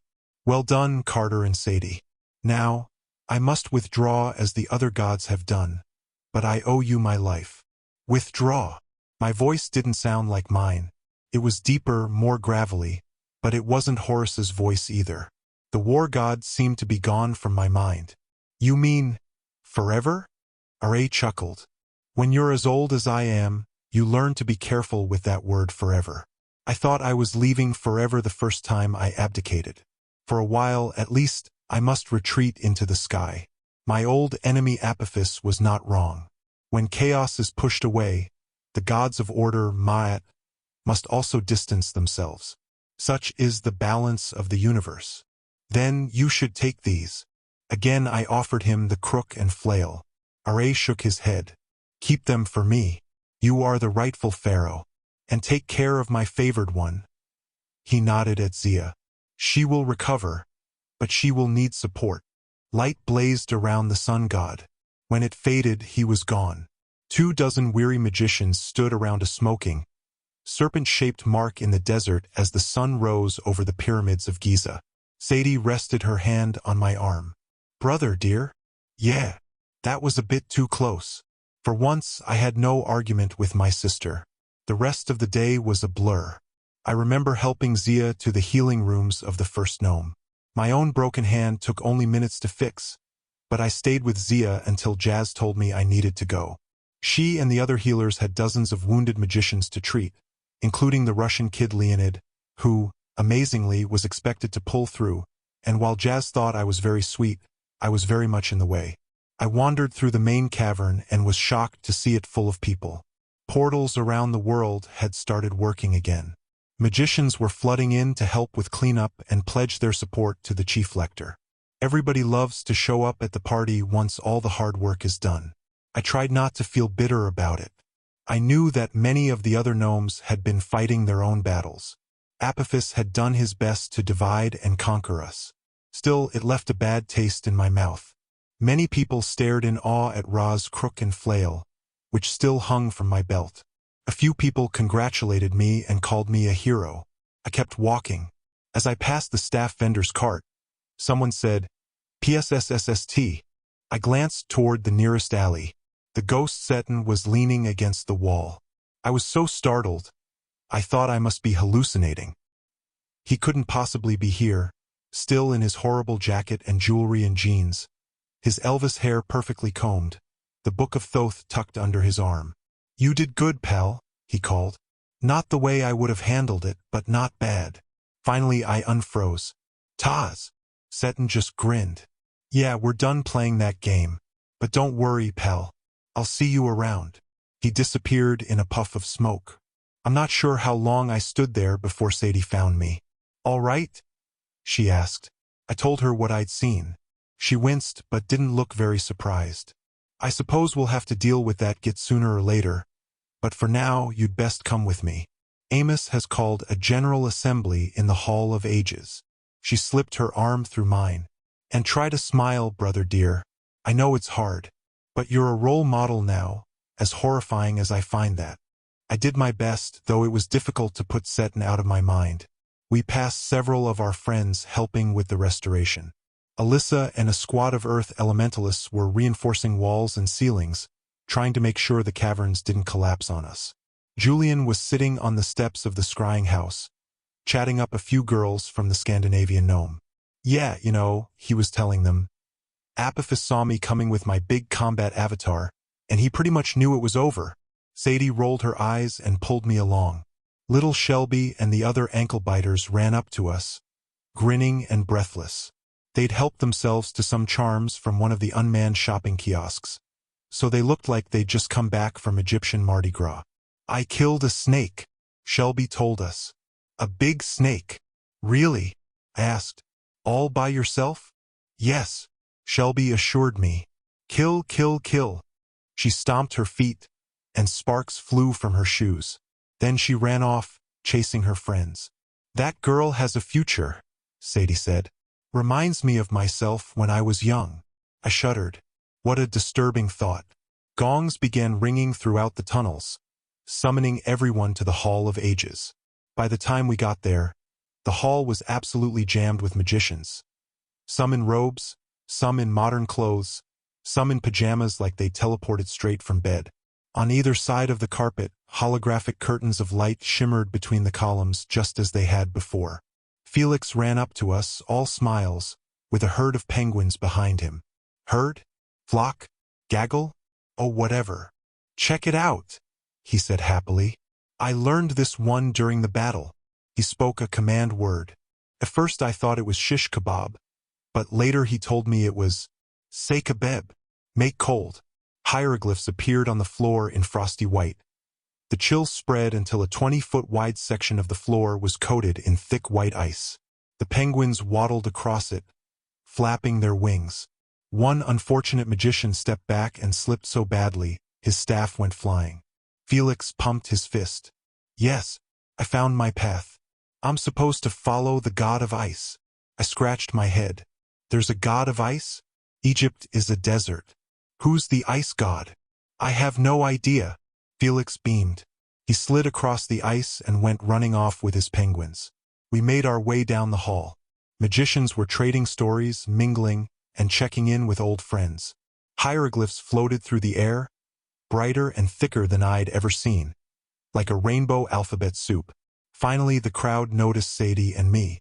A hush spread through the room. All eyes turned toward us. The magicians parted, clearing the way to the throne. Most of the magicians smiled as we walked past. A few whispered thanks and congratulations. Even the former rebel magicians seemed genuinely pleased to see us. But I did catch a few angry looks. No matter that we'd defeated Apophis, Some of our fellow magicians would always doubt us. Some would never stop hating us. The Kane family still needed to watch our backs. Sadie scanned the crowd anxiously. I realized she was looking for Walt. I'd been so focused on Zia, I hadn't thought about how worried Sadie must be. Walt had disappeared after the battle, along with the rest of the gods. He didn't seem to be here now. I'm sure he's fine, I told her. Sure. Sadie smiled at me, but her eyes said, if you embarrass me in front of all these people, I will strangle you. Amos waited for us at the steps of the throne. He'd changed into a crimson suit that went surprisingly well with his leopard skin cape. His hair was braided with garnets, and his glasses were tinted red. The color of chaos? I got the feeling he was playing up his connection to Set, which all the other magicians had definitely heard about by now. For the first time in history, our chief lector had the god of evil, strength, and chaos on speed dial. That might make people trust him less, but magicians were like the gods, they respected strength. I doubted Amos would have much trouble enforcing his rule anymore. He smiled as we approached. Carter and Sadie, on behalf of the House of Life, I thank you. You have restored Ma'at. Apophis has been execrated, and Ra has once again risen into the heavens, but this time in triumph. Well done. The hall erupted in cheering and applause. Dozens of magicians raised their staffs and sent up miniature firework displays. Amos embraced us. Then he stepped aside and gestured me toward the throne. I hoped that Horus might give me some words of encouragement, but I couldn't feel his presence at all. I tried to control my breathing. That chair had been empty for thousands of years. How could I be sure it would even hold my weight? If the throne of the pharaohs broke under my royal butt, that would be a great omen. Sadie nudged me. Go on then. Don't be stupid. I climbed the steps and eased myself onto the throne. The old chair creaked, but it held me. I gazed out over the crowd of magicians. Horus wasn't there for me, but somehow that was okay. I glanced over at the shimmering curtains of light, the new age glowing purple, and I had a feeling it was going to be an age of good things after all. My muscles began to relax. I felt like I'd stepped out of the war god's shadow, just as I'd stepped out of my father's. I found the words. I accept the throne. I held up the crook and flail. Ra has given me authority to lead the gods and magicians in times of crisis, and I'll do my best. Apophis has been banished, but the sea of chaos is always there. I've seen it with my own eyes. Its forces will always try to erode Ma'at. We can't think that all our enemies are gone. The crowd stirred nervously. But for now, I added, we are at peace. We can rebuild and expand the House of Life. If war comes again, I'll be here as the Eye of Horus and as Pharaoh. But as Carter Kane, I rose and placed the crook and flail on the throne. I stepped down from the dais. As Carter Kane, I'm a kid who has a lot of catching up to do. I've got my own gnome to run at Brooklyn House, and I've got to graduate from high school.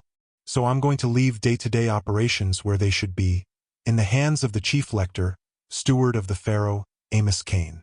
Amos bowed to me, which felt a little strange. The crowd applauded wildly. I wasn't sure if they approved of me, or if they were just relieved that a kid wasn't going to be giving them daily orders from the throne. Either way, I was okay with it. Amos embraced Sadie and me again. I'm proud of you both, he said. We'll speak soon, but right now, come. He gestured to the side of the dais, where a door of darkness had opened in the air. Your parents would like to see you. Sadie looked at me nervously. Oh, I nodded. Strange how I went instantly from the pharaoh of the universe to a kid worried about getting grounded. As much as I wanted to see my parents, I'd broken an important promise to my father. I'd lost track of a dangerous prisoner. The Hall of Judgment had turned into Party Central. Amit the Devourer ran around the scales of justice, yapping excitedly with a birthday hat on his crocodile head. The guillotine-headed demons lounged on their pole arms, holding glasses of what looked like champagne. I didn't know how they could drink with those guillotine heads, but I didn't want to find out. Even the Blue Judgment God Disturber seemed to be in a good mood. His Cleopatra wig was sideways on his head. His long scroll had unraveled halfway across the room, But he was laughing and talking with the other judgment gods who had been rescued from the House of Rest. Fire Embracer and Hot Foot kept dropping cinders on his papyrus, but Disturber didn't seem to notice or care. At the far end of the room, Dad sat on his throne, holding hands with our ghostly mom. To the left of the dais, spirits from the underworld played in a jazz ensemble. I was pretty sure I recognized Miles Davis, John Coltrane, and a few of my dad's other favorites. Being the god of the underworld has its perks. Dad beckoned us forward. He didn't look mad, which was a good sign. We made our way through the crowd of happy demons and judgment gods. Amit yapped at Sadie and purred as she scratched under his chin. Children. Dad held out his arms. Felt strange being called children. I didn't feel like a child anymore. Children weren't asked to fight chaos serpents. They didn't lead armies to stop the end of the world. Sadie and I both hugged our dad. I couldn't hug Mom, of course, since she was a ghost, but I was happy enough to see her safe. Except for the glowing aura around her. She looked just like she did when she was alive. Dressed in jeans and her Ankh t-shirt, her blonde hair gathered back in a bandana. If I didn't look directly at her, I could have almost mistaken her for Sadie. Mom, you survived, I said. How? All thanks to you too. Mom's eyes sparkled. I held on as long as I could, but the shadow was too powerful. I was consumed, along with so many other spirits. If you hadn't destroyed the chute when you did and released us, I would have been... Well, it doesn't matter now. You've done the impossible. We are so proud. Yes, Dad agreed, squeezing my shoulder. Everything we've worked for, everything we've hoped for, you have accomplished. You've exceeded my highest expectations. I hesitated. Was it possible he didn't know about Seton? Dad, I said, we didn't succeed at everything. We lost your prisoner. I still don't understand how he escaped. He was tied up and... Dad raised his hand to stop me. I heard. We may never know how Seton escaped exactly, but you can't blame yourselves. We can't, Sadie asked. Seton has evaded capture for eons, Dad said. He's outwitted gods, magicians, mortals, and demons. When I let you take him, I suspected he would find a way to escape. I just hoped you could control him long enough to get his help. And you did. He got us to the shadow, I admitted. But he also stole the Book of Thoth.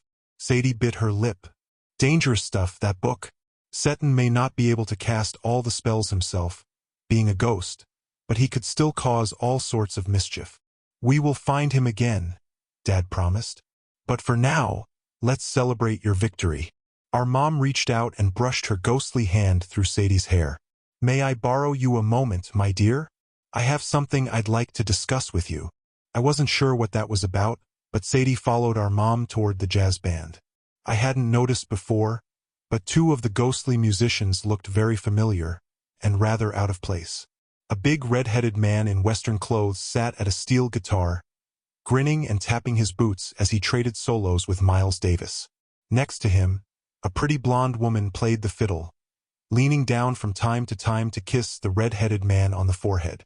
J.D. Grissom and his wife, and, from the Dallas Museum, had finally found a party that didn't have to end. I'd never heard steel guitar and fiddle with a jazz band before, but somehow they made it work. I suppose Amos was right. Music and magic both needed a little chaos within the order. As Mom and Sadie talked, Sadie's eyes widened. Her expression turned serious. Then she smiled shyly and blushed, which wasn't like Sadie at all. Carter, my dad said, you did well in the Hall of Ages. You will make a good leader. A wise leader. I wasn't sure how he knew about my speech, but a lump formed in my throat. My dad doesn't hand out compliments lightly. Being with him again, I remembered how much easier life had been, traveling with him. He'd always known what to do. I could always count on his calming presence. Until that Christmas Eve in London when he had disappeared, I hadn't appreciated just how much I had relied on him. I know it's been hard, Dad said, but you will lead the Kane family into the future. You have truly stepped out of my shadow. Not completely, I said. I wouldn't want that. As dads go, you're pretty, shadowy. He laughed. I'll be here if you need me. Never doubt that. But, as R.A. said, the gods will have a harder time contacting the mortal world, now that Apophis has been execrated. As chaos retreats, so must Ma'at. Nevertheless, I don't think you'll need much help. You've succeeded on your own strength. Now you are the one casting the long shadow. The House of Life will remember you for ages to come. He hugged me once more, and it was easy to forget that he was the god of the dead. He just seemed like my dad, warm and alive and strong. Sadie came over, looking a little shaken. "What?" I asked. She giggled for no apparent reason, then got serious again. "Nothing." Mom drifted next to her. "Off you go, you two. Brooklyn House is waiting." Another door of darkness appeared by the throne. Sadie and I stepped through. For once I wasn't worried about what waited on the other side. I knew we were going home. Life got back to normal with surprising speed. I'll let Sadie tell you about the events at Brooklyn House and her own drama. I'll fast forward to the interesting stuff. Ouch! I thought we agreed. No pinching. 2 weeks after the battle with Apophis, Zia and I were sitting in the food court at the Mall of America in Bloomington, Minnesota. Why there? I'd heard the Mall of America was the biggest in the country, and I figured we'd start big. It was an easy trip through the do-it. Freak was happy to sit on the roof and eat frozen turkeys while Zia and I explored the mall. That's right, Sadie. For our first real date, I picked up Zia in a boat pulled by a deranged griffin. So what? Like your dates aren't weird. Anyway, when we got to the food court, Zia's jaw dropped. Gods of Egypt. The restaurant choices were pretty overwhelming. Since we couldn't decide, we got a little of everything. Chinese, Mexican, the macho nachos, pizza, and ice cream, the 4 basic food groups. We grabbed a table overlooking the amusement park at the center of the mall. A lot of other kids were hanging out in the food court. Many of them stared at us. Well, not at me. They were mostly looking at Zia and no doubt wondering what a girl like her was doing with a guy like me. She'd healed up nicely since the battle. She wore a simple sleeveless dress of beige linen and black sandals. No makeup, no jewelry except for her gold scarab necklace. She looked way more glamorous and mature than the other girls in the mall. Her long black hair was tied back in a ponytail, except for a little strand that curled behind her right ear. She'd always had luminous amber eyes and warm coffee and milk skin, but since hosting RA, she seemed to glow even more. I could feel her warmth from across the table. She smiled at me over her bowl of chow mein. So, this is what typical American teenagers do. Well, sort of, I said. Though I don't think either of us will ever pass for typical. I hope not. I had trouble thinking straight when I looked at her. If she'd asked me to jump over the railing, I probably would have done it. Zia twirled her fork through her noodles. Carter, we haven't talked much about, my being the eye of RA. I can guess how strange that was for you. See? Just your typical teenage conversation in the mall. Hey, I understand, I said. It wasn't strange. She raised an eyebrow. Okay, it was strange, I admitted. But RA needed your help. You were amazing. Have you, talked to him since? She shook her head. He's retreated from the world, just like he said. I doubt I'll be the eye of RA again, unless we face another doomsday. So, with our luck, not for a few more weeks, you mean? Zia laughed. I loved her laugh. I loved that little curl of hair behind her ear. Sadie says I'm being ridiculous, like she's one to talk. I had a meeting with your Uncle Amos, Zia said. He has lots of help at the First Gnome now. He thought it would be good for me to spend some time away, try to live a more typical life. My heart tripped and stumbled straight into my ribs. You mean like, leave Egypt? Zia nodded. Your sister suggested I stay at Brooklyn House, attend American school. She says, how did she put it? Americans are an odd bunch, but they grow on you. Zia scooted around the table and took my hand. I sensed about 20 jealous guys glaring at me from the other tables of the food court. Would you mind if I stayed in Brooklyn House? I could help teach the initiates. But if that would make you uncomfortable. No, I said much too loudly. I mean, no, I don't mind. Yes, I'd like that. A lot. Quite a bit. Totally fine. Zia smiled. The temperature in the food court seemed to go up another 10 degrees. So that's a yes? Yes. I mean, unless it would make you uncomfortable. I wouldn't want to make things awkward or... Carter? She said gently. Shut up. She leaned over and kissed me. I did as she commanded, no magic necessary. I shut up. Chapter 21. The gods are sordid. My feelings are not. My 3 favorite words, Carter, shut up. Zia really has come a long way since we first met. I think there's hope for her, even if she does fancy my brother. At any rate, Carter has wisely left the last bit of the story for me to tell. After the battle with Apophis, I felt horrible on many levels. Physically, I was knackered. Magically, I'd used up every last bit of energy. I was afraid I might have permanently damaged myself, as I had a smoldering feeling behind my sternum that was either my exhausted magic reservoir or very bad heartburn. Emotionally, I wasn't much better. I had watched Carter embrace Zia when she emerged from the steaming goo of the Serpent, which was all very well, but it only reminded me of my own turmoil. Where was Walt? I decided to call him that, or I would drive myself crazy figuring out his identity. He had been standing nearby just after the battle. Now he was gone. Had he left with the other gods? I was already worried about Bess and Bast. It wasn't like them to disappear without saying goodbye. And I wasn't keen on what R.A. had said about the gods leaving the earth for a while. You cannot push me away without pushing away the gods, Apophis had warned. The bloody serpent might have mentioned that before we execrated him. I had just made my peace with the whole Walt/Anubis idea, or mostly at any rate, and now Walt had vanished.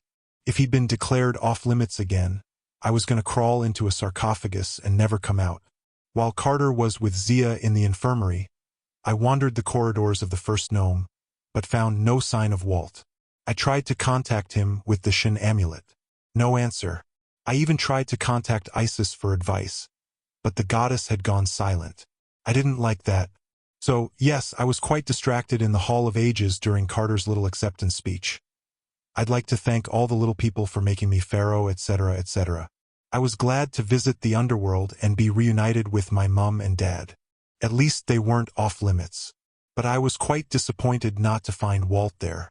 Even if he wasn't allowed in the mortal world, shouldn't he be in the Hall of Judgment, taking over the duties of Anubis?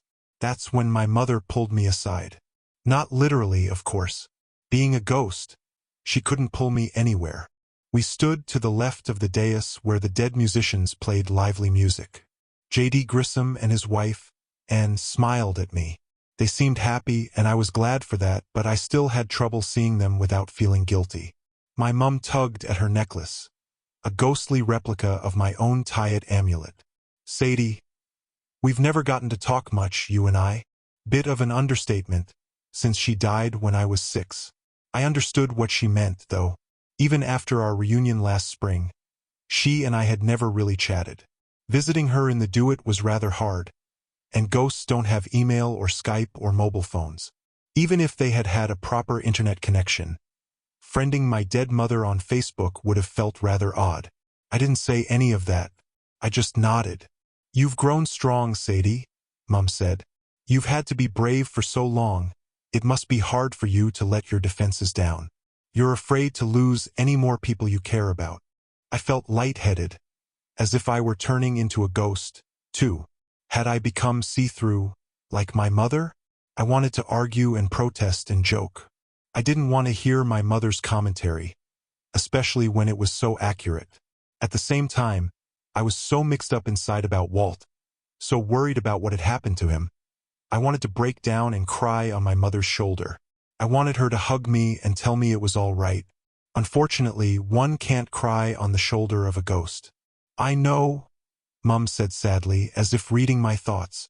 I wasn't there for you when you were small. And your father, well, he had to leave you with Gran and Gramps. They tried to provide you with a normal life, but you're so much more than normal, aren't you? And now here you are, a young woman. She sighed. I've missed so much of your life. I don't know if you'll want my advice now. But for what it's worth, trust your feelings. I can't promise that you'll never get hurt again, but I can promise you the risk is worth it. I studied her face, unchanged since the day she had died. Her wispy blonde hair, her blue eyes, the rather mischievous curve of her eyebrows. Many times, I'd been told that I looked like her. Now I could see it clearly. As I got older, it was quite striking how much our faces looked alike. Put some purple highlights in her hair, and Mum would have made an excellent Sadie stunt double. "You're talking about Walt," I said at last. "This is a heart-to-heart chat about boys?" Mum winced. "Yes, well, I'm afraid I'm rubbish at this, but I had to try. When I was a girl, Gran wasn't much of a resource for me. I never felt I could talk to her. I should think not. I tried to imagine talking about guys with my grandmother while Gramps yelled at the telly and called for more tea and burnt biscuits. I think, I ventured, that mothers normally warn against following one's heart. Getting involved with the wrong sort of boy, getting a bad reputation. That sort of thing. Ah, Mum nodded contritely. Well, you see, I can't do that. I suppose I'm not worried about you doing the wrong thing, Sadie. I am worried that you might be afraid to trust someone, even the right someone. It's your heart, of course. Not mine. But I'd say Walt is more nervous than you are. Don't be too hard on him. Hard on him? I almost laughed. I don't even know where he is. And he's hosting a god whom you also like, Mum supplied. And that's confusing, yes, but they are really one person now. Anubis has so much in common with Walt. Neither has ever had a real life to look forward to. Now, together, they do. You mean? The horrible burning sensation behind my sternum began to ease, ever so slightly. You mean I will see him again? He's not exiled? Or whatever nonsense the gods are going on about. You will see him, my mother affirmed. Because they are one, inhabiting a single mortal body, they may walk the earth, as the ancient Egyptian god-kings did. Walt and Anubis are both good young men. They are both nervous and quite awkward in the mortal world, and scared about how people will treat them. And they both feel the same way about you. I was probably blushing terribly. Carter stared at me from the top of the dais, no doubt wondering what was wrong. I didn't trust myself to meet his eyes. He was a bit too good at reading my expression. It's so bloody hard, I complained. Mother laughed softly. Yes, it is. But if it's any consolation, dealing with any man means dealing with multiple personalities. I glanced up at my father, who was flickering back and forth between Dr. Julius Kane and Osiris, the smuff blue god of the underworld. I take your point, I said. But where is Anubis? I mean Walt. Ugh, there I go again. You will see him soon, Mum promised. I wanted you to be prepared. My mind said, this is too confusing, too unfair. I can't handle a relationship like this. But my heart said, shut up. Yes, I can. Thanks, Mum, I said, no doubt failing miserably to look calm and collected. This business with the gods pulling away. Does that mean we won't see you and Dad as much? Probably, she admitted. But you know what to do. Keep teaching the path of the gods. Bring the House of Life back to its former glory. You and Carter and Amos will make Egyptian magic stronger than ever. And that's good. Because your challenges are not over. Seton, I guessed. Yes, him, Mum said. But there are other challenges as well. I haven't completely lost the gift of prophecy. Even in death. I see murky visions of other gods and rival magic. That really didn't sound good. What do you mean? I asked. What other gods? I don't know, Sadie. But Egypt has always faced challenges from outside. Magicians from elsewhere. Even gods from elsewhere. Just be vigilant. Lovely, I muttered. I preferred talking about boys. Mother laughed. Once you return to the mortal world, there will be one more portal. Look for it tonight. Some old friends of yours would like a word. I had a feeling I knew whom she meant. She touched a ghostly pendant around her neck, the Tayet symbol of Isis. If you need me, Mum said, use your necklace. It will call to me, just as the Shin necklace calls to Walt. That would have been handy to know sooner. Our connection wasn't strong enough before. Now, I think it is. She kissed my forehead, though it felt like only a faint cool breeze. I'm proud of you, Sadie. You have your whole life ahead of you. Make the most of it. That night at Brooklyn House, a swirling sand portal opened on the terrace, just as my mother had promised. "That's for us?" I said, getting up from the dinner table. "Come on, brother dear." On the other side of the portal, we found ourselves at the beach by the lake of fire. Bast was waiting, tossing a ball of yarn from hand to hand. Her pure black bodysuit matched her hair. Her feline eyes danced in the red light of the waves. "They're waiting for you." She pointed up the steps to the house of rest. "We'll talk when you come back down." I didn't need to ask why she wasn't coming. I heard the melancholy in her voice. She and Taweret had never got along because of Bess. Obviously, Bast wanted to give the hippo goddess some space. But also, I wondered if my old friend was starting to realize that she'd let a good man get away. I kissed her on the cheek. Then Carter and I climbed the stairs. Inside the nursing home, the atmosphere was festive. Fresh flowers decorated the nurse's station. Hecate the frog goddess walked upside down along the ceiling, hanging party streamers, while a group of elderly dog-headed gods danced and sang the hokey pokey. A very slow version, but still impressive. You put your walker in / you put your 4 out, and so forth. The ancient lion-headed goddess Mekhet was slow dancing with a tall male god. She purred loudly with her head on his shoulder. "Carter, look," I said. "Is that?" "Oh, Neurus," Taweret answered, trotting over in her nurse's outfit. "Mekhet's husband. Isn't it wonderful?" We were sure he'd faded ages ago, but when Bess called the old gods to war, Onuris came tottering out of a supply closet. Many others appeared too. They were finally needed, you see. The war gave them a reason to exist. The hippo goddess crushed us in an enthusiastic hug. "Oh, my dears, just look how happy everyone is. You've given them new life." "I don't see as many as before," Carter noticed. "Some went back to the heavens," Taweret said, "or off to their old temples and palaces. And, of course, your dear father, Osiris, took the judgment gods back to his throne room." Seeing the old gods so happy warmed my heart, but I still felt a twinge of worry. Will they stay this way? I mean, they won't fade again. Taweret spread her stubby hands. "I suppose that depends on you mortals. If you remember them and make them feel important, they should be fine. But come, you'll want to see Bess." He sat in his usual chair, staring blankly out the window at the lake of fire. The scene was so familiar, I feared he'd lost his Ren again. "Is he all right?" I cried, running up to him. "What's wrong with him?" Bess turned, looking startled. "Besides being ugly? Nothing, kid. I was just thinking, sorry."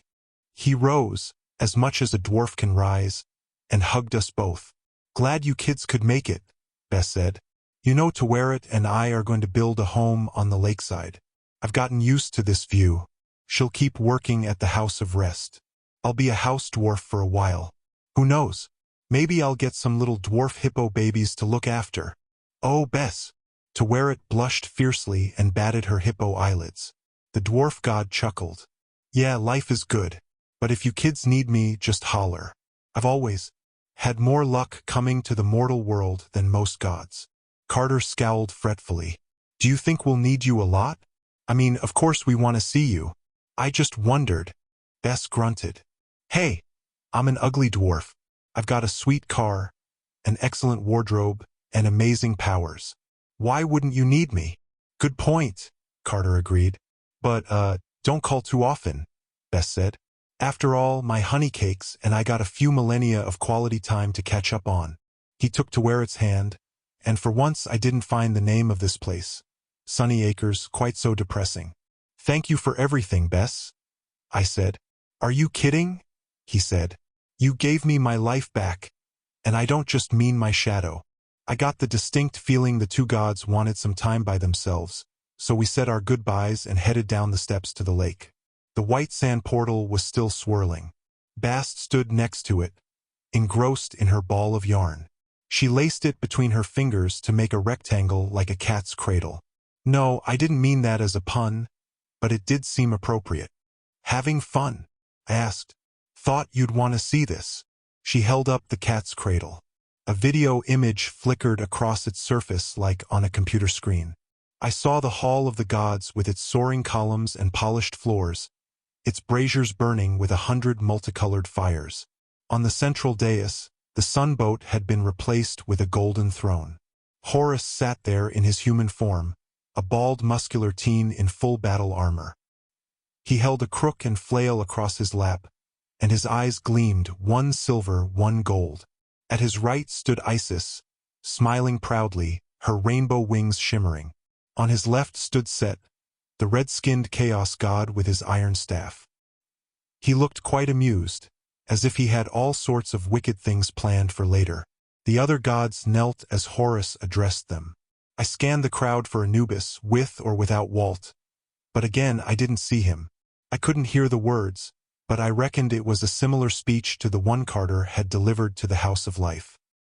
"He's doing the same thing I did," Carter protested. "I bet he even stole my speech." "That copycat," Bast clucked disapprovingly. "No need to call names, Carter. Cats are not copiers. We are all unique. But, yes, what you do as Pharaoh in the mortal world will often be mirrored in the world of the gods. Horus and you, after all, rule the forces of Egypt." "That," I said, "is a truly scary thought." Carter swatted me lightly on the arm. "I just can't believe that Horus left without even a goodbye. It's as if he tossed me aside as soon as he was done using me, and then forgot about me." "Oh no," Bass said. "Gods wouldn't do that. He simply had to leave." But I wondered. Gods were rather selfish creatures, even those who weren't cats. Isis hadn't given me a proper goodbye or thank you either. "Bast, you're coming with us, aren't you?" pleaded. "I mean, this silly exile can't apply to you. We need our nap instructor at Brooklyn House." Bast wadded up her ball of yarn and tossed it down the steps. Her expression was quite sad for a feline. "Oh, my kittens, if I could, I would pick you up by the scruffs of your necks and carry you forever. But you've grown.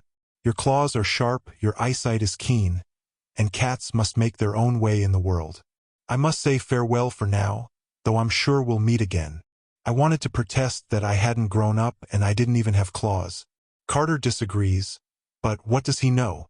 But part of me knew Bast was right. We'd been lucky to have her with us for so long. Now we had to be adult cats, humans. "Oh, Muffin!" I hugged her fiercely and could feel her purring.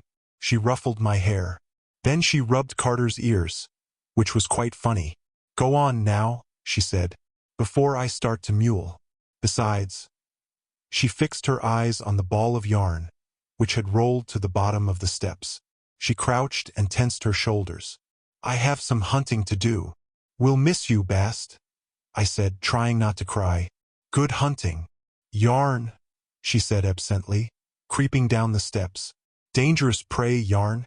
Carter and I stepped through the portal. This time it deposited us onto the roof of Brooklyn House. We had one more surprise. Standing by Freak's roost, Walt was waiting. He smiled when he saw me, and my legs felt wobbly. "I'll, be inside," Carter said. Walt walked over, and I tried to remember how to breathe. Chapter 22. The last waltz, for now. He'd changed his look again. His amulets were gone except for one, the shun that matched mine. He wore a black muscle shirt, black jeans, a black leather duster, and black combat boots. A sort of mix of Anubis's and Walt's styles, but it made him look like someone entirely different and new. Yet his eyes were quite familiar, warm, dark brown, and lovely. When he smiled, my heart fluttered as it always had. "So," I said, "is this another goodbye? I've had quite enough goodbyes today." "Actually," Walt said, "it's more of a hello. My name's Walt Stone from Seattle. I'd like to join the party." He held out his hand, still smiling slyly. He was repeating exactly what he'd said the first time we met, when he arrived at Brooklyn House last spring. Instead of taking his hand, I punched him in the chest. "Ow," he complained, but I doubt that I'd hurt him. He had quite a solid chest. "You think you can just merge with a god and surprise me like that?" I demanded. "Oh, by the way, I'm actually two minds in one body. I don't appreciate being taken off guard." "I did try to tell you," he said, "several times." Anubis did too. We kept getting interrupted. Mostly by you talking a lot. No excuse. I folded my arms and scowled as best I could. My mum seems to think I should go easy on you because this is all very new to you. But I'm still cross. It's confusing enough, liking someone without their morphing into a god whom I also like. So you do like me. Stop trying to distract me. Are you truly asking to stay here? Walt nodded. He was very close now. He smelled good, like vanilla candles. I tried to remember if that was Walt's scent or Anubis's. Honestly, I couldn't recall. I've still got a lot to learn, he said. I don't need to stick with charm-making anymore. I can do more intensive magic, the path of Anubis. No one's ever done that before. Discovering new magical ways to annoy me? He tilted his head. I could do amazing tricks with mummy linen. For instance, if someone talks too much, I could summon a gag. Don't you dare. He took my hand. I gave him a defiant scowl, but I didn't take back my hand. I'm still Walt, he said. I'm still mortal. Anubis can stay in this world as long as I'm his host. I'm hoping to live a good long life. Neither of us ever thought that was possible. So I'm not going anywhere, unless you want me to leave. My eyes probably answered for me, no, please, not ever. But I couldn't very well give him the satisfaction of my saying that out loud. Could I? Boys can get so full of themselves. Well, I grumbled. I suppose I could tolerate it. I owe you a dance. Walt put his other hand on my waist, a traditional pose very old-fashioned, as Anubis had done when we waltzed at the Brooklyn Academy. My gran would have approved. May I? He asked. Here, I said. Won't your chaperone shoe interrupt? Like I said, I'm mortal now. He'll let us dance, though I'm sure he's keeping an eye on us to make sure we behave. To make sure you behave, I snipped. I'm a proper young lady. Walt laughed. I supposed it was funny. Proper wasn't the first word normally used to describe me. I pounded his chest again, though I'll admit not very hard. I put my hand on his shoulder. I'll have you remember, I warned, that my father is your employer in the underworld. You'd best mind your manners. Yes, ma'am, Walt said. He leaned down and kissed me. All my anger melted into my shoes. We started to dance. There was no music, no ghostly dancers, no floating on air, nothing magic about it. Freak watched us curiously, no doubt wondering how this activity was going to produce turkeys to feed the griffin. The old tar roof creaked under our feet.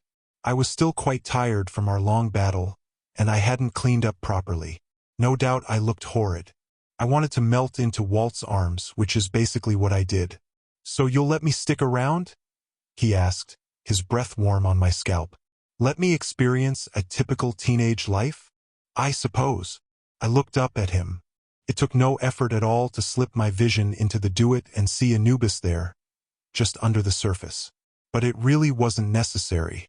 This was a new boy in front of me, and he was everything I liked. Not that I'm an expert myself, but there is one rule I insist on. Yes.